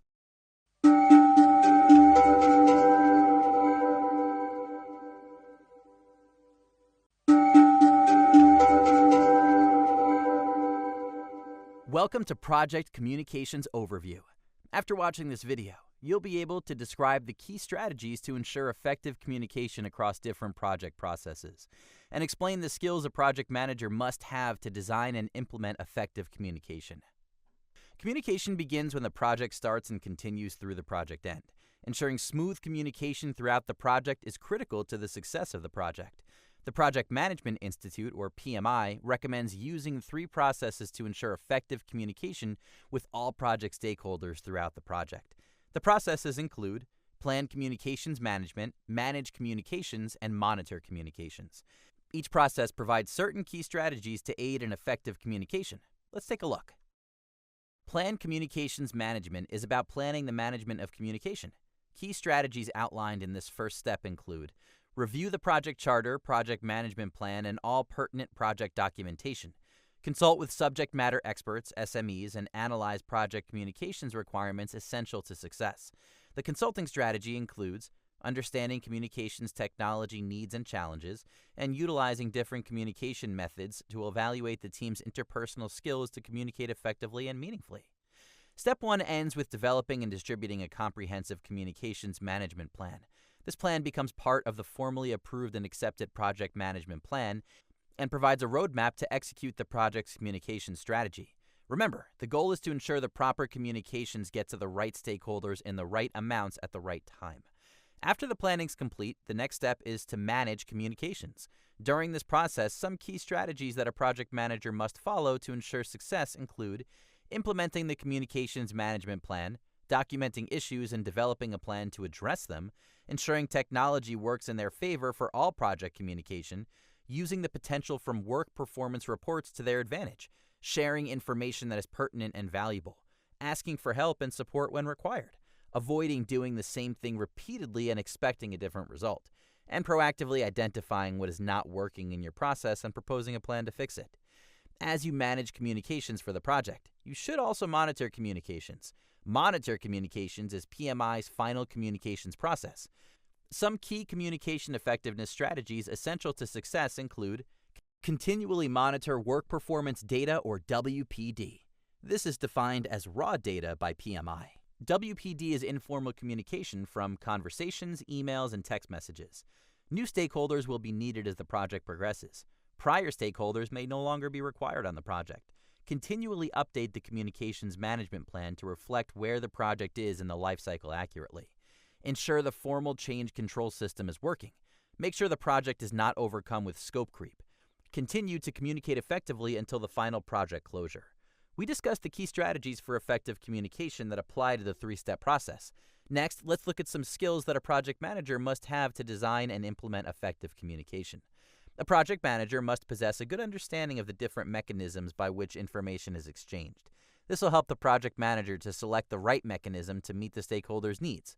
Common mechanisms include written, which can be through physical or electronic communication, spoken via face-to-face or remote communication, gestures using facial expressions or hand gestures, media via pictures, actions, or even the choice of words to relay a message.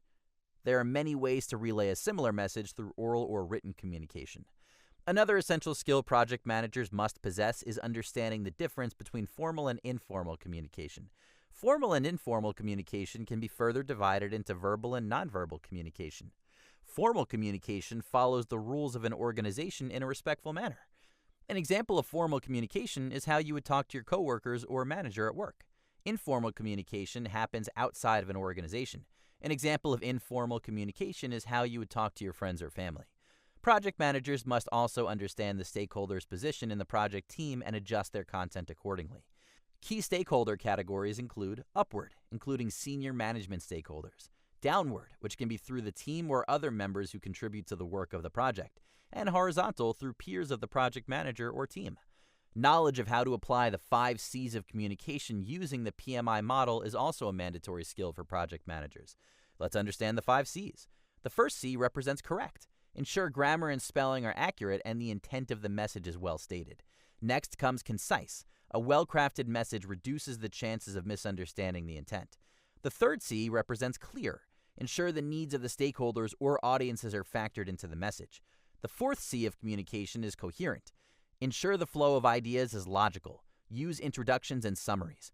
Finally, control. Control the flow of words using graphics or summaries. In this video, you learn that define and implement different strategies for effective communication during the planned communications management, manage communications, and monitor communications project processes. A project manager must possess different skills to design and implement effective communication, including an understanding of when to use which communication mechanism, ability to distinguish between formal and informal communication, and the ability to apply the 5 C's of communication using the PMI model.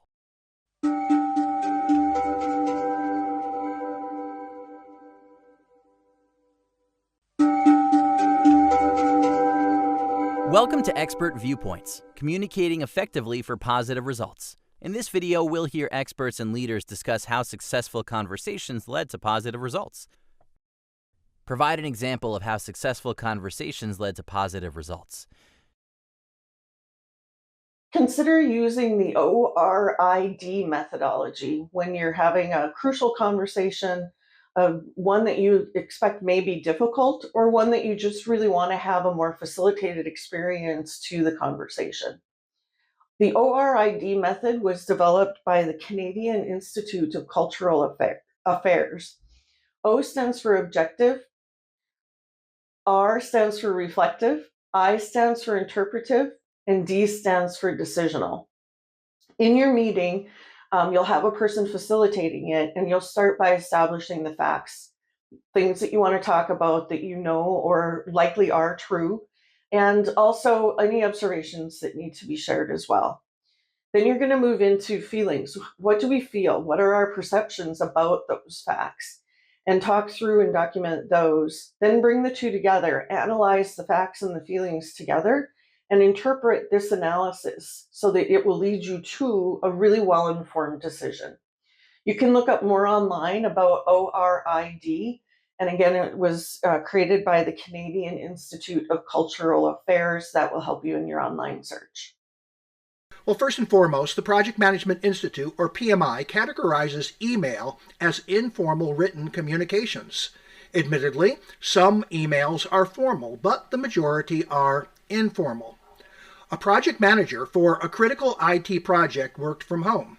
This project manager relied heavily upon email communications. Some of the communications were sufficient. Email can be situationally effective. However, many of the PM's instructions were misinterpreted or missed. The PM mandated a weekly sync meeting where attendance was mandatory.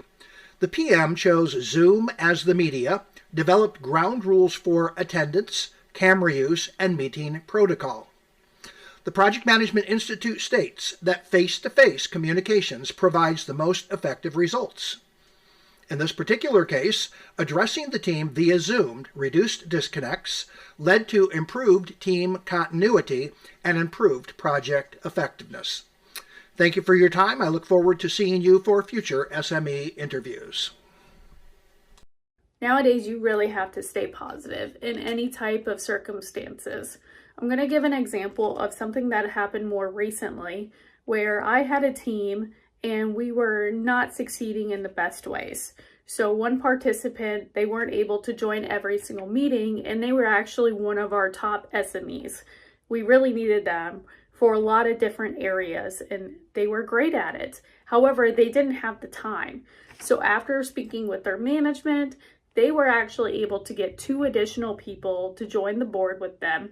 And then from there, that individual was able to be the SME for that group, which was great because he was able to teach others. And then also he had a lot less responsibilities, a lot of stress came off of him. So you could just see the relief from him, but also we were able to have more members on the team to help out.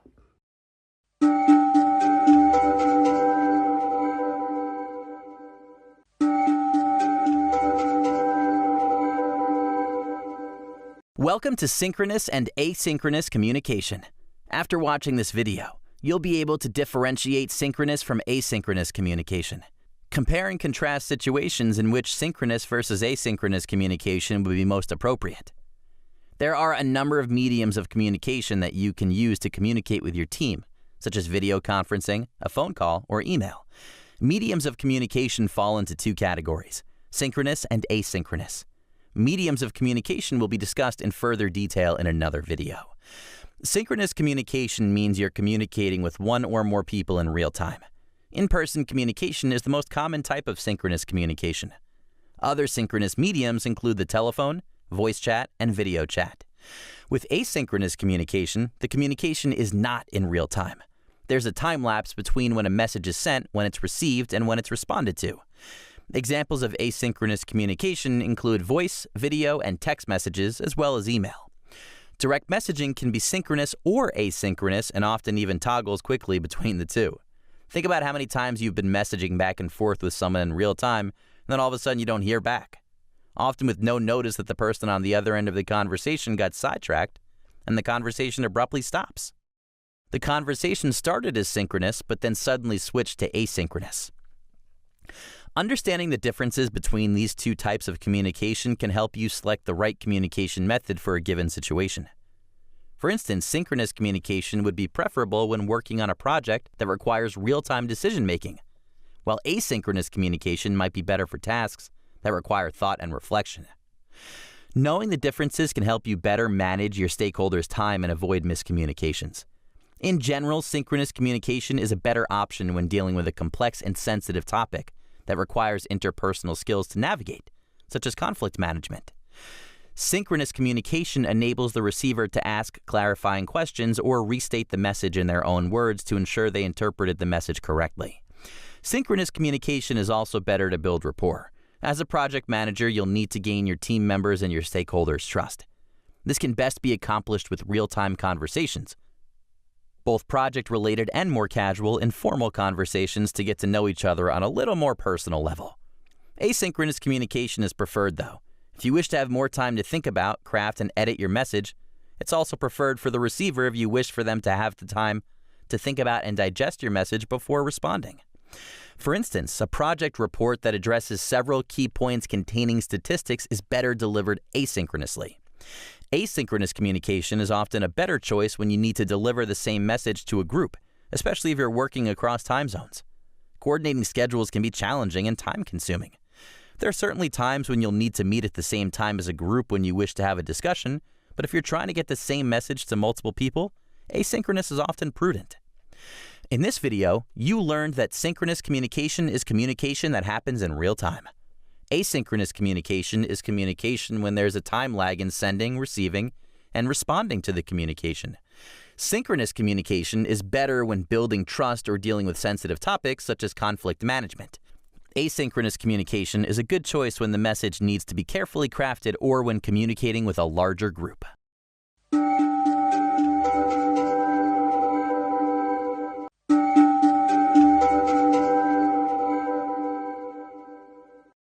Welcome to Communication Mediums. After watching this video, you'll be able to identify different communication mediums and describe the advantages and disadvantages of different communication mediums. In this video, we'll discuss several communication mediums that project managers can use to communicate with their teams, including in-person meetings that allow for real-time interaction and collaboration. Email and direct messaging are simple and direct ways of sending messages to team members. Video and audio conferencing tools like Zoom, Skype, and Google Meet for face-to-face interactions, and mobile phones can be handy when you need to contact a team member urgently. The choice of communication mediums depends on the nature of the communication required, based on the team's location, availability, and urgency of the message. Project managers should choose the most appropriate medium to ensure effective and efficient communication with their team. Traditionally, in-person communication has been a preferred mode of communication for project managers. Let's discuss some advantages of in-person communication. Participants can gauge the reactions and feedback of other team members, making it easier to understand their needs and concerns. Real-time interaction, like meetings, allows team members to work together synchronously and collaborate effectively. Project managers receive immediate input and feedback from team members, making it easy to reach a consensus and make informed decisions. In-person interactions can help build better relationships with team members by building rapport and trust, leading to a positive and productive work environment. There can be challenges with in-person meetings as well. These meetings can be time-consuming and expensive, especially if team members are in various parts of the world. Coordinating the schedules of multiple team members can be challenging, leading to delays and rescheduling. Environmental factors such as noise, distractions, and lack of privacy can also negatively impact the effectiveness of meetings. Let's discuss the benefits of using electronic messaging, such as email and direct messaging. Email programs like Outlook and Gmail and direct messaging such as Slack, Microsoft Teams, and WhatsApp provide a record of communication that any stakeholder can refer to at a later point. Electronic messaging can be sent and received from any location on multiple devices and are low cost. Both email and direct messaging allow for swift and easy communication, making them ideal for sending quick updates, asking questions, and receiving responses in close to real time. Electronic messaging can free up time for more important tasks rather than wasting it while trying to coordinate in-person or face-to-face synchronous meetings. On the downside of these applications, project managers should be careful not to overuse these tools. Direct messages can distract team members from deep work, leading to reduced focus and decreased productivity. Both applications can lead to miscommunication because it's difficult to indicate tone and body language. If you start to notice misunderstandings during conversations using these mediums, find another synchronous medium, such as a video conference or phone call, to clarify. The COVID-19 pandemic brought video and audio conferencing to the front and center of communication tools for many businesses. This type of communication is called face-to-face and is also utilized for video on remote meetings. Face-to-face is the optimal method of communicating. Face-to-face allows project teams to better schedule and participate real-time in synchronous meets from any location. Synchronous meets may also be virtual. Video and audio conferencing also can reduce travel costs. While video and audio conferencing are great options, there are some downsides. Technical issues such as poor internet connectivity, equipment problems, and software compatibility can impact the quality of communication. Virtual conferencing, particularly audio only, can lack in-person communication's personal connection and cues. External environmental distractions can impact the effectiveness of communication and collaboration. Mobile phones can be handy when you need to contact a team member urgently. However, phone calls and text messaging should be used judiciously during off hours and reserved only for truly urgent needs. Regarding all types of communication, it's also important to note that project managers must be aware of their team's work-life balance. They should know team member locations, work hours, and paid time off. Let's consider the case of Jordan and how she chooses to use different communication mediums with her team. Her team's locations encompass several time zones. She uses Outlook calendars, which show all of her team members' availabilities. She often uses face-to-face meetings with Zoom to share her screen and display information for the team. She emails the team the meeting materials to preview before a meeting. She asks her team members to collaborate synchronously on needs basis. In this video, you learned that mediums available to project managers include in-person, electronic messaging, virtual conferencing, and mobile phones. Each medium has advantages and disadvantages, and PMs should use the medium that maximizes its benefit and minimizes its challenges. Project managers should be aware of their team's work-life balance.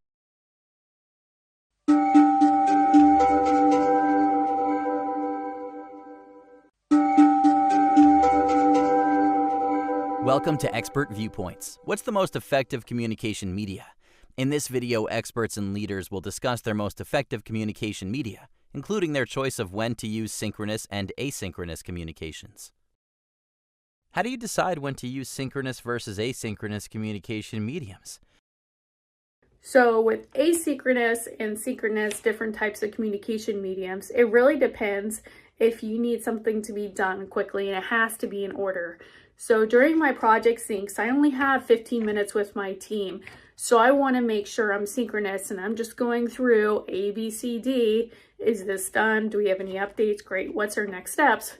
Versus asynchronous, when we have a project call and it's a working session, Then we want to allow for a lot more wiggle room, and it doesn't have to all be in order. Synchronous and asynchronous communication. Got a lot to say on this one, folks. So I believe that synchronous and asynchronous communication both definitely have their place, but I do have a mug that says this meeting could have been an email, and I try to take that very seriously. So when I'm deciding whether or not to set up a meeting, and as project managers, when you're deciding to set up a meeting, one of the things that you need to think about as, a good steward of the organization, a good steward of your team's time, is that a 1 hour meeting isn't just 1 hour. If you have a team of 6 or a team of 10 and you call a 1 hour meeting, that's really kind of costing your organization 6 to 10 man hours of time that somebody could be doing other work. So it's really important, again, as a steward of the organization, as a steward of your team's time and protecting your team, to really analyze and see, does this situation require a meeting? Do I really need to call a meeting? If I do, how long does that meeting need to be? Can we get things done in 15 minutes or a half an hour instead of calling a full hour-long meeting? And when I'm thinking about whether or not that's true, there's a couple questions that I ask myself. So is the matter extremely urgent? I have a boundary and a practice where I will only respond to emails. I will respond to emails within 24 hours. Sometimes I respond sooner, but I respond to emails within 24 hours. And when I'm working on a team, I expect that same boundary from my team. I don't expect instant replies back and forth, whether that's chat, email, text. I have a 24-hour rule. So if a matter is extremely important and it needs to be addressed more quickly than 24 hours, then I think having a synchronous communication method, so having a meeting, having a one-on-one, doing a quick phone call is very critical. But if it's not that important or it's not that urgent and it can be responded to within 24 hours, then of course you can use asynchronous methods of communication. The other thing that I ask is the meeting extremely sensitive? So is the matter extremely sensitive? So if you're dealing with a conflict, you're dealing with personnel issues or performance issues, having an in-person conversation or at least a video meeting is probably your best option. I use both synchronous and asynchronous communication every day. Deciding which to use has actually become easier the further along I've gotten in my career. Initially in my career, I did not have a lot of meetings, and so I was in my inbox or in a chat system for most of the day. Now, as I'm further in my career, I'm in meetings most of my day, and I try to balance my early morning or late afternoon, early evening, balance the meetings throughout the day with email or chat during those times. I am very particular about my email inbox and my chats, and so I will have read every email by the end of the day, and I'll have responded where I need to. I may not know the answer, but I'll say I've read your email. I should be able to get back to you tomorrow or when I know more. Same with chats. Chats usually are a little bit more important, and so I do try to reply to every chat during the day with some sort of response other than I've seen this and I'm thinking about it. My nature is to lean more towards asynchronous. And so if I do find myself not having a lot of meetings, then I know that I may be defaulting to asynchronous behavior when I should be getting meetings scheduled or getting on the phone and talking to people. And then another good rule of thumb is if you are in chat or if you are in email and the threads have gone back and forth a number of times, some people say 3, some people say 5, you'll want to pay attention to when. But when the thread has gone back and forth without resolution, or you can tell that there's confusion, it's a great time to pick up the phone and get people in a quick ad hoc meeting, talk it through, and get to the decision or the answer that you need.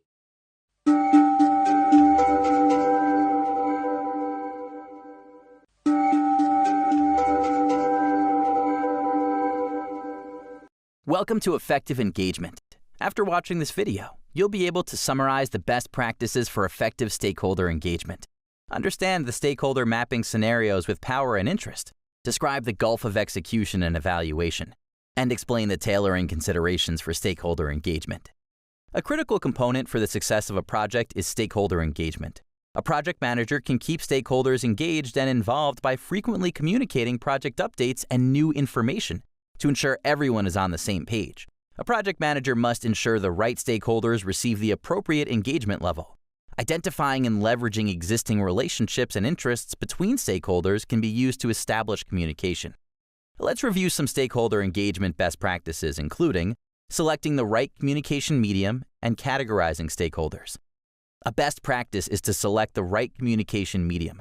For example, if a project manager sends emails to a stakeholder who prefers face-to-face conversations, the engagement will not be effective. Ensure to evaluate the communication medium preferences for all key stakeholders early in the project. Another best practice is to categorize stakeholders. The Project Management Institute, or PMI, provides the power and interest model for optimal engagement strategies for stakeholders in 2 categories. PMI refers to this method as stakeholder mapping.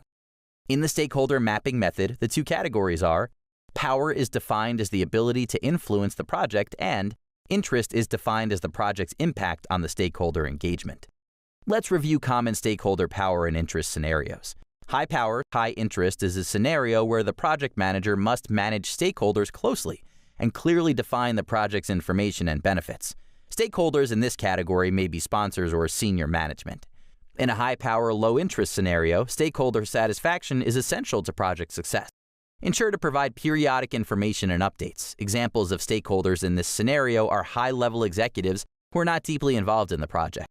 Low-power, high-interest is a scenario where stakeholders with responsibilities must be satisfied and informed for the project's success. For example, customers, operations, or end users who cannot necessarily influence the project but need to be heard are low-power, high-interest stakeholders. The low-power, low-interest scenario requires a project manager to frequently monitor stakeholders. Be aware of stakeholders and look for any changes in behavior or status. We looked at a few power and interest scenarios. Let's now look at a concept called gulf of execution and evaluation. The gulf of execution and evaluation, or cognitive gulf, was described by Donald Norman in his 1988 book, The Design of Everyday Things. Norman referred to it as the difference between people's intentions and their ability to execute them. Imagine this: a project manager may have confidence that what they want to accomplish can be accomplished via a certain communication medium, such as email.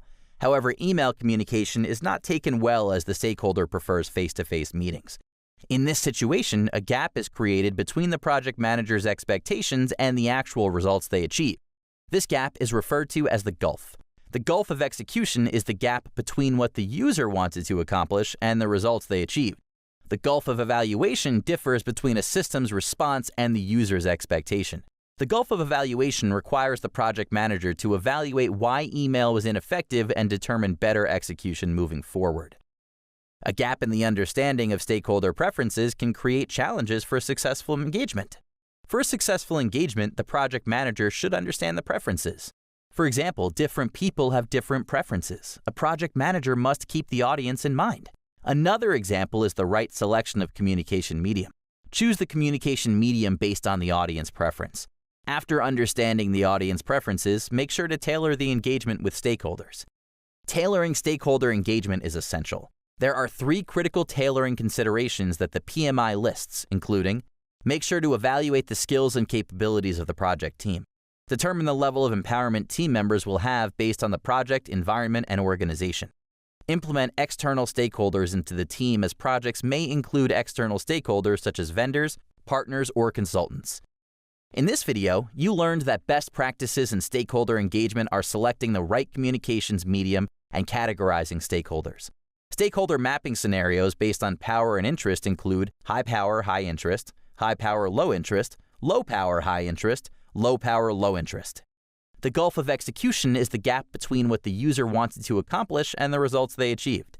The gulf of evaluation differs between a system's response and the user's expectation. For successful engagement, understand the preferences and tailor stakeholder engagement in terms of people, empowerment, and integration.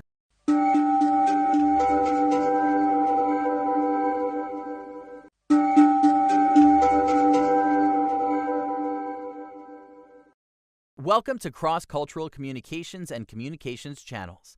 After watching this video, you'll be able to describe the impact of cultures on effective communications, explain how communication channels help in effective communication, and describe the grapevine. Diversity is becoming predominant in any workforce. With diversity comes cultural differences, which can amplify communication differences. A project manager needs to understand the challenges posed by culture and reduce the risk of ineffective project communications. The project management body of knowledge acknowledges that culture can impact effective communications and references the Brauway's and Price cross-cultural communications model. The Brauway's and Price cross-cultural communications model divides the communication into two components, frames of reference and communication blockers. Let's look at the components in detail. Different individuals have naturally different frames of reference. An individual's frame of reference is impacted by their knowledge, experience, norms and values, and assumptions about business, people, and life. Cultural differences can amplify the differences in the natural frame of reference. The second component in the Brauway's and Price cross-cultural communications model is cultural blockers, which can affect communication. There are several cultural blockers. Language is a cultural blocker as it requires translation. There are times when the primary language of the individuals communicating is different.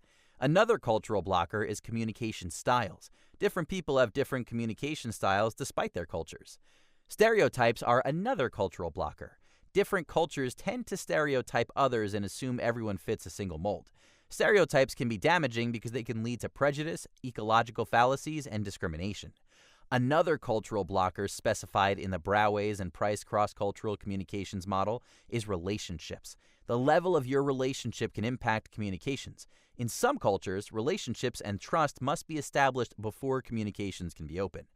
To summarize the Brauway's and Price cross-cultural communications model, different people have a diverse frame of reference.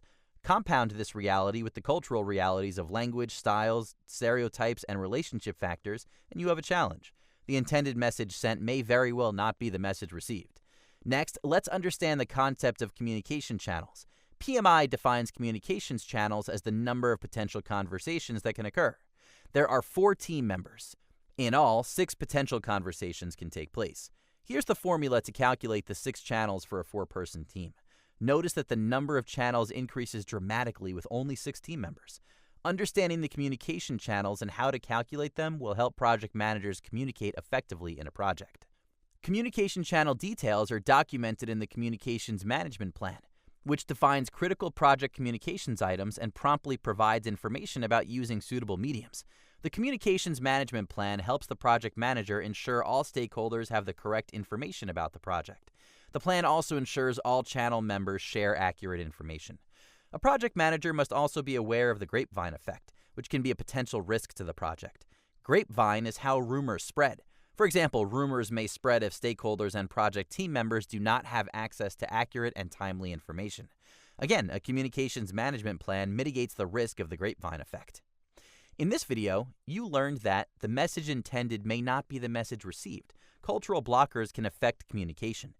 PMI defines communications channels as the number of potential conversations that can occur.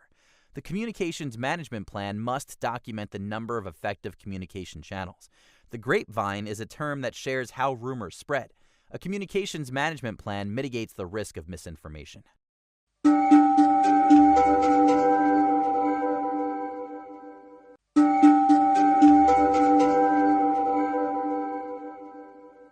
Welcome to When is Failing Fast Good? After watching this video, you'll be able to identify signs of a failing project and describe how failing fast can be an opportunity. Over 60% of projects fail.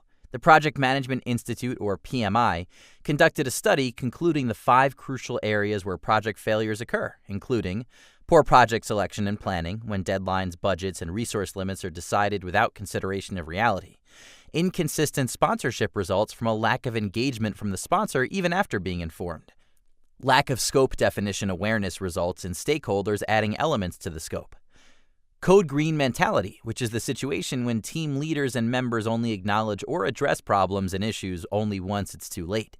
Lack of team commitment to support the project. But how can a project manager identify if a project is moving toward failure? Here's some warning signs to look out for. One sign is that a project has several missed milestones and the project schedule is slipping. Another sign is when the project is over budget. A customer showing dissatisfaction or disinterest with the quality of deliverables is also a warning sign. Another warning sign that helps a project manager understand that the project is moving towards failure is when team members and other stakeholders exhibit burnout symptoms or a lack of commitment. The project team losing confidence in the sponsor or vice versa is also a clear warning sign. In addition, a warning sign is when there is a trend of failed promises and a reduction in deliverables. Small failures that seem to multiply into more significant ones are also something to look for. The failing fast concept can help change a failing project to a successful one before it's too late.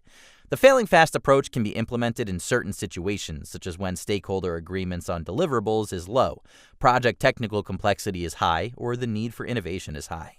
Failing fast can be a learning opportunity. At the end of a project phase, identify what went well, what can be improved, and the actions to take for improvement. Ensure the team shares their experiences and uses the learning in the next phase of the project or in the next project. Remember, effective communication can lead to real-time feedback that allows a project manager to identify fail-fast opportunities before they become major losses. In this video, you learned that there are 5 crucial areas where project failures occur, including poor project selection and planning, inconsistent sponsorship, lack of scope definition awareness, code green mentality, and lack of team commitment. There are different warning signs of a failing project, including missed milestones and a slipping schedule, project is over budget, customer dissatisfaction and disinterest in deliverables, team members and stakeholders exhibiting burnout symptoms, project team or sponsor losing confidence, failed promises, and increase in small failures. Failing fast is a concept that helps projects go from failure to success. Lessons learned should be conducted at the end of each project phase.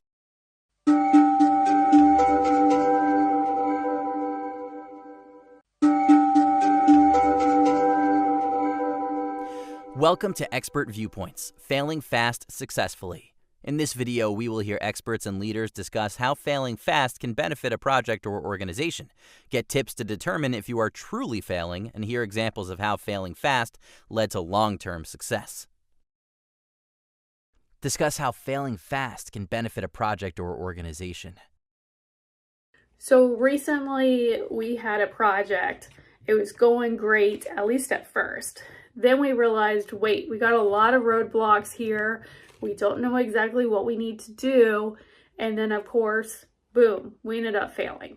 We missed our deadlines. It didn't work out. However, it was a lessons learned. We were able to take that into consideration with our next rounds and our next sprints. So with that, we knew exactly what our game plan was, how we were going to accomplish each thing, where our roadblocks were going to be, and it helped us out in the future. So we were thankful that we were actually able to have that learning experience at the beginning and not throughout the project. Failing fast works great when you're trying out new things, when you're looking for ways that you can innovate, or when you're looking for ways to optimize a process or try something new that you're not sure how it's going to work out.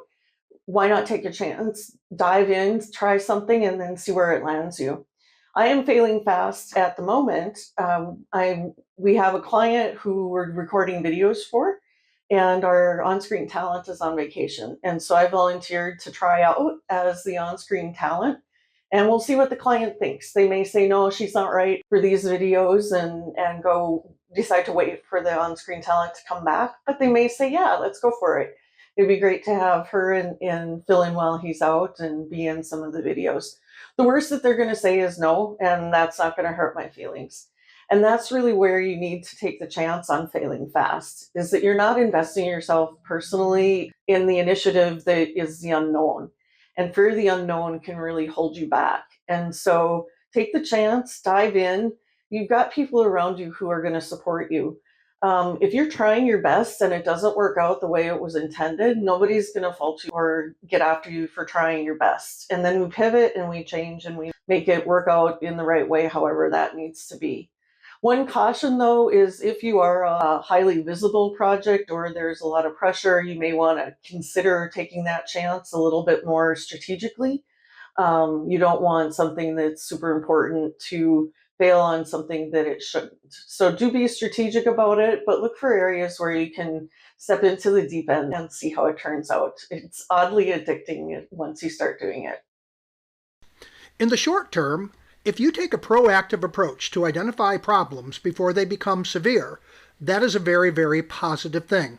An ultimate goal in failing fast is to, number one, identify the problem when it's still small and solve the problem while it's small before it becomes large. But there's also another benefit of failing fast, and that's the benefit to the long term as well. What you want to do when you come up with a great idea and you're able to go ahead and preclude a failure by failing fast, try to document the measures that were taken to identify and address the problems that had the potential for that project to go ahead and fail. Most importantly, perform and share lessons learned. Lessons learned should be accomplished at the end of each phase and at the end of each project. However, there's an opportunity to perform interim lessons learned if there was some kind of an incident and you feel it's worthy of a quick overview in terms of what went well, what can be improved upon, and what can we do differently next time, then by all means do them. Lessons learned help future project managers avoid the problems that your project encountered. But periodically, you may discover some opportunities, and lessons learned allow other project managers on future projects to possibly understand what those opportunities were and embrace them as well.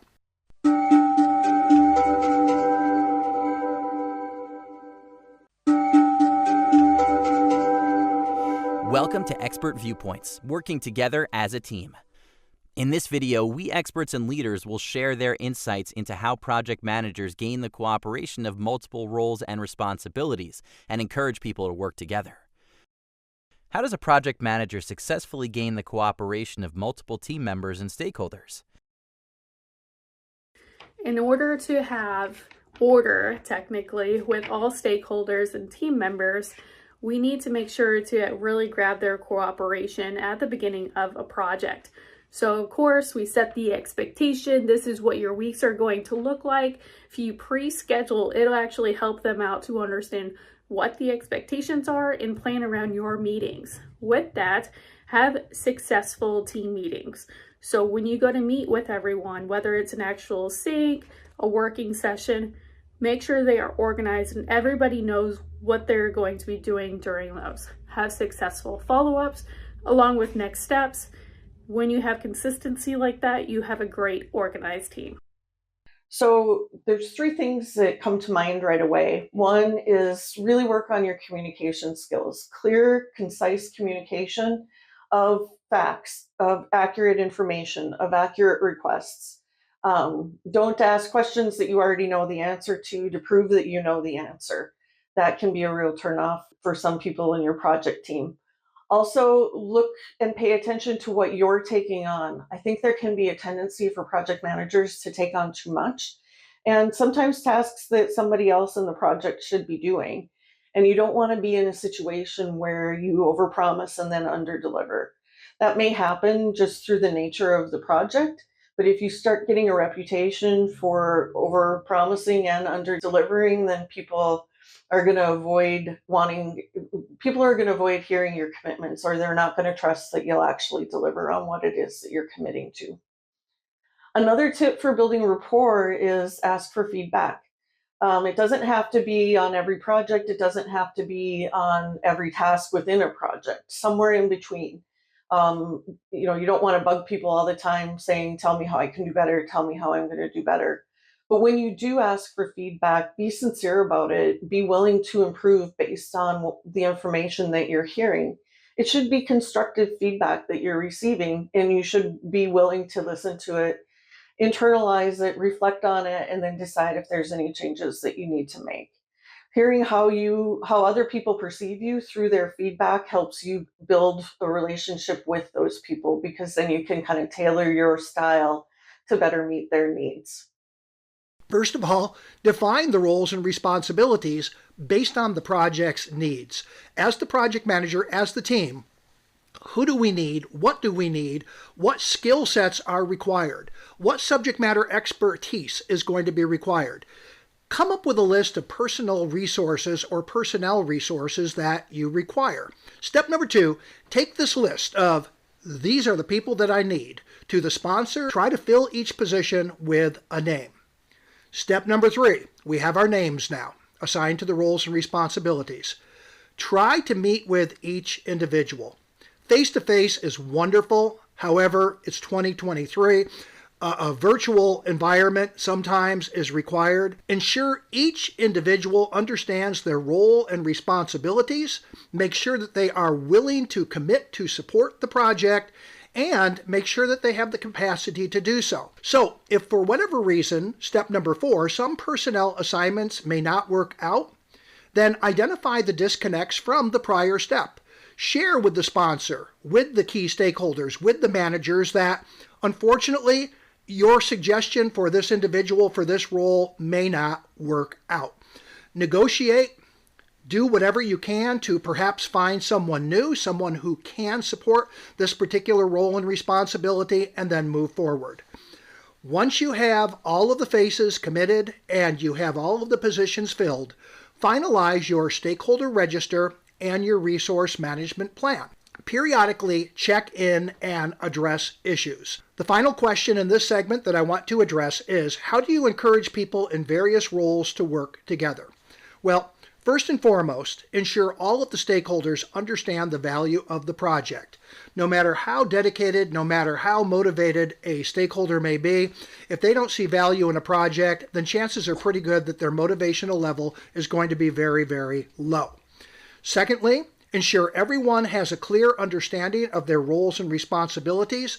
Avoid duplication of effort. One of the worst things that you can do is to assign one stakeholder one role and then duplicate that with another. They're going to be bumping into each other. There's going to be friction. There's going to be problems. There's going to be chaos. There's going to be frustration. There's going to be unhappiness. Thirdly, make sure that you develop a vision for your team, and at your first meeting, develop a tool called a team charter. This is a team where the team gets together. They brainstorm, document, and you gain consensus on ground rules, norms, and acceptable behavior that the team will commit to, follow, and hold others accountable to.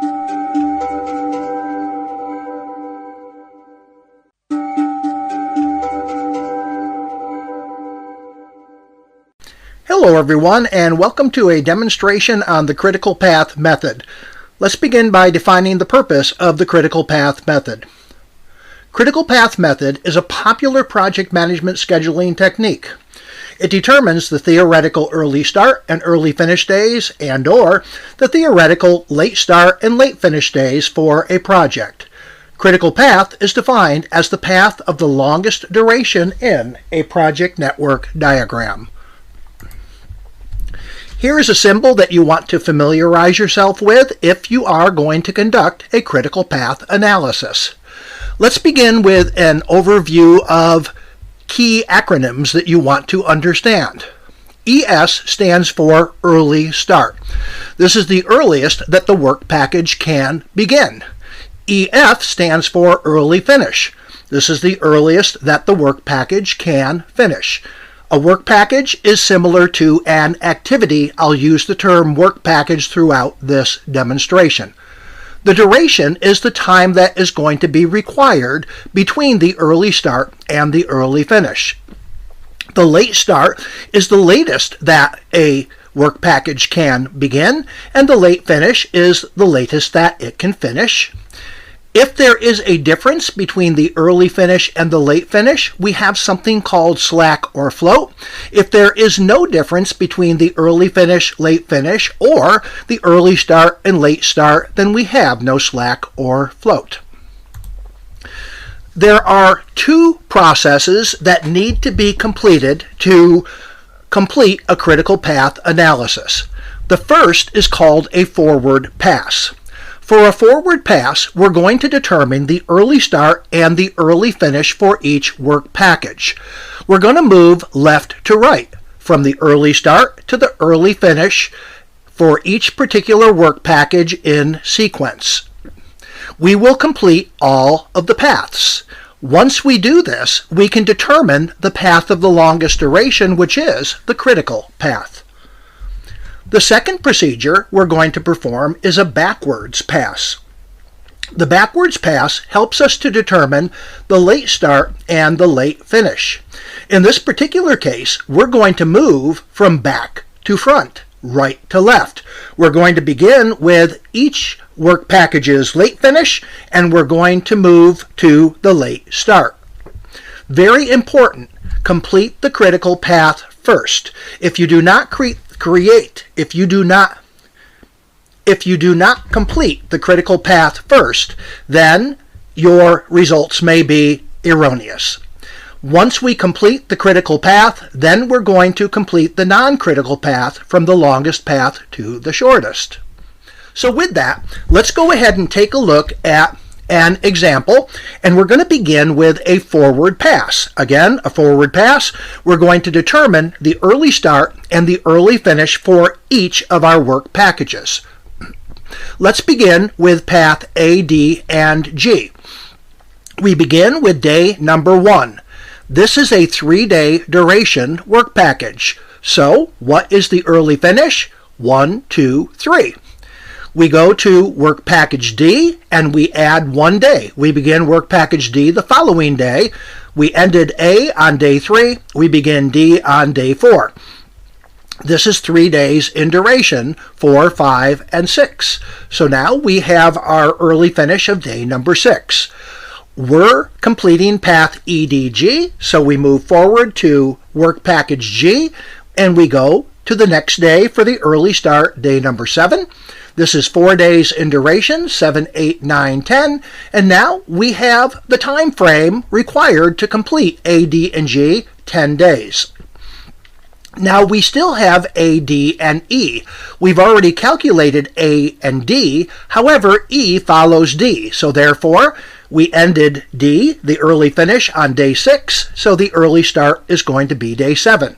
This is a 5-day duration work package, 7, 8, 9, 10, and 11. So now we have the early finish for path A, D, and E, 11 days, a little bit longer than A, D, and G, which was 10 days.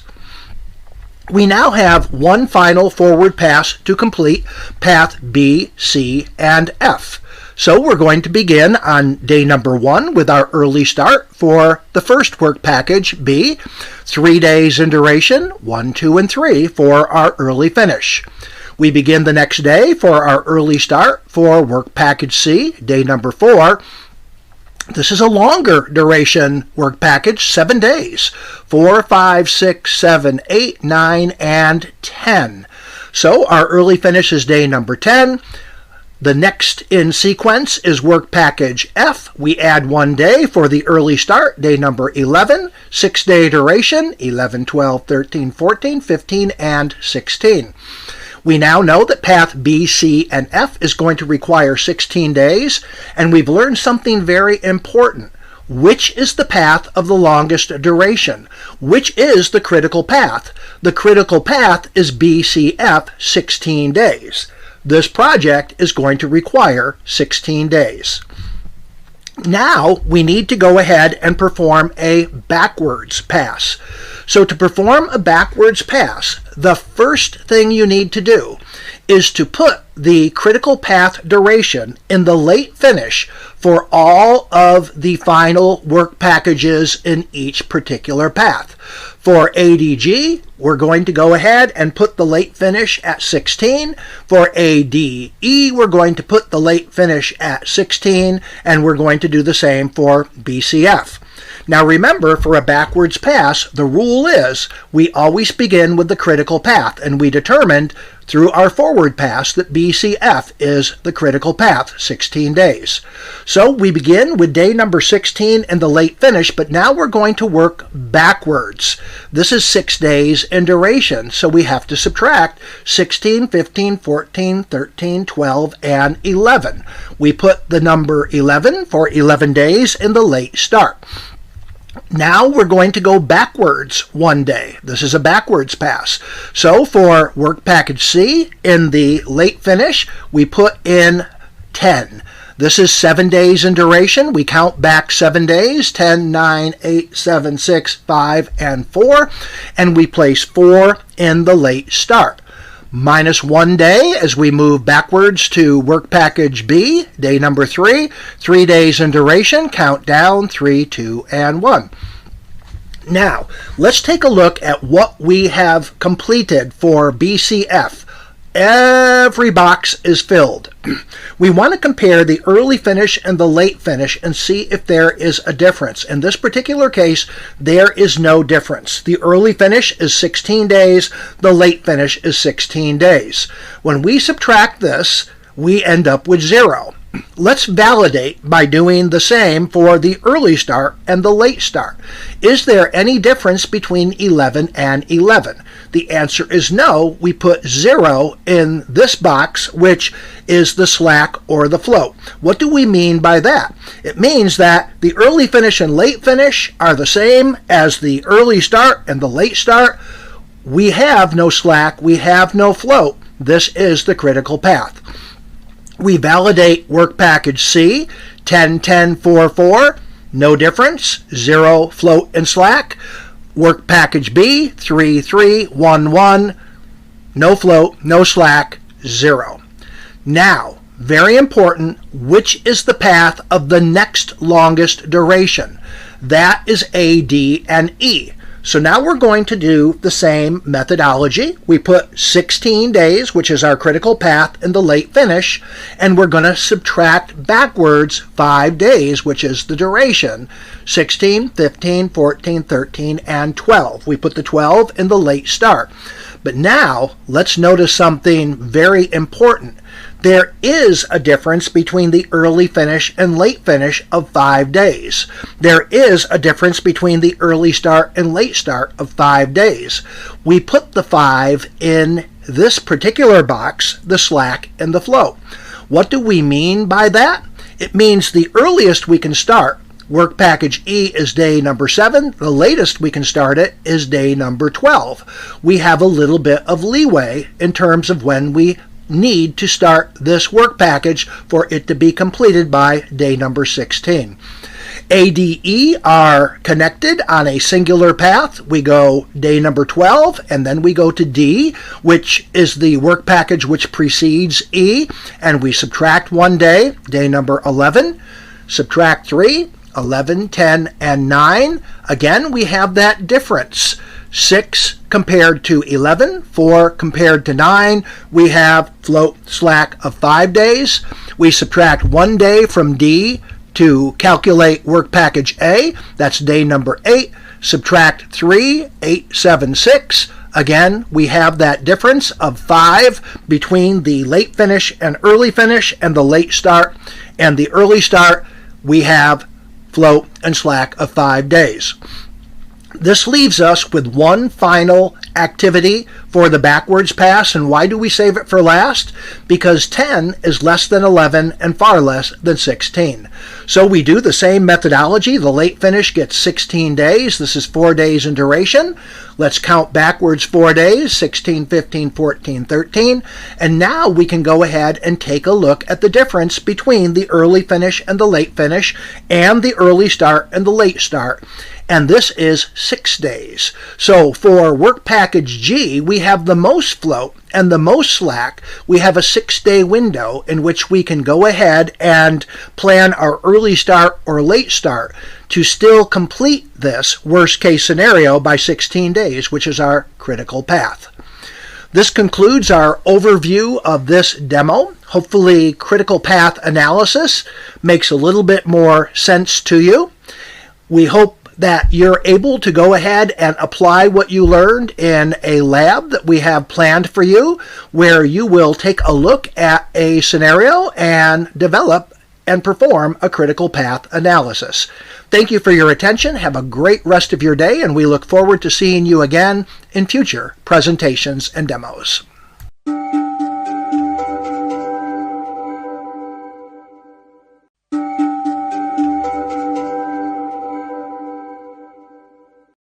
Welcome to Critical Chain Method.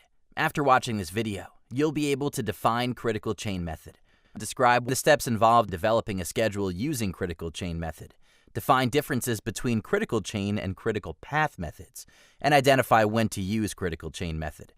Imagine this. You're part of a 4x200 meter relay race. The exercise is simple. Run the 200 meters, pass the baton to the next person, and follow the process till the last person completes their 200 meters. During this time, several things might happen. For example, a runner may fall, slow down, or increase their speed. The goal is to continue to hand off the baton until every runner has reached the end line. At the beginning of the race, the team may take the time to select the runners and understand their dependencies during the race, such as the track, weather, shoes, and so on. In addition, a runner only runs or passes the baton at a given point in time. They cannot perform both actions at the same time. The team plans for resource shortages. They have an extra runner on board just in case. The team also plans for time delays. They practice the baton exchange and allocate extra time for the exchanges in case of an exchange issue. They never lose sight of their goal. They want to finish the race as quickly as possible and win. The critical chain method is similar to a relay race. The critical chain method is a project management technique that emphasizes the resources such as people, equipment, supplies, materials, and physical space required to execute project tasks. Critical chain was developed as an alternative to the critical path method. When using the critical chain method, project managers plan project schedules with a focus on resource and time constraints. The project manager identifies the longest sequence of resource-dependent activities. The sequence is referred to as the critical chain. The project manager includes buffers to protect the critical chain from resource shortages and delays and to ensure that the project is completed on time. At a high level, developing a critical chain can be divided into 4 steps. The first step is identifying the different activities and creating a network diagram. Identify the paths, including the critical path. In the network diagram displayed, path EFG is the critical path. Paths A, B, and C, D are required activities to complete the project, but they're not on the critical path. The second step is determining the potential for resource shortages or issues on the non-critical paths. Add extra resources in anticipation of resource risks materializing. Ensure resource issues do not delay the non-critical paths to the point where the critical path is jeopardized. These are called resource buffers.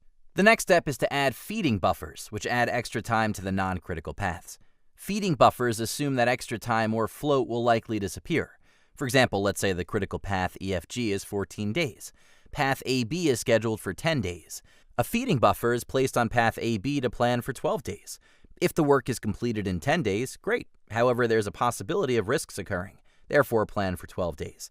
Remember, resource buffers also help in ensuring delays are minimal. This step is performed with each path. The last step is to plan for the worst-case scenario. In this example, the critical path EFG will take 14 days. Resources and time have been added to the non-critical paths to ensure they are not delayed to the point where the critical path is impacted. But what if the critical path activities are delayed? To address this scenario, add a project buffer at the end of the project. Let's say this is 2 days. In this case, at a worst-case scenario, the project will complete in 16 days. This completes the overview of the steps in the critical chain method.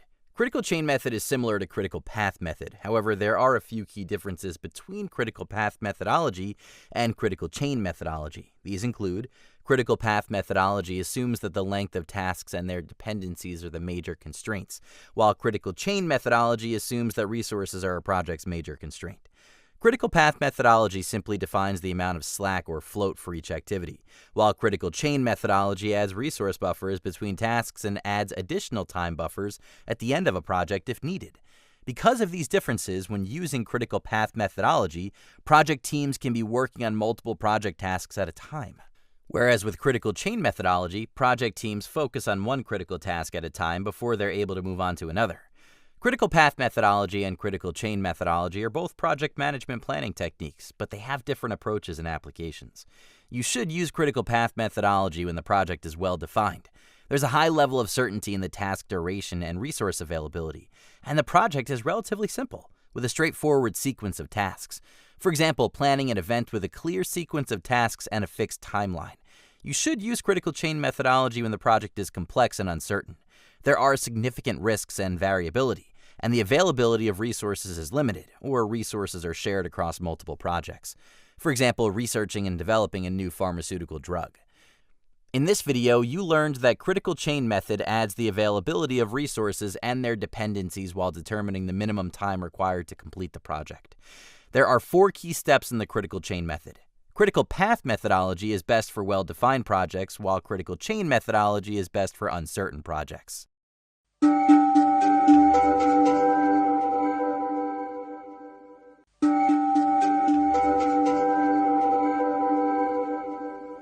Welcome to Key Tool Communications Management Plan. After watching this video, you'll be able to summarize the purpose of a communications management plan, describe the components of a communications management plan. Project Management Institute, or PMI, states that communications impact 90% of all project management activities. This shows effective communication is key to project success. The PMI recommends using a communications management plan to ensure communication for the project is organized and effective. A communications management plan provides the overall strategy to describe how best to communicate with each other and communicate responsibilities based on project requirements. The project manager must create the communications management plan during project planning and frequently update the plan as the project progresses. The PMI provides some input into the process of a communications management plan. Let's look at some of the purposes. Every project has its communication requirements. For example, a software development project may have very different communication requirements than a job modernization project from the HR department. The project manager will need to develop and tailor the communications management plan to support the information needs of each stakeholder or group of stakeholders and the overall project. Creating a communications management plan gives the overall communication process a documented structure. A communications management plan aids in creating a positive communication rhythm for the project. For example, when a team member knows precisely where to find a report and when to publish the report, communication is more effective. A communications management plan provides guidance on communication at different levels. This guidance helps each stakeholder to identify the right people, the right time, and the right content level for communication. The result of this understanding is that each project stakeholder can effectively and efficiently engage with other stakeholders by promptly presenting relevant information. For example, during an internal status meeting, a project manager may need to go into all the minute details of the project. However, with a sponsor, the level of detail may need to be at a macro level, focusing only on the completion percentage. We discussed the purpose of having a communications management plan. A communications management plan template is normally available in either Microsoft Word or Excel. The PMI states that a communications management plan should have certain components. Let's see the components of a communications management plan. The communications management plan must have a project name to map the plan with the correct project title. You can add different communications items. A communications item represents a type of communication. Examples include status meetings, budget meetings, change boards, and so on. Each communications item must have an associated owner, identifies the project team member responsible for managing the communications item. Audience describes the project team members and stakeholders who will receive the communication. Ensure to select the right people.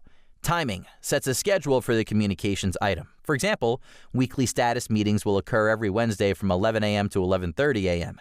Manage exceptions on need basis.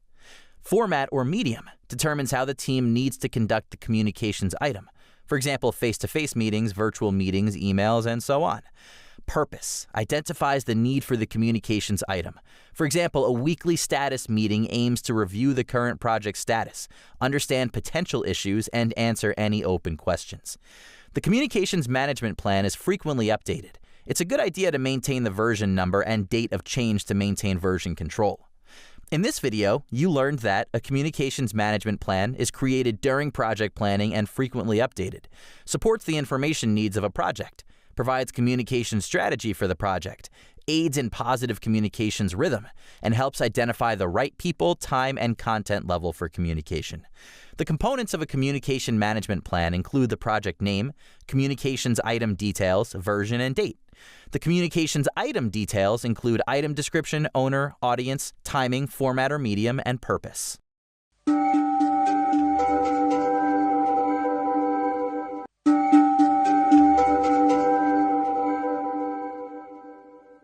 Hello everyone. I'd like to go ahead and take a few moments and present a brief demo on a communications management plan. A communications management plan is a formal part of a project management plan, and the intent of a communications management plan is to provide a roadmap for all project communications to ensure that communications gets to the right person at the right time in the right amount. According to the Project Management Institute, a communications management plan should have an introduction. As you can see, we have the communications plan for a 2-day all-hands event. This is just an example. Always try to define the project because there may be multiple projects and multiple communications management plans. A communication management plan has 6 areas that need to be populated. The first area is what we refer to as the communications item, sometimes called the forum. This is what you are communicating. As you can see on this particular example, we have 3 that are highlighted: the weekly project status meeting, the sponsor one-on-one meeting, and the weekly project status report. We have some others as well: a change control board, vendor source selection, conference room, presentation.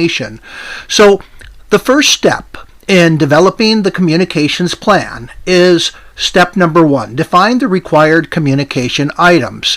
As the project manager, enlist the support of your core team and try to determine what needs to be communicated and populate this first column.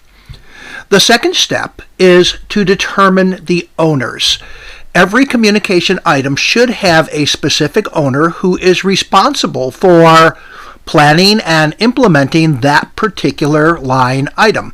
In this particular case, the weekly project status meeting is going to be owned by Sanjay Randell.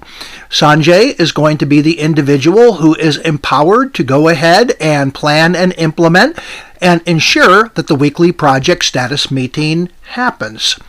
We have others as well. We have Roger Jones, who's going to be the sponsor one-on-one meeting, the weekly project status report. By the way, a sponsor one-on-one meeting is a best practice. It is a very, very good thing for the project manager to meet periodically with the sponsor and have conversations about status and other key areas as well. The third step in developing the communications plan, as you can see over in my green column here, is to determine the audience. Here's a little bit of a tip. Everyone who's on the stakeholder register should be included in this communications plan. If you have someone on the stakeholder register who was identified having a role and responsibility and they're not on this plan, you may want to question why you have them on the stakeholder register and why you are assigning them a role and responsibility if you're not going to communicate with them. Not communicating with people on the stakeholder register, to use a colloquialism, is an accident waiting for a place to happen. Step number 4, determine the timing. When are we going to go ahead and implement this particular communications item? Some may be weekly, some may be 2 times each week, some may be just a one time, such as the vendor source selection.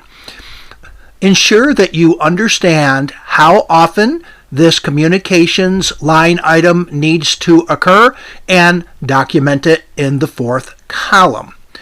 The next is to complete the medium. What medium are we going to go ahead and use? And in terms of where are we going to meet? As you can see, in some cases we have a location, the main conference room, Sarah's office. In other cases, we may actually have a technology such as SharePoint as well. So sometimes we don't meet individually or in an office, we meet electronically using SharePoint. Always end with a purpose as well. It's very, very important that all of the individuals who are going to be receiving information as part of this communications plan have an understanding of the purpose, why this is important as well. So once you have completed all 6 of these items and you have defined the project title on the top of the plan, go to step number 5. Validate the plan with the audience. Have a meeting with all of these audience members. Let them know what the expectations are. Don't surprise them by sending them communications items without some kind of a heads up as well. Ensure you get some kind of verbal sign-off from each one in the audience that they understand what the communication line item is, they understand the purpose of it, and they're willing to go ahead and support that particular communications line item. Once you gain that validation, publish it and follow the plan. One of the worst things you can do as a project manager is to develop this plan, put it in the project management plan, and then conduct communications in a random manner. The last step in communications planning is update as needed. You'll notice on the bottom we have version and date. This plan is going to change. As the project is initiated, there are going to be certain communications items that are required, but as the project progresses, more and more communications will be required, and some of the prior communication items may no longer be required as well. In addition, the audience may very well change as the project progresses. Individuals who needed and required communications early in the project may no longer require these communications toward the middle and end of the project. So be consistent and keep this plan accurate. You will have an opportunity to read a scenario and develop a communications management plan based on that scenario.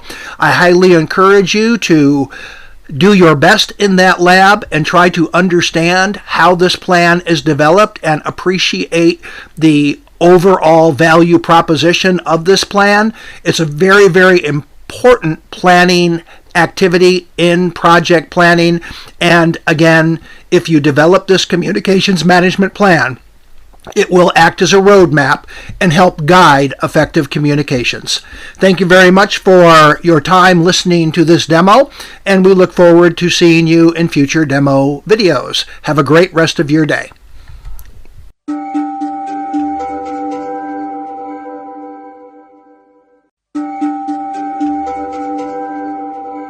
Welcome to Expert Viewpoints, planning for effective virtual and in-person communications. In this video, experts and leaders will provide tips for effective communications planning, particularly in a virtual environment. What tips can you provide for effective communications planning, particularly in a virtual environment? Tips for effective communication planning. I wrote this first one on my cheat sheet in all uppercase letters. Look at people's calendars for their busy and free time. One of my biggest pet peeves is when I receive a calendar appointment and the person who sends it is double, if not triple booking me. I am a fiend about keeping my calendar current, and so when people who are scheduling meetings don't take the time to look at my calendar for free busy and I'm a required member or participant in the meeting, it just makes me nuts. And I know that I can propose a new time that works in my calendar, but I'm not the organizer of the meeting, and so I shouldn't have to look through calendars to find that for me plus all the other participants. So that's my big one, is look at calendar availability when you're booking. Second tip for effective communication: know the time zones that your project team is in, especially if you're a global team and you have people around the world. Understand if they're going to be working in their mornings, afternoons, and evenings, and then plan your meetings and plan your connections with them accordingly. Being sensitive to their working hours will help them be sensitive to your working hours. So also establish your own boundaries as far as working orders go. And then make sure that you find out team holidays. Different countries, of course, have different holidays, and then also personal time away if people are going to take vacations.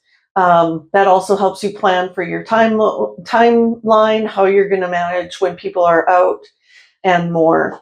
And then last, of course, I think you've probably already heard this, but when you are in meetings, if one person turns their video on, everyone should turn their video on. If people are sensitive to the room that they're in, go ahead and blur your background.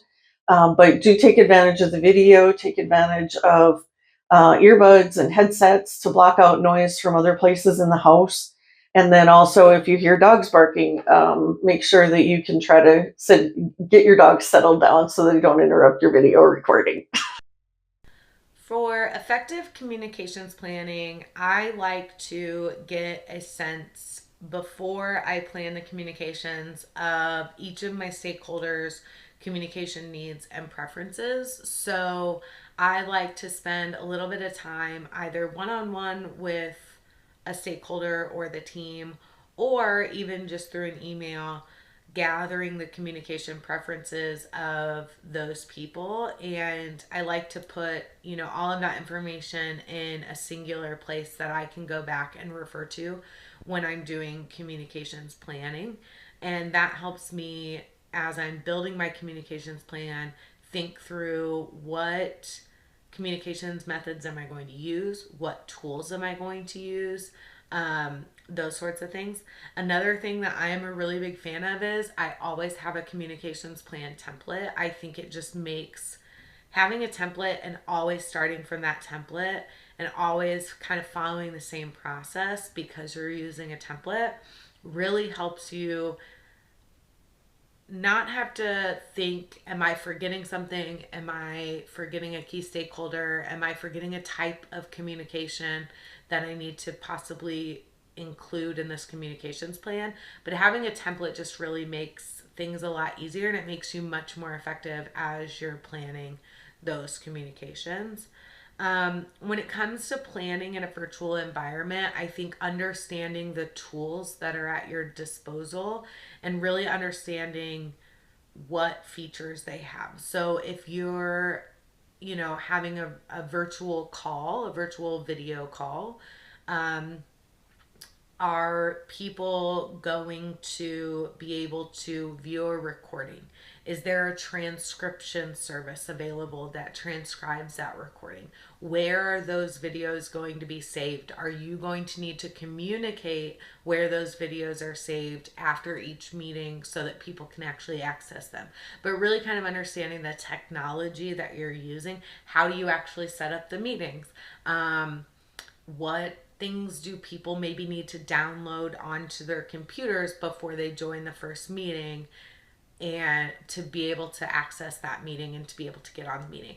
All of those things are really important. The technology piece is really important, and adding those things to your communication plan. So if, for example, you need to send out a link to the meeting recording after every meeting, it's important for you to plan for that communication in your communications plan, and then potentially build a template that says, hi team, here is the link to our meeting recording from today. You can access it here, and then you can go back to that template and you already have it written, it's already done, and then when you're in your communications plan, you can send it off very quickly and be done with it. So having templates, understanding the technology, and really understanding the needs of your team, communication needs of your team and stakeholders is very important for effective communications planning. First off, make sure that you have all the right stakeholders involved. Not everybody needs to attend every meeting, needs to be on every type of email or something like that. Different types of tools that you can use. I love Slack, to be honest. A lot of companies use different things like Teams. Have a great support system as far as a storage box that you can put documentations into. That makes it a lot easier for your team members to find information. Email, phone call. A lot of people don't call anymore. That's a great opportunity for a one-on-one session. Project teams should always have a discussion on preferred communication style. How frequently, what method, what has worked for them in the past, what hasn't. And even though your team will collectively decide on a communication plan, every project manager is smart enough to know that you need to learn your team members' individual preferences. For example, you don't want to upset someone by calling them unannounced at 3:30 when you know that they pick up their child every day from school during that time. Get to know your team and adapt to their styles.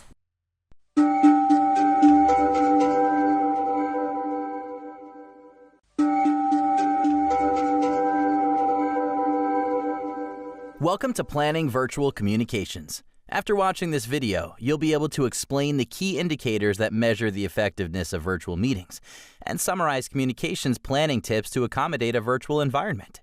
The PMI defines virtual meetings as opportunities to interact using communication technology. Virtual meetings are essential in today's work environment, such as making decisions, solving problems, responding to stakeholder requests, and providing information. Let's look at some key parameters that can help measure the effectiveness of virtual meetings. A key parameter to measure virtual meeting effectiveness is attendance. Typically, a poorly run virtual meeting tends to have fewer participants, which may often point to a lack of perceived value from the meeting and no accountability for not attending. Participants may also need help to connect to a meeting or other technology challenges. Another parameter is the level of participant interaction. When people are engaged, they're attentive, contributing, and maximizing the value of the meeting or event. Participation in polls is another parameter to measure the effectiveness of virtual meetings. Lower participation may indicate a lack of focus or interest. Make sure to conduct periodic polls. Strive to attain 100% participation. The most important parameter to measure the effectiveness of a virtual meeting is the outcome.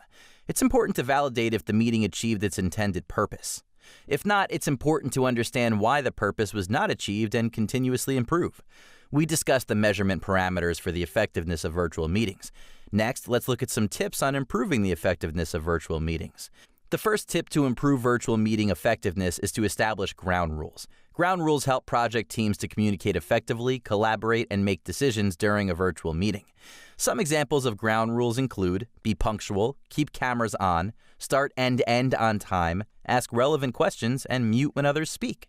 Every participant must be well conversant with using the technology or software for the meeting. Conduct technology training if required. Another tip to improve the effectiveness of virtual meetings is to ensure that every meeting has a well-defined agenda. Make sure to publish the meeting agenda to all participants. The agenda should have clear objectives stated to help align all participants. At the end of the meeting, the project manager must publish the meeting minutes. Here's an example of a clearly defined agenda. Having the right people in a meeting is essential to be effective. Determine who needs to attend the meeting and ensure the participant understands why their attendance is critical. For example, when setting up a weekly project status meeting, the project manager must invite the team members. However, the project sponsor or senior leadership may be optional. Only invite participants who need to be at the meeting. When selecting the right participants, ensure backup participants in case a key participant cannot attend. Also ensure that the proxy identified is empowered to make decisions. Another tip to make the virtual meetings effective is to involve participants. Here are some examples to involve participants. Divide responsibility for presenting topics among the participants. This will increase overall engagement. Encourage participants to share ideas and thoughts via the chat function. This will bring openness and engage the participants. Schedule periodic check-ins with key participants. This will help solicit feedback throughout the meeting. Leverage technology. Introducing periodic breakout room discussions may increase interaction and help break the monotony of the meeting. In this video, you learn that parameters to measure the effectiveness of virtual meetings include attendance, level of participant interaction, polls, and outcomes. Tips to improve the effectiveness of virtual meetings include establish ground rules, technology awareness, meeting agenda, participant selection, proxy participant identification, involve participants.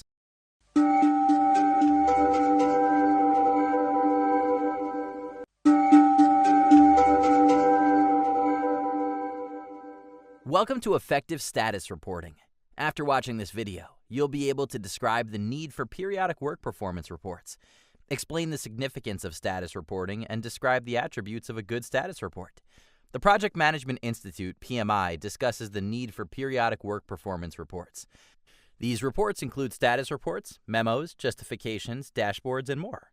Periodic work performance reports support the following: better decision-making, identifying and raising issues, defining required actions, and creating awareness in the team and other stakeholders. Status reports are one of the most frequently used categories of periodic work performance reports. According to PMI, a status report provides the status of a project. The report may include information on progress since the last report and forecasts for cost and schedule performance. Typically, a status report is created weekly. However, the frequency may increase or decrease depending on the project requirement. It is important to document the definition and need for status reporting and its frequency in the communications management plan during the project planning phase. The project manager is responsible for establishing status reporting formats and submission schedules. In most cases, organizations use a standard status report template across projects. For the status report to be effective, it should have some attributes. Let's look at these attributes. The status report should have an audience focus. Ensure to tailor content according to the audience. For example, a weekly status report may contain several line items for development as the audience is all project team members. At the same time, a monthly project report to senior management may contain high-level milestone details. Another key attribute of an effective status report is that it is short. Ensure that the status report is 1 page or shorter. Use links to review details if needed. It is also important to format a status report for better readability. Share the essential information first, followed by secondary information. For example, a milestone achieved or a requirement change may be something to highlight at the start of the report. You can also add a high-level summary of the project areas. Adding factual data to the status report is important. However, make sure you only add information stakeholders require. For example, summarize the development status instead of providing a line-by-line detail. Use graphs or visuals to improve readability. Varied audiences such as technical, non-technical, senior, or junior will use the status report. Keep the language simple to enable varied audiences to understand the status report. Limit the use of technical jargon. Add a glossary at the end of the status report. Use this section to add definitions for technical jargon. Also add legend descriptions for any graphs or visual aids.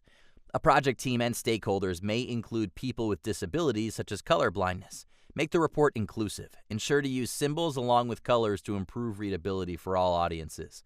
Putting a status report together takes time. Make sure to set realistic expectations with team members to receive all information.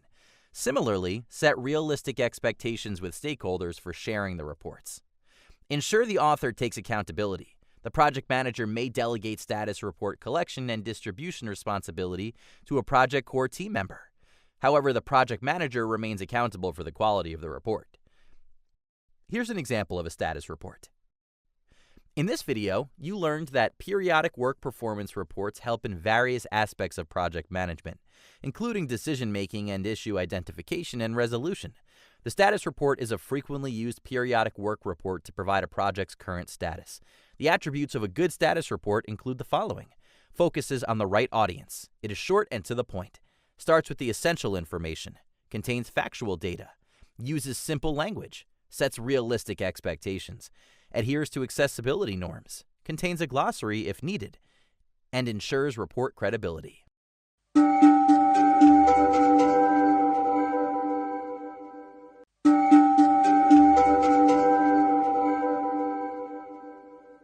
Hello everyone, and welcome to a quick demonstration on a project status report. Before we begin, let's go ahead and define the purpose of project status reports. First and foremost, it's to ensure current status is understood by all key stakeholders. Secondly, a good status report can help maintain interest and commitment levels. And third, a status report should be a tool to address issues and help needed. We have an example of a one-page status report, and let me repeat that last phrase, one page. The best status reports are short. What goes into a status report? To begin with, we should always have the project identifier or name. In this particular case, we have the ABC Company All Hands Meeting. The status report should also be dated. Status reports are not a one and done. You're going to go ahead and submit periodic status reports, and they will build upon one another. Always define your name and your organization. In most cases, the project manager is the individual who submits the status report. In this particular case, we have Sarah Wilson, who is in operations. The next area is very, very important, deliverable status. And the best method to report deliverable status is using what we call traffic light reporting, which is red, yellow, and green. You'll notice that we have an overview of what red, yellow, and green mean. Provide a definition that is suitable to your particular project. The definitions that you see here may work for you, or you may want to go ahead and update them and make them more specific for the project that you are managing. But the bottom line is this. Ensure that when people are reporting green, red, and yellow, that everyone is using the same definition. Color codes are very, very effective.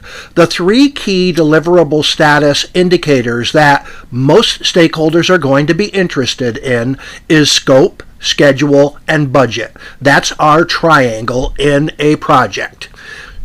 What we want to do is to define the current health of the project in terms of scope, schedule, and budget. And we also want to show how this particular status is trending. You'll notice in this example, we have scope is currently yellow and trending yellow. Schedule is fine, green and green. Budget is currently green, however, it's trending toward red. What follows after your status is help needed. One of the things that we want to do is to describe the help needed, and help needed is any help that will allow us to stay green or return to green. Normally, a best practice is to describe the help needed in terms of a must-have, a should-have, or a like-to-have. Everything should not be a must-have. So in this particular case, we have a must-have. We need to finalize the speaker agenda and who is the source for this help, the CEO and operations manager. You'll notice above we had scope, yellow and yellow. One of the reasons for that is because the speaker agenda has not yet been finalized. A should have, we need to identify alternative caterer to meet some dietary needs, and this is again the operations manager. And then we have another must-have. We may need an additional $2,000. The initial refreshment estimate was too low, and that is assigned to the finance lead. You'll notice our budget is currently green, but it is trending toward red because we realize that we are going to have a funding shortfall. The next area is for risk. What are some new risks and changes since the last report? So we have 2 risks that we can add. Key personnel absences may impact the overall quality of the project, and limited gluten-free food choices is driving some of the catering cost overruns. However, we had a risk that we had reported in our last status report. AV configuration issues have now been overcome. What are some issues? What is an issue? That is a risk that occurred or questions you need to have responses for. The food cost estimates were higher than planned. That's no longer a risk. That is an issue. We need to know where to fit the motivational speaker in the agenda as well. Are there any recent or pending decisions impacting the project? Yes, finalization of required speakers is needed to plan the agenda. And finally, any kind of comments, and this may seem redundant, but it's not a bad thing to repeat good news or to reiterate perhaps bad news or help needed. The AV issues previously reported were resolved and the motivational speaker was identified. Before we close this demo, just 5 key notes. Number 1, keep the report brief. Shorter reports are much easier to understand. Number 2, traffic light reporting, green, yellow, and red, is a best practice. It is great to use the colors as you saw in the demo status report that we just shared. However, remember that some people cannot see colors well, so add the verbiage. Third, share the most important information first. People normally read from top to bottom. Next, determine the optimal reporting frequency based on the needs of the project. If status is slowly changing, perhaps an every other week status reporting schedule will suffice. And finally, ensure the status report is targeted at the stakeholders who need the information. Ensure these stakeholders have access to the report. This concludes our demo on status reporting. You will have the opportunity to read a scenario, analyze this scenario, and prepare a status report as part of your course lab requirements. Thank you for your attention. Have a great rest of your day, and we look forward to seeing you again for future demonstrations.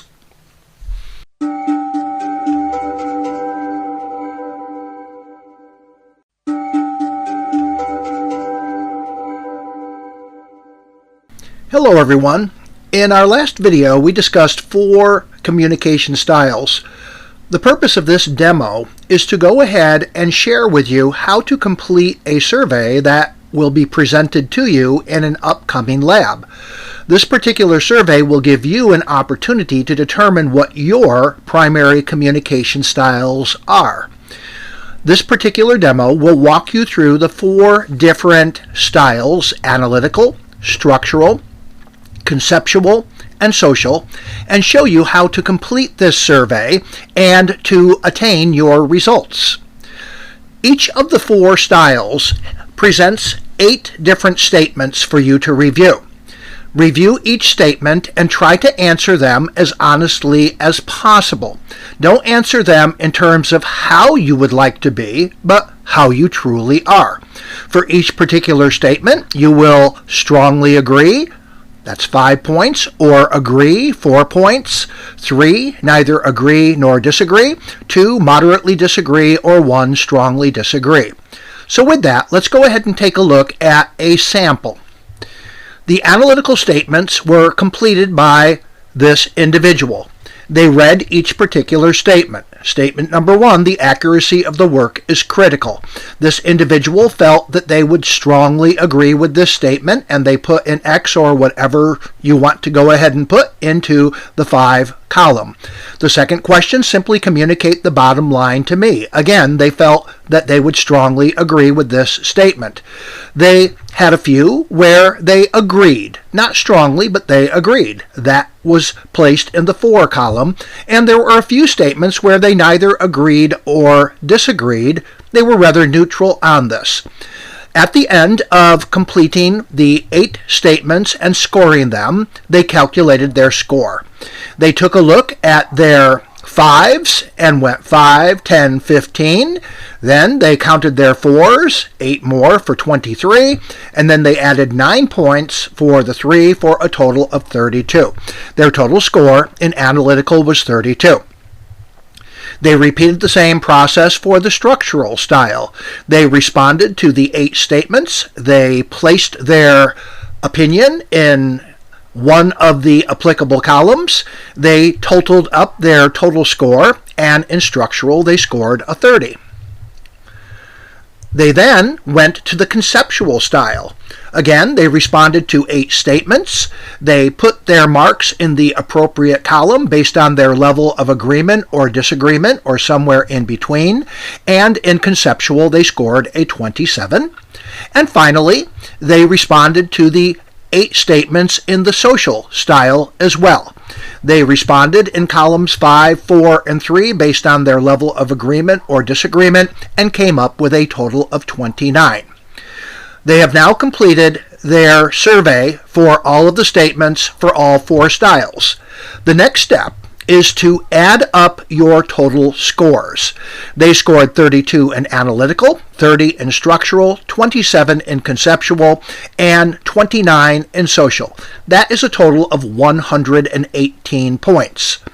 Remember that number, and now go back to the beginning of the survey.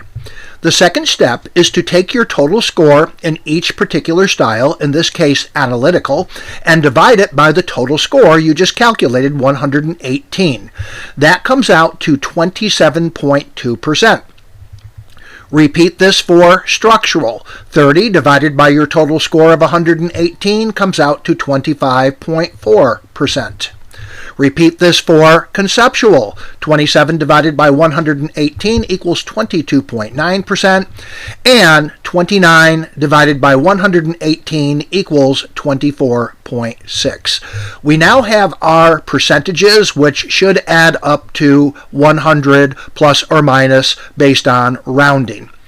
A score of 25% or over means that you have a preference for this particular communication style. The individual who completed this survey scored 27.2% in analytical. This is above 25%. This individual has a preference for this criteria. The individual in structural scored 25.4%. That's not a lot above 25%, but it still is a preference. In conceptual, however, they scored 22.9%. That doesn't mean that they don't appreciate any of the aspects of conceptual thinking or styles, but it is not a preference. And they scored 24.6% in social. Again, very close to 25%, but not close enough. This is not a preference as well. When you complete your survey and complete all of your percentages, we do have some tips for communicating with each style. For example, if you scored high in analytical, and high again means 25% or above, read through these particular tips. Chances are pretty good that you're going to agree with most of these tips in terms of how you prefer to communicate. Do the same for the structural, conceptual, and social. In this particular example, the individual did not score 25% in conceptual and not 25% in social. There may be a few bullets that are agreed with, but for the most part, the majority of these bullets are probably not going to be primary considerations for you when it comes to determining your communication style. Have fun in the laboratory. Learn a little bit about yourself and your communication style. And in the laboratory, we highly encourage you to go ahead and share your results with others as well. Thank you for attention to this demo, and we look forward to seeing you in future demos. Have a great day.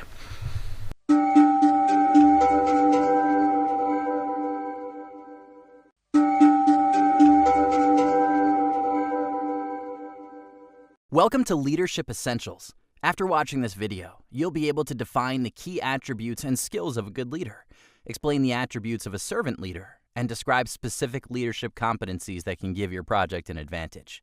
A project has different leadership roles such as management and leadership. Management focuses on ways to meet project objectives. Some ways include implementing effective processes, planning, coordinating, measuring, and monitoring work. Leadership focuses on people. This position includes influencing, motivating, listening, enabling, and other activities dealing with the team.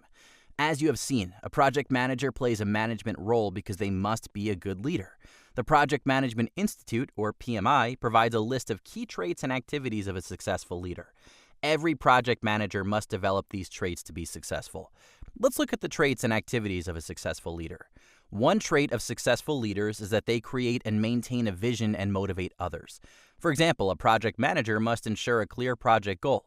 In addition, the project manager must create a healthy work environment filled with empowerment and skill proficiency, which motivates the team. Another key trait of successful leadership is identifying, addressing, and solving challenges. A project manager must be a problem solver. For example, if the client complains about a team member, the project manager must fully understand and assess the situation before providing a solution. Leaders uphold levels of commitment by collaborating with team members. For example, a project manager must facilitate collaboration between team members and steer everyone toward a common goal. The PMI describes some key interpersonal skills as traits of a successful leader, including emotional intelligence, decision-making, and conflict management. Let's review these traits. Emotional intelligence, or EQ, is a leadership trait that increases social awareness, improves social skills, aids in self-improvement, and increases empathy. For example, a project manager with high emotional intelligence acts after a thoughtful situation assessment. This behavior makes it easy for the project manager to establish trust and build better relationships with the team and stakeholders. Decision-making is a crucial leadership trait. A leader must clearly define their decisions and plans and include the team in decision-making. For example, a project manager determines that the skills required to complete the project are unavailable in the existing team. In this situation, the project manager asks the team for their input and may decide that training the current team is a good option as timelines are flexible and the option aligns with the vision of the larger organization.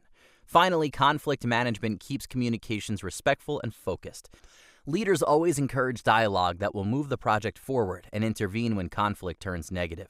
Consider this scenario. The project deliverable is due next Monday. Alex needs Julia's input to complete the task to complete the deliverable. Julia has not responded to any of Alex's messages or emails. Alex is annoyed but continues with other tasks. The project manager, Chris, notices this and objectively lists the tasks to complete and assigns them to the respective team members. Further, Chris encourages Alex and Julia to have a conversation to sort out their differences. Another leadership trait is the ability to tailor a leadership style. For example, at the start of a project, the project manager may need to be a visionary to set and communicate the project goal to the team. However, when working with a junior team member, the project manager may need to be directive. Next, let's understand servant leadership. Servant leadership allows teams to self-organize, empowering the team to make their own decisions. There are 3 leadership behaviors specific to a servant leader. 1.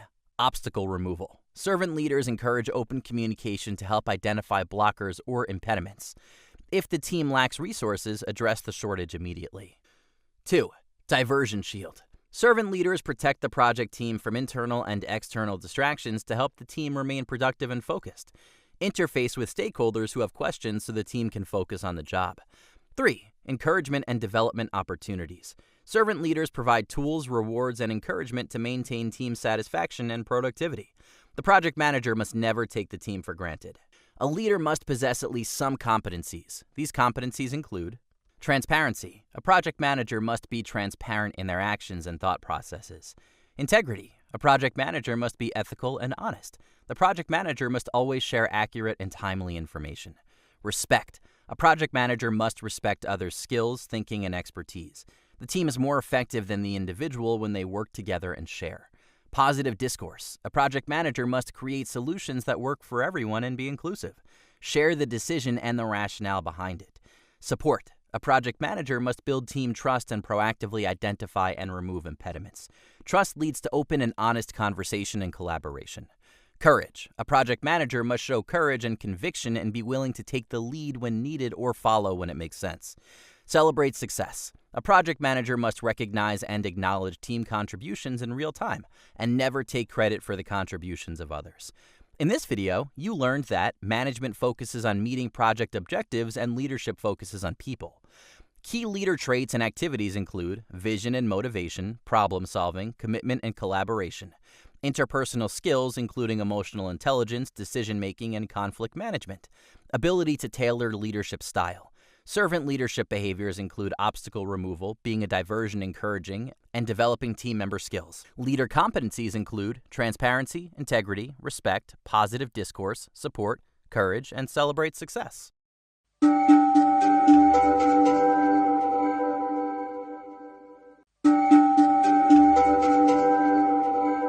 Welcome to Expert Viewpoints, Why Leadership? In this video, we will hear leaders and experts discuss the benefits of good leadership. What are the benefits of good leadership? I think one of the big benefits of good leadership is increased productivity. You see increased productivity when you set goals, when you set clear expectations, and when you give feedback, and you give valid feedback that's constructive and to the point, that's not overly critical and not personal. So by providing clear expectations and the goals of what needs to get done, you're really setting your team up for success. You're enabling them to be as efficient as possible, to get things done in a possibly faster timeline than what you originally anticipated, and that's going to produce better outcomes for your organization. The other good thing, or the other benefit of good leadership, is improved morale. So the clearer you are, the more concise you are, the more open you are about what your expectations are as a leader and as a leader of team members, the higher the morale is going to be. There's not going to be surprises when you have feedback that they may need to change something. And the feedback would be given in good faith. And so the more open you are, the more honest you are, and the more you set expectations about what's good, better, best, the higher the morale in your company and your organization is going to be. And then a third one is those two combined. So setting expectations, being clear about that, leading to better productivity, increased morale. You're also just going to be able to build better relationships. Trust is something that you have to earn. And so by being open, by being clear about what your expectations are, you're going to start building trust within your project team. And then your client is going to see that as well, because you'll have a happy team. Happy team is going to produce great results, and then that's going to give you a happy client. I think that the benefits of great leadership, particularly in project management, are high-performing teams and projects that are completed successfully. So a successful project being a project that's completed on time, on budget, and with high-quality deliverables where it meets the project objectives. And I think that great leadership does this because great leaders are able to really bring people together in a way that just enhances the strengths of each of the members on the team and minimizes the weaknesses of members on the teams. Great leaders help the whole team be greater than the sum of its individual parts. And they're able to bring out the best in people and help teams communicate effectively about challenges and issues that they're facing or work that needs to be done. And that is one of the benefits of great leadership. And I think those high-performing teams, as well as a great leader's ability to really manage stakeholders well, to have a high overarching view of an entire project while also being able to really understand and see the details helps teams get projects done on time, on budget, and in a high quality way, and really meet the project objectives in a way that makes the project successful. In my opinion, the number one benefit of effective leadership is the ability to motivate the team. As a leader, you need to understand that intrinsic motivation must come from within or inside the individual.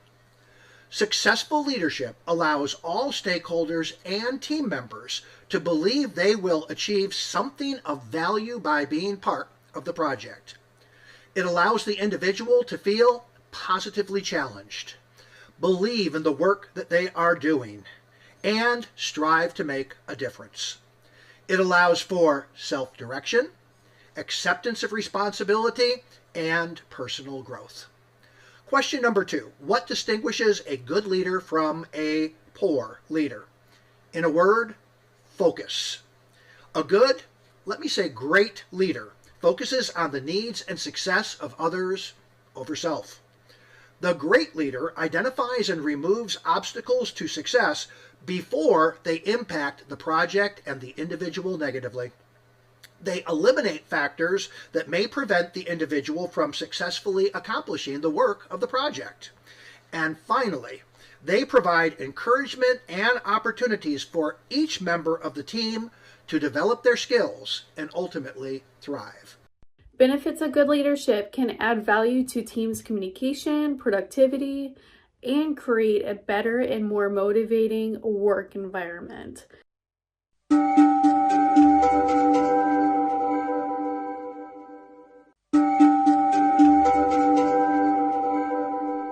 Welcome to Expert Viewpoints, Leading Successfully. In this video, experts and leaders will describe how effective leadership supported their success when managing projects. Provide examples of effective leadership that allowed you to succeed in projects.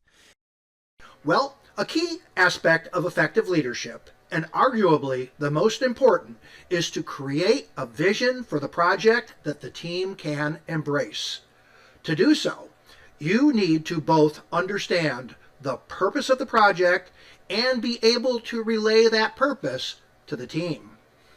When the team understands the purpose and buys into the value, then they are willing to commit their time and energy in the right direction. I recall a project for a large technology company that was intended to upgrade numerous aspects of the company's wide area network. There were multiple stakeholders, and each had their own understanding of what the project would deliver. I was asked to be the program manager. I gathered the key stakeholders together, and we had a 2-hour brainstorming session where we collaboratively defined the project's purpose, how we would measure success, how the future state would compare to the current state, and finally, how we will ensure we do not drift from that vision. In the end, we were all finally on the same page. Expectations were established that were motivational and provided a roadmap to the ultimate project success. Some examples of things about me that I think make me an effective leader. One, I'm very approachable. I work to try to make people comfortable in whatever setting we're in, whether it's on the phone, whether it's an email, or face-to-face in a meeting. Eye contact is critical. And if don't have your video on, then don't multitask. So to me, eye contact when you're in a meeting or when you're on a video call, very crucial to show that you're engaged, that you're listening, that you're paying attention, that you're processing what's being shared with you. If you don't have your video on and you're not in face-to-face, then do not multitask, because you will get distracted, you will get sidetracked. So tips there on being a good leader. In addition to that, ask questions. Don't be afraid if you don't understand something, or if you want to hear more about something, use the phrase, tell me more. Tell me more is also especially effective in calming a situation down. If you feel like things are starting to get hot and percolate a little bit, start asking, tell me more about this, tell me more about that, tell me what happened when X, Y, and Z happened. So ask questions, make yourself available, listen, don't multitask. I think those are all great characteristics and great things that leaders have.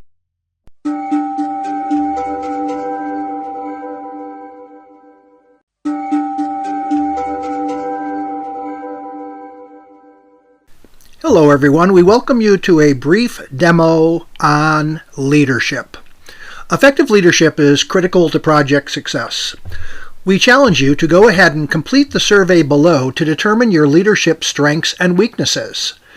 When you're complete, select 2 areas you can commit to improving over the next 6 days. This particular leadership survey has 10 questions. We will ask you to go ahead and score each question on a 1 through 5 scale. If you believe that you always and consistently do something in the question, give it a 5. If you usually do something, it's a 4. If it's half and half, 50-50, score it a 3. If it is a 2, score it occasionally, and a 1 for rarely. Again, score each statement as honestly as possible. So let's go ahead and take a look at these 10 questions, which is a really great overview of the essentials of leadership. Question number 1 discusses vision. A solid leader creates a vision. They share where the as is and to be states are currently. And every leader knows that a good vision motivates. On this particular example, the individual scored a 4. They believe that they usually create and share a vision. Question number 2 discusses motivation. The leader needs to maintain motivation and commitment. Without motivation, production may suffer and the project may fail. This individual scored themselves a 4. Question number 3 talks about biases. And we all have biases. Bias occurs when you are not objective or show favoritism, and a good leader strives to control this bias. This individual was very honest and scored themselves a 2, which means they occasionally recognize and control their personal biases, but there is some room for improvement. Question number 4 discusses emotional intelligence. Emotional intelligence allows you to be self-aware, self-manage, be more socially aware, and improve relationships. This is a leadership must. This individual gave themselves a score of 3, 50-50. Question number 5 discusses decision making, another key leadership responsibility. A leader must make decisions. However, an inclusive and collaborative approach generally yields the best results. This individual scored a 3. Question number 6 talks about tailoring leadership styles.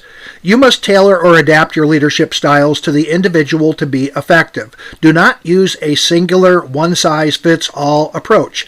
Every one is different. This individual for question number 6 gave themselves a 2. Room for improvement. Question number 7 talks about blockers or impediments. Blockers can halt production and bring the project to a standstill. Simply speaking, identify them before they identify you. This individual felt that they did quite well in this area. They scored a 4. Question number 8 talks about distractions. A good leader shields the team from distractions that can interfere with the work in progress. This individual scored themselves a 3. Question number 9 talks about encouragement. As a leader, be a cheerleader. Encourage the team by providing rewards, tools, and support. This individual felt they were very strong in this area and scored themselves a 5. The final question was regarding the management of conflict. Remember that conflict can be functional or dysfunctional. Recognize conflict and address it as soon as possible to achieve the benefits of functional conflict and avoid the perils of the dysfunctional conflict. This individual scored themselves a 4. At the end of the survey, the individual scored up all of their areas. For each 5, they gave themselves a 5. For each 4, they gave themselves a 4. Their total score was 34. Now, where do they stand as a leader? Well, in this particular case, this individual is a fair leader. It says you apply proven leadership techniques in both cases. There is room for improvement. Choose your two most challenging areas and develop an action plan to approve. However, even if you score 40 to 50 and you are an exceptional leader, there is always room for improvement. And if you score very low, 10 to 24, it means your leadership abilities do require improvement. However, find a positive mentor or coach to follow, participate in leadership training, set a goal, and improve your skills one step at a time. There is a term called don't try to boil the ocean. What that means is don't try to do everything at once. The recommendation to become a better leader is to look for two areas of improvement. In our example, the two lowest scoring areas were control of personal bias and tailoring of leadership. Develop a personal action plan, work with your peers, work with others, validate that plan, and do your best to improve. Even if you can only increase your score from a 2 to a 3, that is an improvement, and you're following a journey to where you can take your leadership from good to great. That concludes this overview. You will have an opportunity to complete this survey on your own. We hope that you enjoy the survey, and we hope that you have an opportunity to identify a few key areas where you may improve your leadership skills. Have a great rest of your day, and we look forward to seeing you again in future demo videos.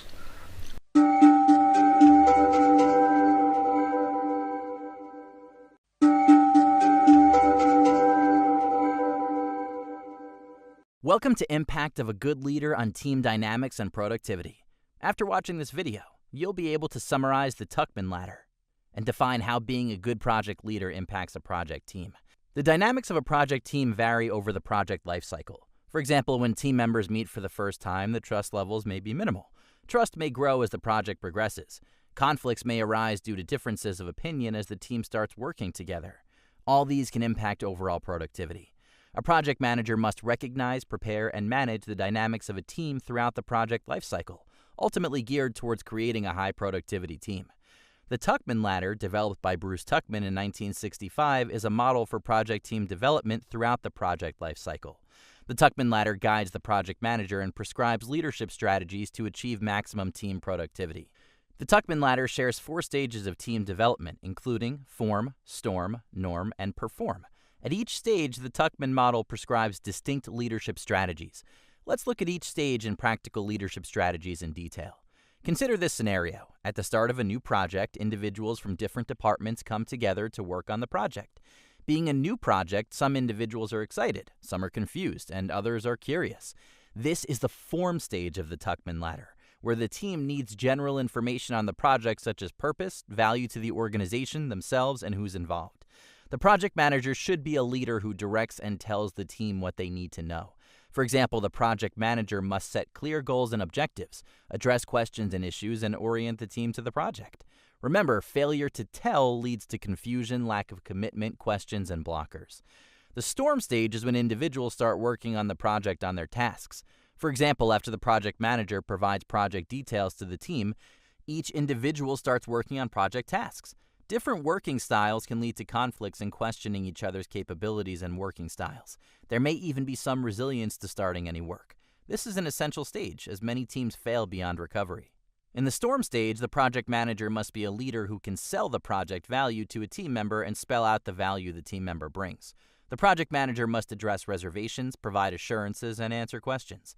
Most importantly, the project manager must look for opportunities to build relationships with team members. A failure to sell will leave the team member in a state where they are not productive and unable to focus on the project's work. Next comes the norm stage, where the team has overcome the storm, they are beginning to work together, and their focus shifts from self to the project. For example, individuals gradually start resolving their differences, appreciating each other's strengths and skills, and working as a team. In the norm stage, the project manager must be a leader who participates. The project manager must encourage team members to take responsibility for the project's progress. The project manager must also promote collaboration and effective interpersonal communication. A failure to participate can lead to the team rolling back to the storm stage. Throughout this time, the team is motivated and starts working towards a common goal. For example, if a team member is on leave, another team member picks up the work and takes it to closure. This is the perform stage of the Tuckman ladder, where the team shows commitment and motivation and requires minimal support. In the perform stage, the project manager must be a leader who delegates. The project manager must delegate tasks to team members and let the team take responsibility. The project manager should focus on status updates and check-ins regularly. A failure to delegate displays a lack of trust and confidence in the team. Micromanagement and team demotivation go together. In this video, you learned that the Tuckman ladder is a team-building model. There are 4 stages of the Tuckman ladder. Form stage, where a project manager must be a leader who directs. Storm stage, where a project manager must be a leader who sells project value. Norm stage, where a project manager must be a leader who participates. Perform stage, where a project manager must be a leader who delegates.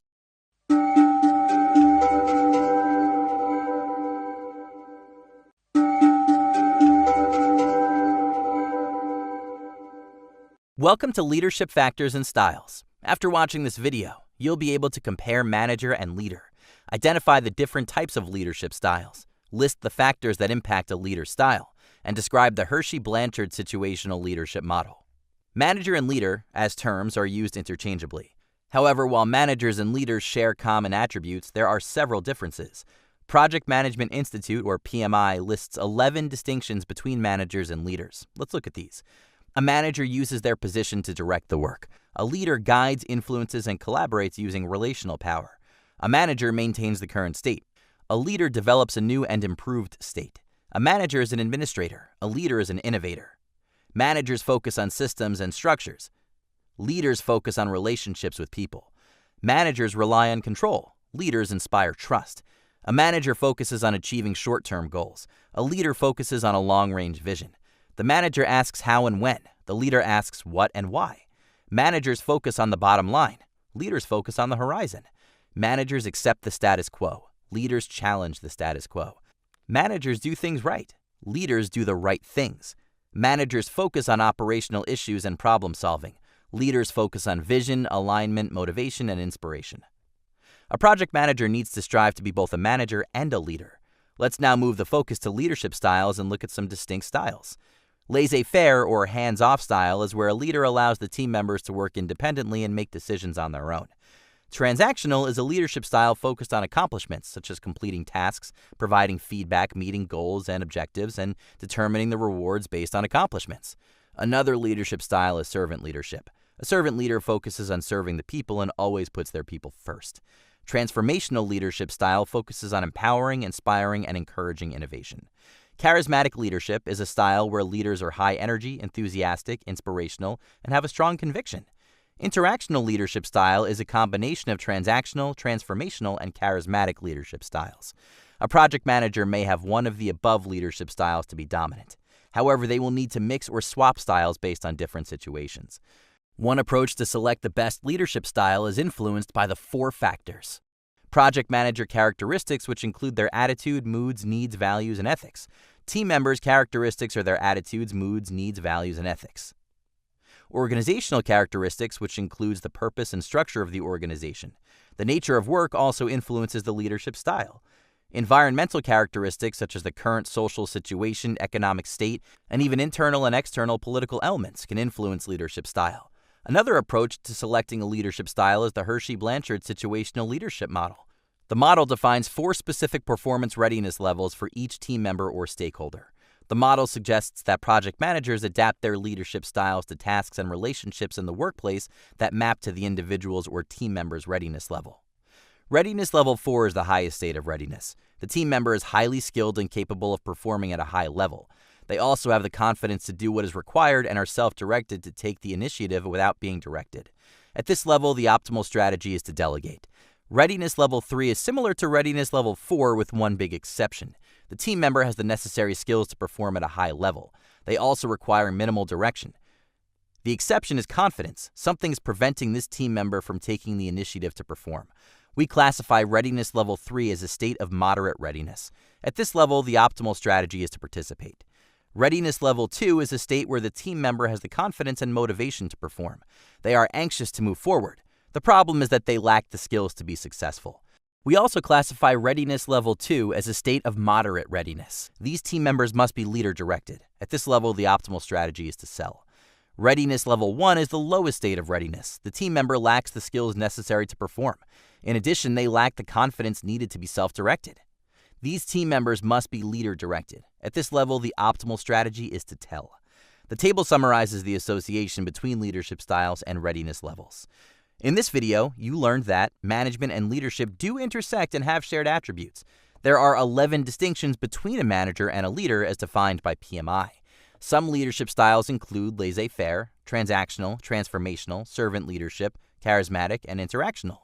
There are 4 main characteristics to consider when choosing a leadership style, including leader characteristics, team characteristics, organizational characteristics, and environmental characteristics. The Hershey-Blanchard situational leadership model defines 4 specific performance readiness levels for each team member or stakeholder.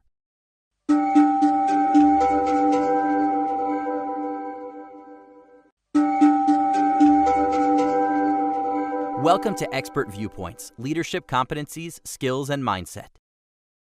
What are some leadership challenges you encountered, and how did you overcome them? I've encountered a lot of leadership challenges over the years, having been a leader and then obviously having been led by many leaders. I've got to see it from both sides of the coin, delivering leadership skills to other people and then being the recipient of other people's leadership abilities and skills. So I've had many challenges. I think if I were to kind of call out one of the biggest challenges that I've had to face as a leader and then overcome is the ability to be honest with bad news. Early on in my career, I hated delivering bad news, absolutely hated it, whether it be performance challenges or telling upper management that a project was going to be late. It didn't matter. I just hated delivering bad news. I don't think most people like delivering bad news, but in leadership, in project management, it's always something that you have to do. Things rarely go perfectly, and there's always some bad news that you have to deliver. So earlier on in my career, I would find ways either to avoid delivering the bad news. I would try to solve certain problems myself so that I didn't have to deliver the bad news. Or I would try to couch the bad news in vocabulary that didn't make it sound as bad as it was. So one big mistake I made a lot in my career is that I wasn't clear on what I wanted my team to do or what I wanted a specific team member to do, or I wasn't clear to upper management on how bad things were because I was trying to minimize the impact of my bad news that I was delivering. And I can say, obviously recollection isn't always perfect, but I can say with a lot of confidence that in almost every situation where I did that, I ended up regretting it. Here's an example. When I was managing teams early in my career, there was always people on the team that needed to have their performance improved. They needed to do a better job than they were doing. And we would give year-end and mid-year reviews, and I would have to tell them, you're not performing at the level you need to perform to get a good bonus or whatever. And I would not want to deliver that message because people never wanted to hear that they weren't performing well. And so I would couch it, I would focus on the things they were doing well, and then I would say, and here's a couple of things you should probably work on. But I was never really super clear on, you're not performing, and these are the things that you need to get better at in order to get up to that top performer level. And then 6 months later or a year later, whenever the next review was, they didn't really. So at their next performance review, they didn't really respond to the feedback I gave them because I wasn't clear in my feedback. And their situation would be worse. And then I'd have to deliver even more bad news, but I didn't want to deliver the worst news the 6 months or a year later. And so that problem would continue to exacerbate until it came to a really big problem that my manager would have to step in and deliver the bad news. So I had to learn to be an effective leader. It's better to deliver hard news and sometimes bad news very, very honestly and very clearly up front, rather than letting it just grow bigger and bigger until a project blows up. Now, obviously, there's ways to deliver bad news or tough news in a way that doesn't demoralize the people that you're delivering it to, or that doesn't, that reduces confidence in leadership if you have to deliver bad news to leadership. But I found that being extremely clear and not soft soaping your bad messages, and then always trying to provide a mitigation. So if you have to deliver a bad message to one of your the people on your team, you can say, here's what's happening, here's what it means if you don't improve, but now let's talk about ways that we can turn this around. Or if you have a project that is behind schedule, you can say, to your team, the project is behind schedule, things aren't going well, here's the impact if we don't turn this around, and here are some ideas that I'm going to bring to the table to help us get this back on track. So it's not just delivering bad news and kind of letting the team flounder, it's providing a path forward so that can be improved. And then the team has a very good sense of what they need to do, or the individual that you're talking to has a good sense of what they need to do in order to get the project or their career or whatever it is back on track. So I think those two components go together. For a large number of years, I've been a remote worker. And so even when people were in the office before COVID, I was not there. People would have, project team members would have hallway conversations. They would discuss something. Maybe they would decide something. Maybe they would take a project a different way. And I'm not there to be part of that conversation. Not every conversation can be had in a meeting with a remote person as part of that meeting, or be documented as notes and sent out later. You're not going to get people who run into each other in your little kitchen area at work, getting a cup of coffee, having a conversation. They're not going to go back to their desk and ping you and say, hey, I just talked to this person and here's what we talked about and I thought you should know. So what I did to overcome that, and what I still do, is I just have frequent touch points, almost like a sprint, in order to stay informed. And so maybe it's a 15-minute connect at the end of the day, or noon, or whatever. Maybe it's a coffee chat in the morning. But I just touch base with key people that I have a really good relationship with and say, hey, what's going on? Who have you talked to lately?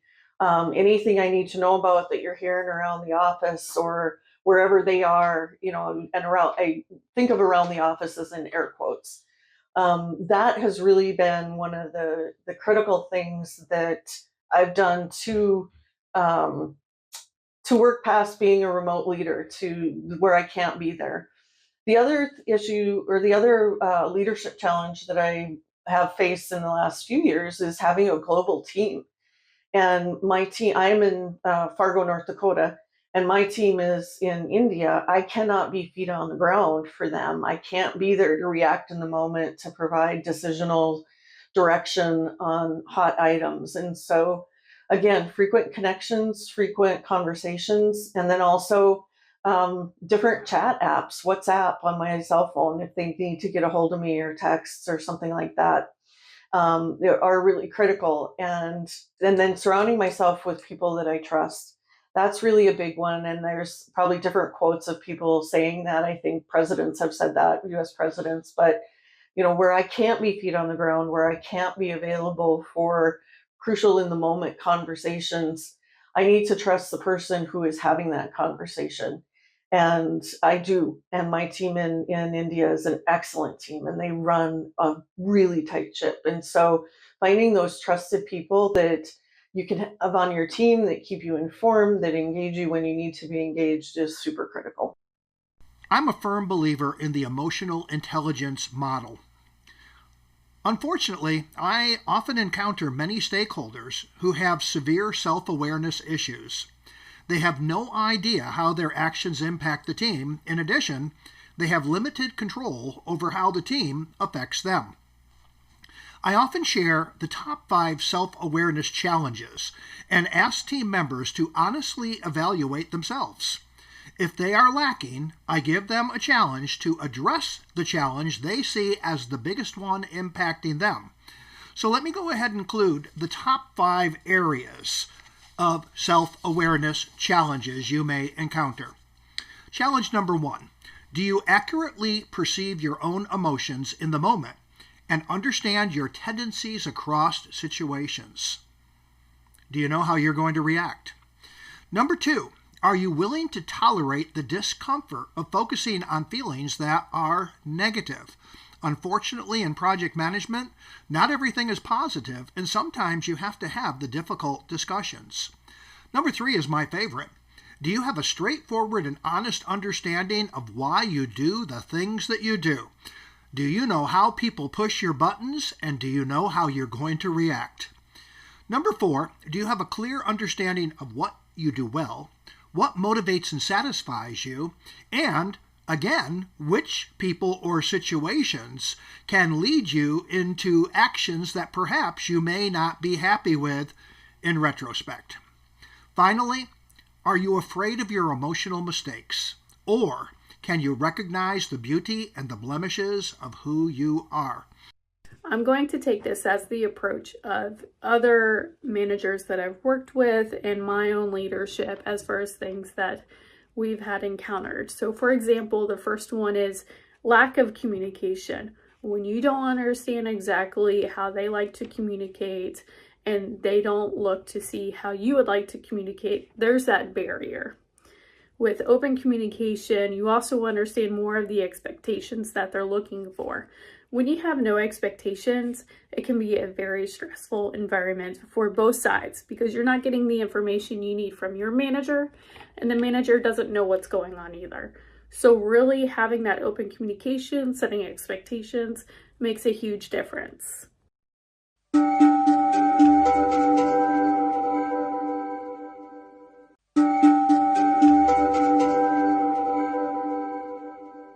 Welcome to Situational Leadership with your team. After watching this video, you'll be able to summarize key leadership tailoring considerations, explain the Oscar coaching and mentoring model. There are different types of leadership styles, including tell, sell, participate, and delegate. Another video explains the leadership styles in detail. The project manager cannot rely on one or the other and must be able to determine the most appropriate leadership style based on the situation. For example, a project manager has to manage the completion of a project. The team has been working together for a long time and understands the project processes and deliverables. The project manager has full confidence in them. Therefore, they can use the delegate leadership style with the team. A project manager must understand how to tailor the leadership style in different scenarios. To help the project manager with tailoring or adapting the leadership styles, the Project Management Institute, or PMI, provides 4 key variables. Let's dive into the variables. One variable to consider is the team member's expertise. A project manager must determine the level of expertise each team member possesses. The project manager must also determine how well a team member's skill set matches the project's requirements. A good understanding of the skill levels and capability to perform the required tasks in a project is crucial to select the proper leadership style. For example, consider a team member with minimal skills and low confidence. In this case, a project manager needs to provide direction. Hence, the project manager will use the direct leadership style. An example of selling is encouraging the team member to apply new skills learned in a training session. Another variable to consider is the maturity of team members.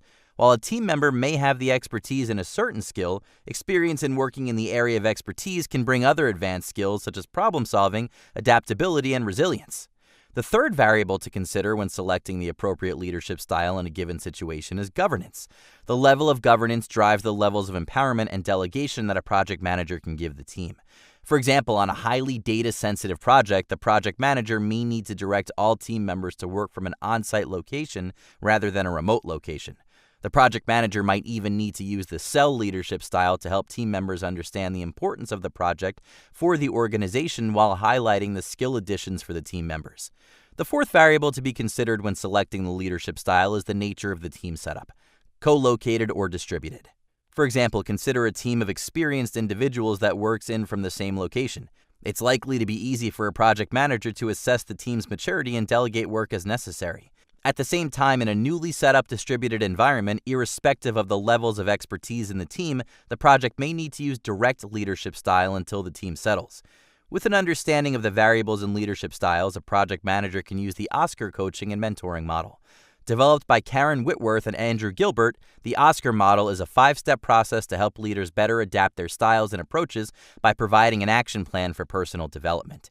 The Oscar model refers to 5 contributing factors. The outcome can be summarized as the expectations you have for the individual in the long run. What is the expected result from the conversation? The situation is, in essence, a gap analysis. Where is the individual in terms of skills, abilities, and knowledge, and where do they need to be? Choices and consequences objectively analyze the gaps and determine the best ways to improve the individual's performance and outcomes. The action is a well-planned, step-by-step approach to reach the level of success required of the individual. Finally, reviews at each step along the way are essential to provide feedback and ensure the individual stays on track. Let's review an example of using the Oscar model. Consider a scenario. A new developer has been assigned to the project team. 1. The project manager defines the outcomes. The outcome is that the new team member must integrate into the team and be self-directed by the next iteration. Next, the project manager defines the situation and performs a gap analysis. The situation with gap analysis is the new team member is deficient in 3 key skills and must attend a training class. The consequence is explained in terms of choices. In this example, the new team member must score at least an 80% on the final training course exam and be evaluated by a senior team member for competence. The action plan is developed and the new team member signs off. In the end, the team member's progress is reviewed and ready for being self-directed. In this video, you learned that the Project Management Institute, or PMI, has 4 key variables when determining the most appropriate leadership style: experience, maturity, governance, and distributed teams.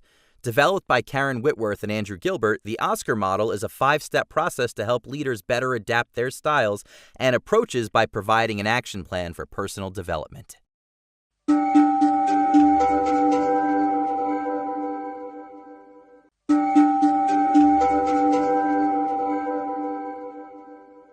Welcome to Expert Viewpoints, Using Your Intuition. In this video, we'll hear leaders and experts discuss the importance of using your intuition to make decisions and share their real-world experiences. When a project goes off course, there are tiny little hints that many people might not notice, but a good project manager will pick up on it right away. Maybe it's silence on a call. Maybe it's a client's communication style that has shifted and their sentences are a little bit shorter with a small hint of negativity. It's important to not shy away from this and start checking in with your teammates and clients one-on-one. Say, hey, how are you feeling about this project? I've noticed this. This will help you get to the root of the problem faster and change course. Intuition for me is the ability to use your background knowledge, your natural skills, as well as all the training and experience that you've gained to bring that to the table to help make decisions. So for example, if you're presented with a problem, let's say that a stakeholder has just told you that they thought they were going to have time to work on your project, but now they have to pull out because the previous project that they were working on is running over. Now, without intuition, you may not have any sense of what that's going to mean. If you're a junior project manager, that may seem like the world's going to end, right? This is no longer something I can handle. We have a major stakeholder that can't do their work, and so we need to push out the timelines and all the rest of it, right? If you have some intuitions around that, you may say, okay, this has happened before. I've experienced this problem before, and there's a number of things I can do. I can go to the person's manager and ask for that person's time back, or see if the manager has another person on their team that can step in and fill in the gap. There's things that you can do to maybe share time, so the person works a little bit on the previous project and then works on your project. You may even evaluate, do I need this stakeholder? Is this something that I can do without for at least the time being? Or can I push the stakeholder out so they can join later and then still not impact the project timelines? So what I think intuition does there is it gives you a sense of, what does this information that I've just received, what does it mean for this project? And how do I incorporate that information now to make a good decision, or to make a decision that's right for the team, or a decision that is going to help ensure that this project continues to move forward? And intuitions can help with that because they do bring that past experience to the table, as well as kind of your natural dispositions for dealing with complicated issues in a project. And every project has those complicated issues for sure. I think part of the problem with intuition is that it can be very difficult to define, and understanding what your own intuitions, what you're good at intuitively and what you actually need data for, can also be very tricky. So, for example, a project manager might think that they have some really good intuitions on how long something is going to take to accomplish. Whereas, most people need a little bit of data. So if you're developing a product and there's a certain aspect of that product that is critical for getting the project done, having some data so that you say, in the past, this has taken developers this much time to put this piece of the project together. I'm going to use that information and then add my intuition on top of that. I think you can use data and then add intuition to that data to make better decisions. If you just use data, if you say it's taken this long in the past and it's going to take this long for this project without bringing your intuitions to the table, I think you miss out on something very critical there. I think you miss out on a very important aspect of using raw data without intuition, that adding intuition to that data can definitely help you make better decisions. Intuition can be very useful when you're in situations where there's incomplete information, ambiguity, maybe a crisis situation, or you just need to make a decision really fast in the moment. Trusting your gut, going with what you think is right in that moment in time is very acceptable in my book. But always going with your gut and not looking for data, facts, and taking the time to analyze it and really make an informed decision is not the right way to go. You really need to balance out, as a successful leader, your gut decisions together with your very well-informed decisions. Of course, you want to lean towards the side of a well-informed decision, but in those moments when you need to make a gut decision or use your intuition to make a decision when you don't have the complete facts, feel empowered to do that. The more you do, you will get more confident in the outcome and in making those decisions. But early on, I know it is tough to feel confident that you can take a chance and go with it. I think as long as you're trying your best in my book, and you're making the decision, or you're using your intuition and making a gut decision based on the best of your abilities, I'm not going to fault anybody for that. There may be some people who do, but in my book, you're trying your best and trying to keep things moving forward.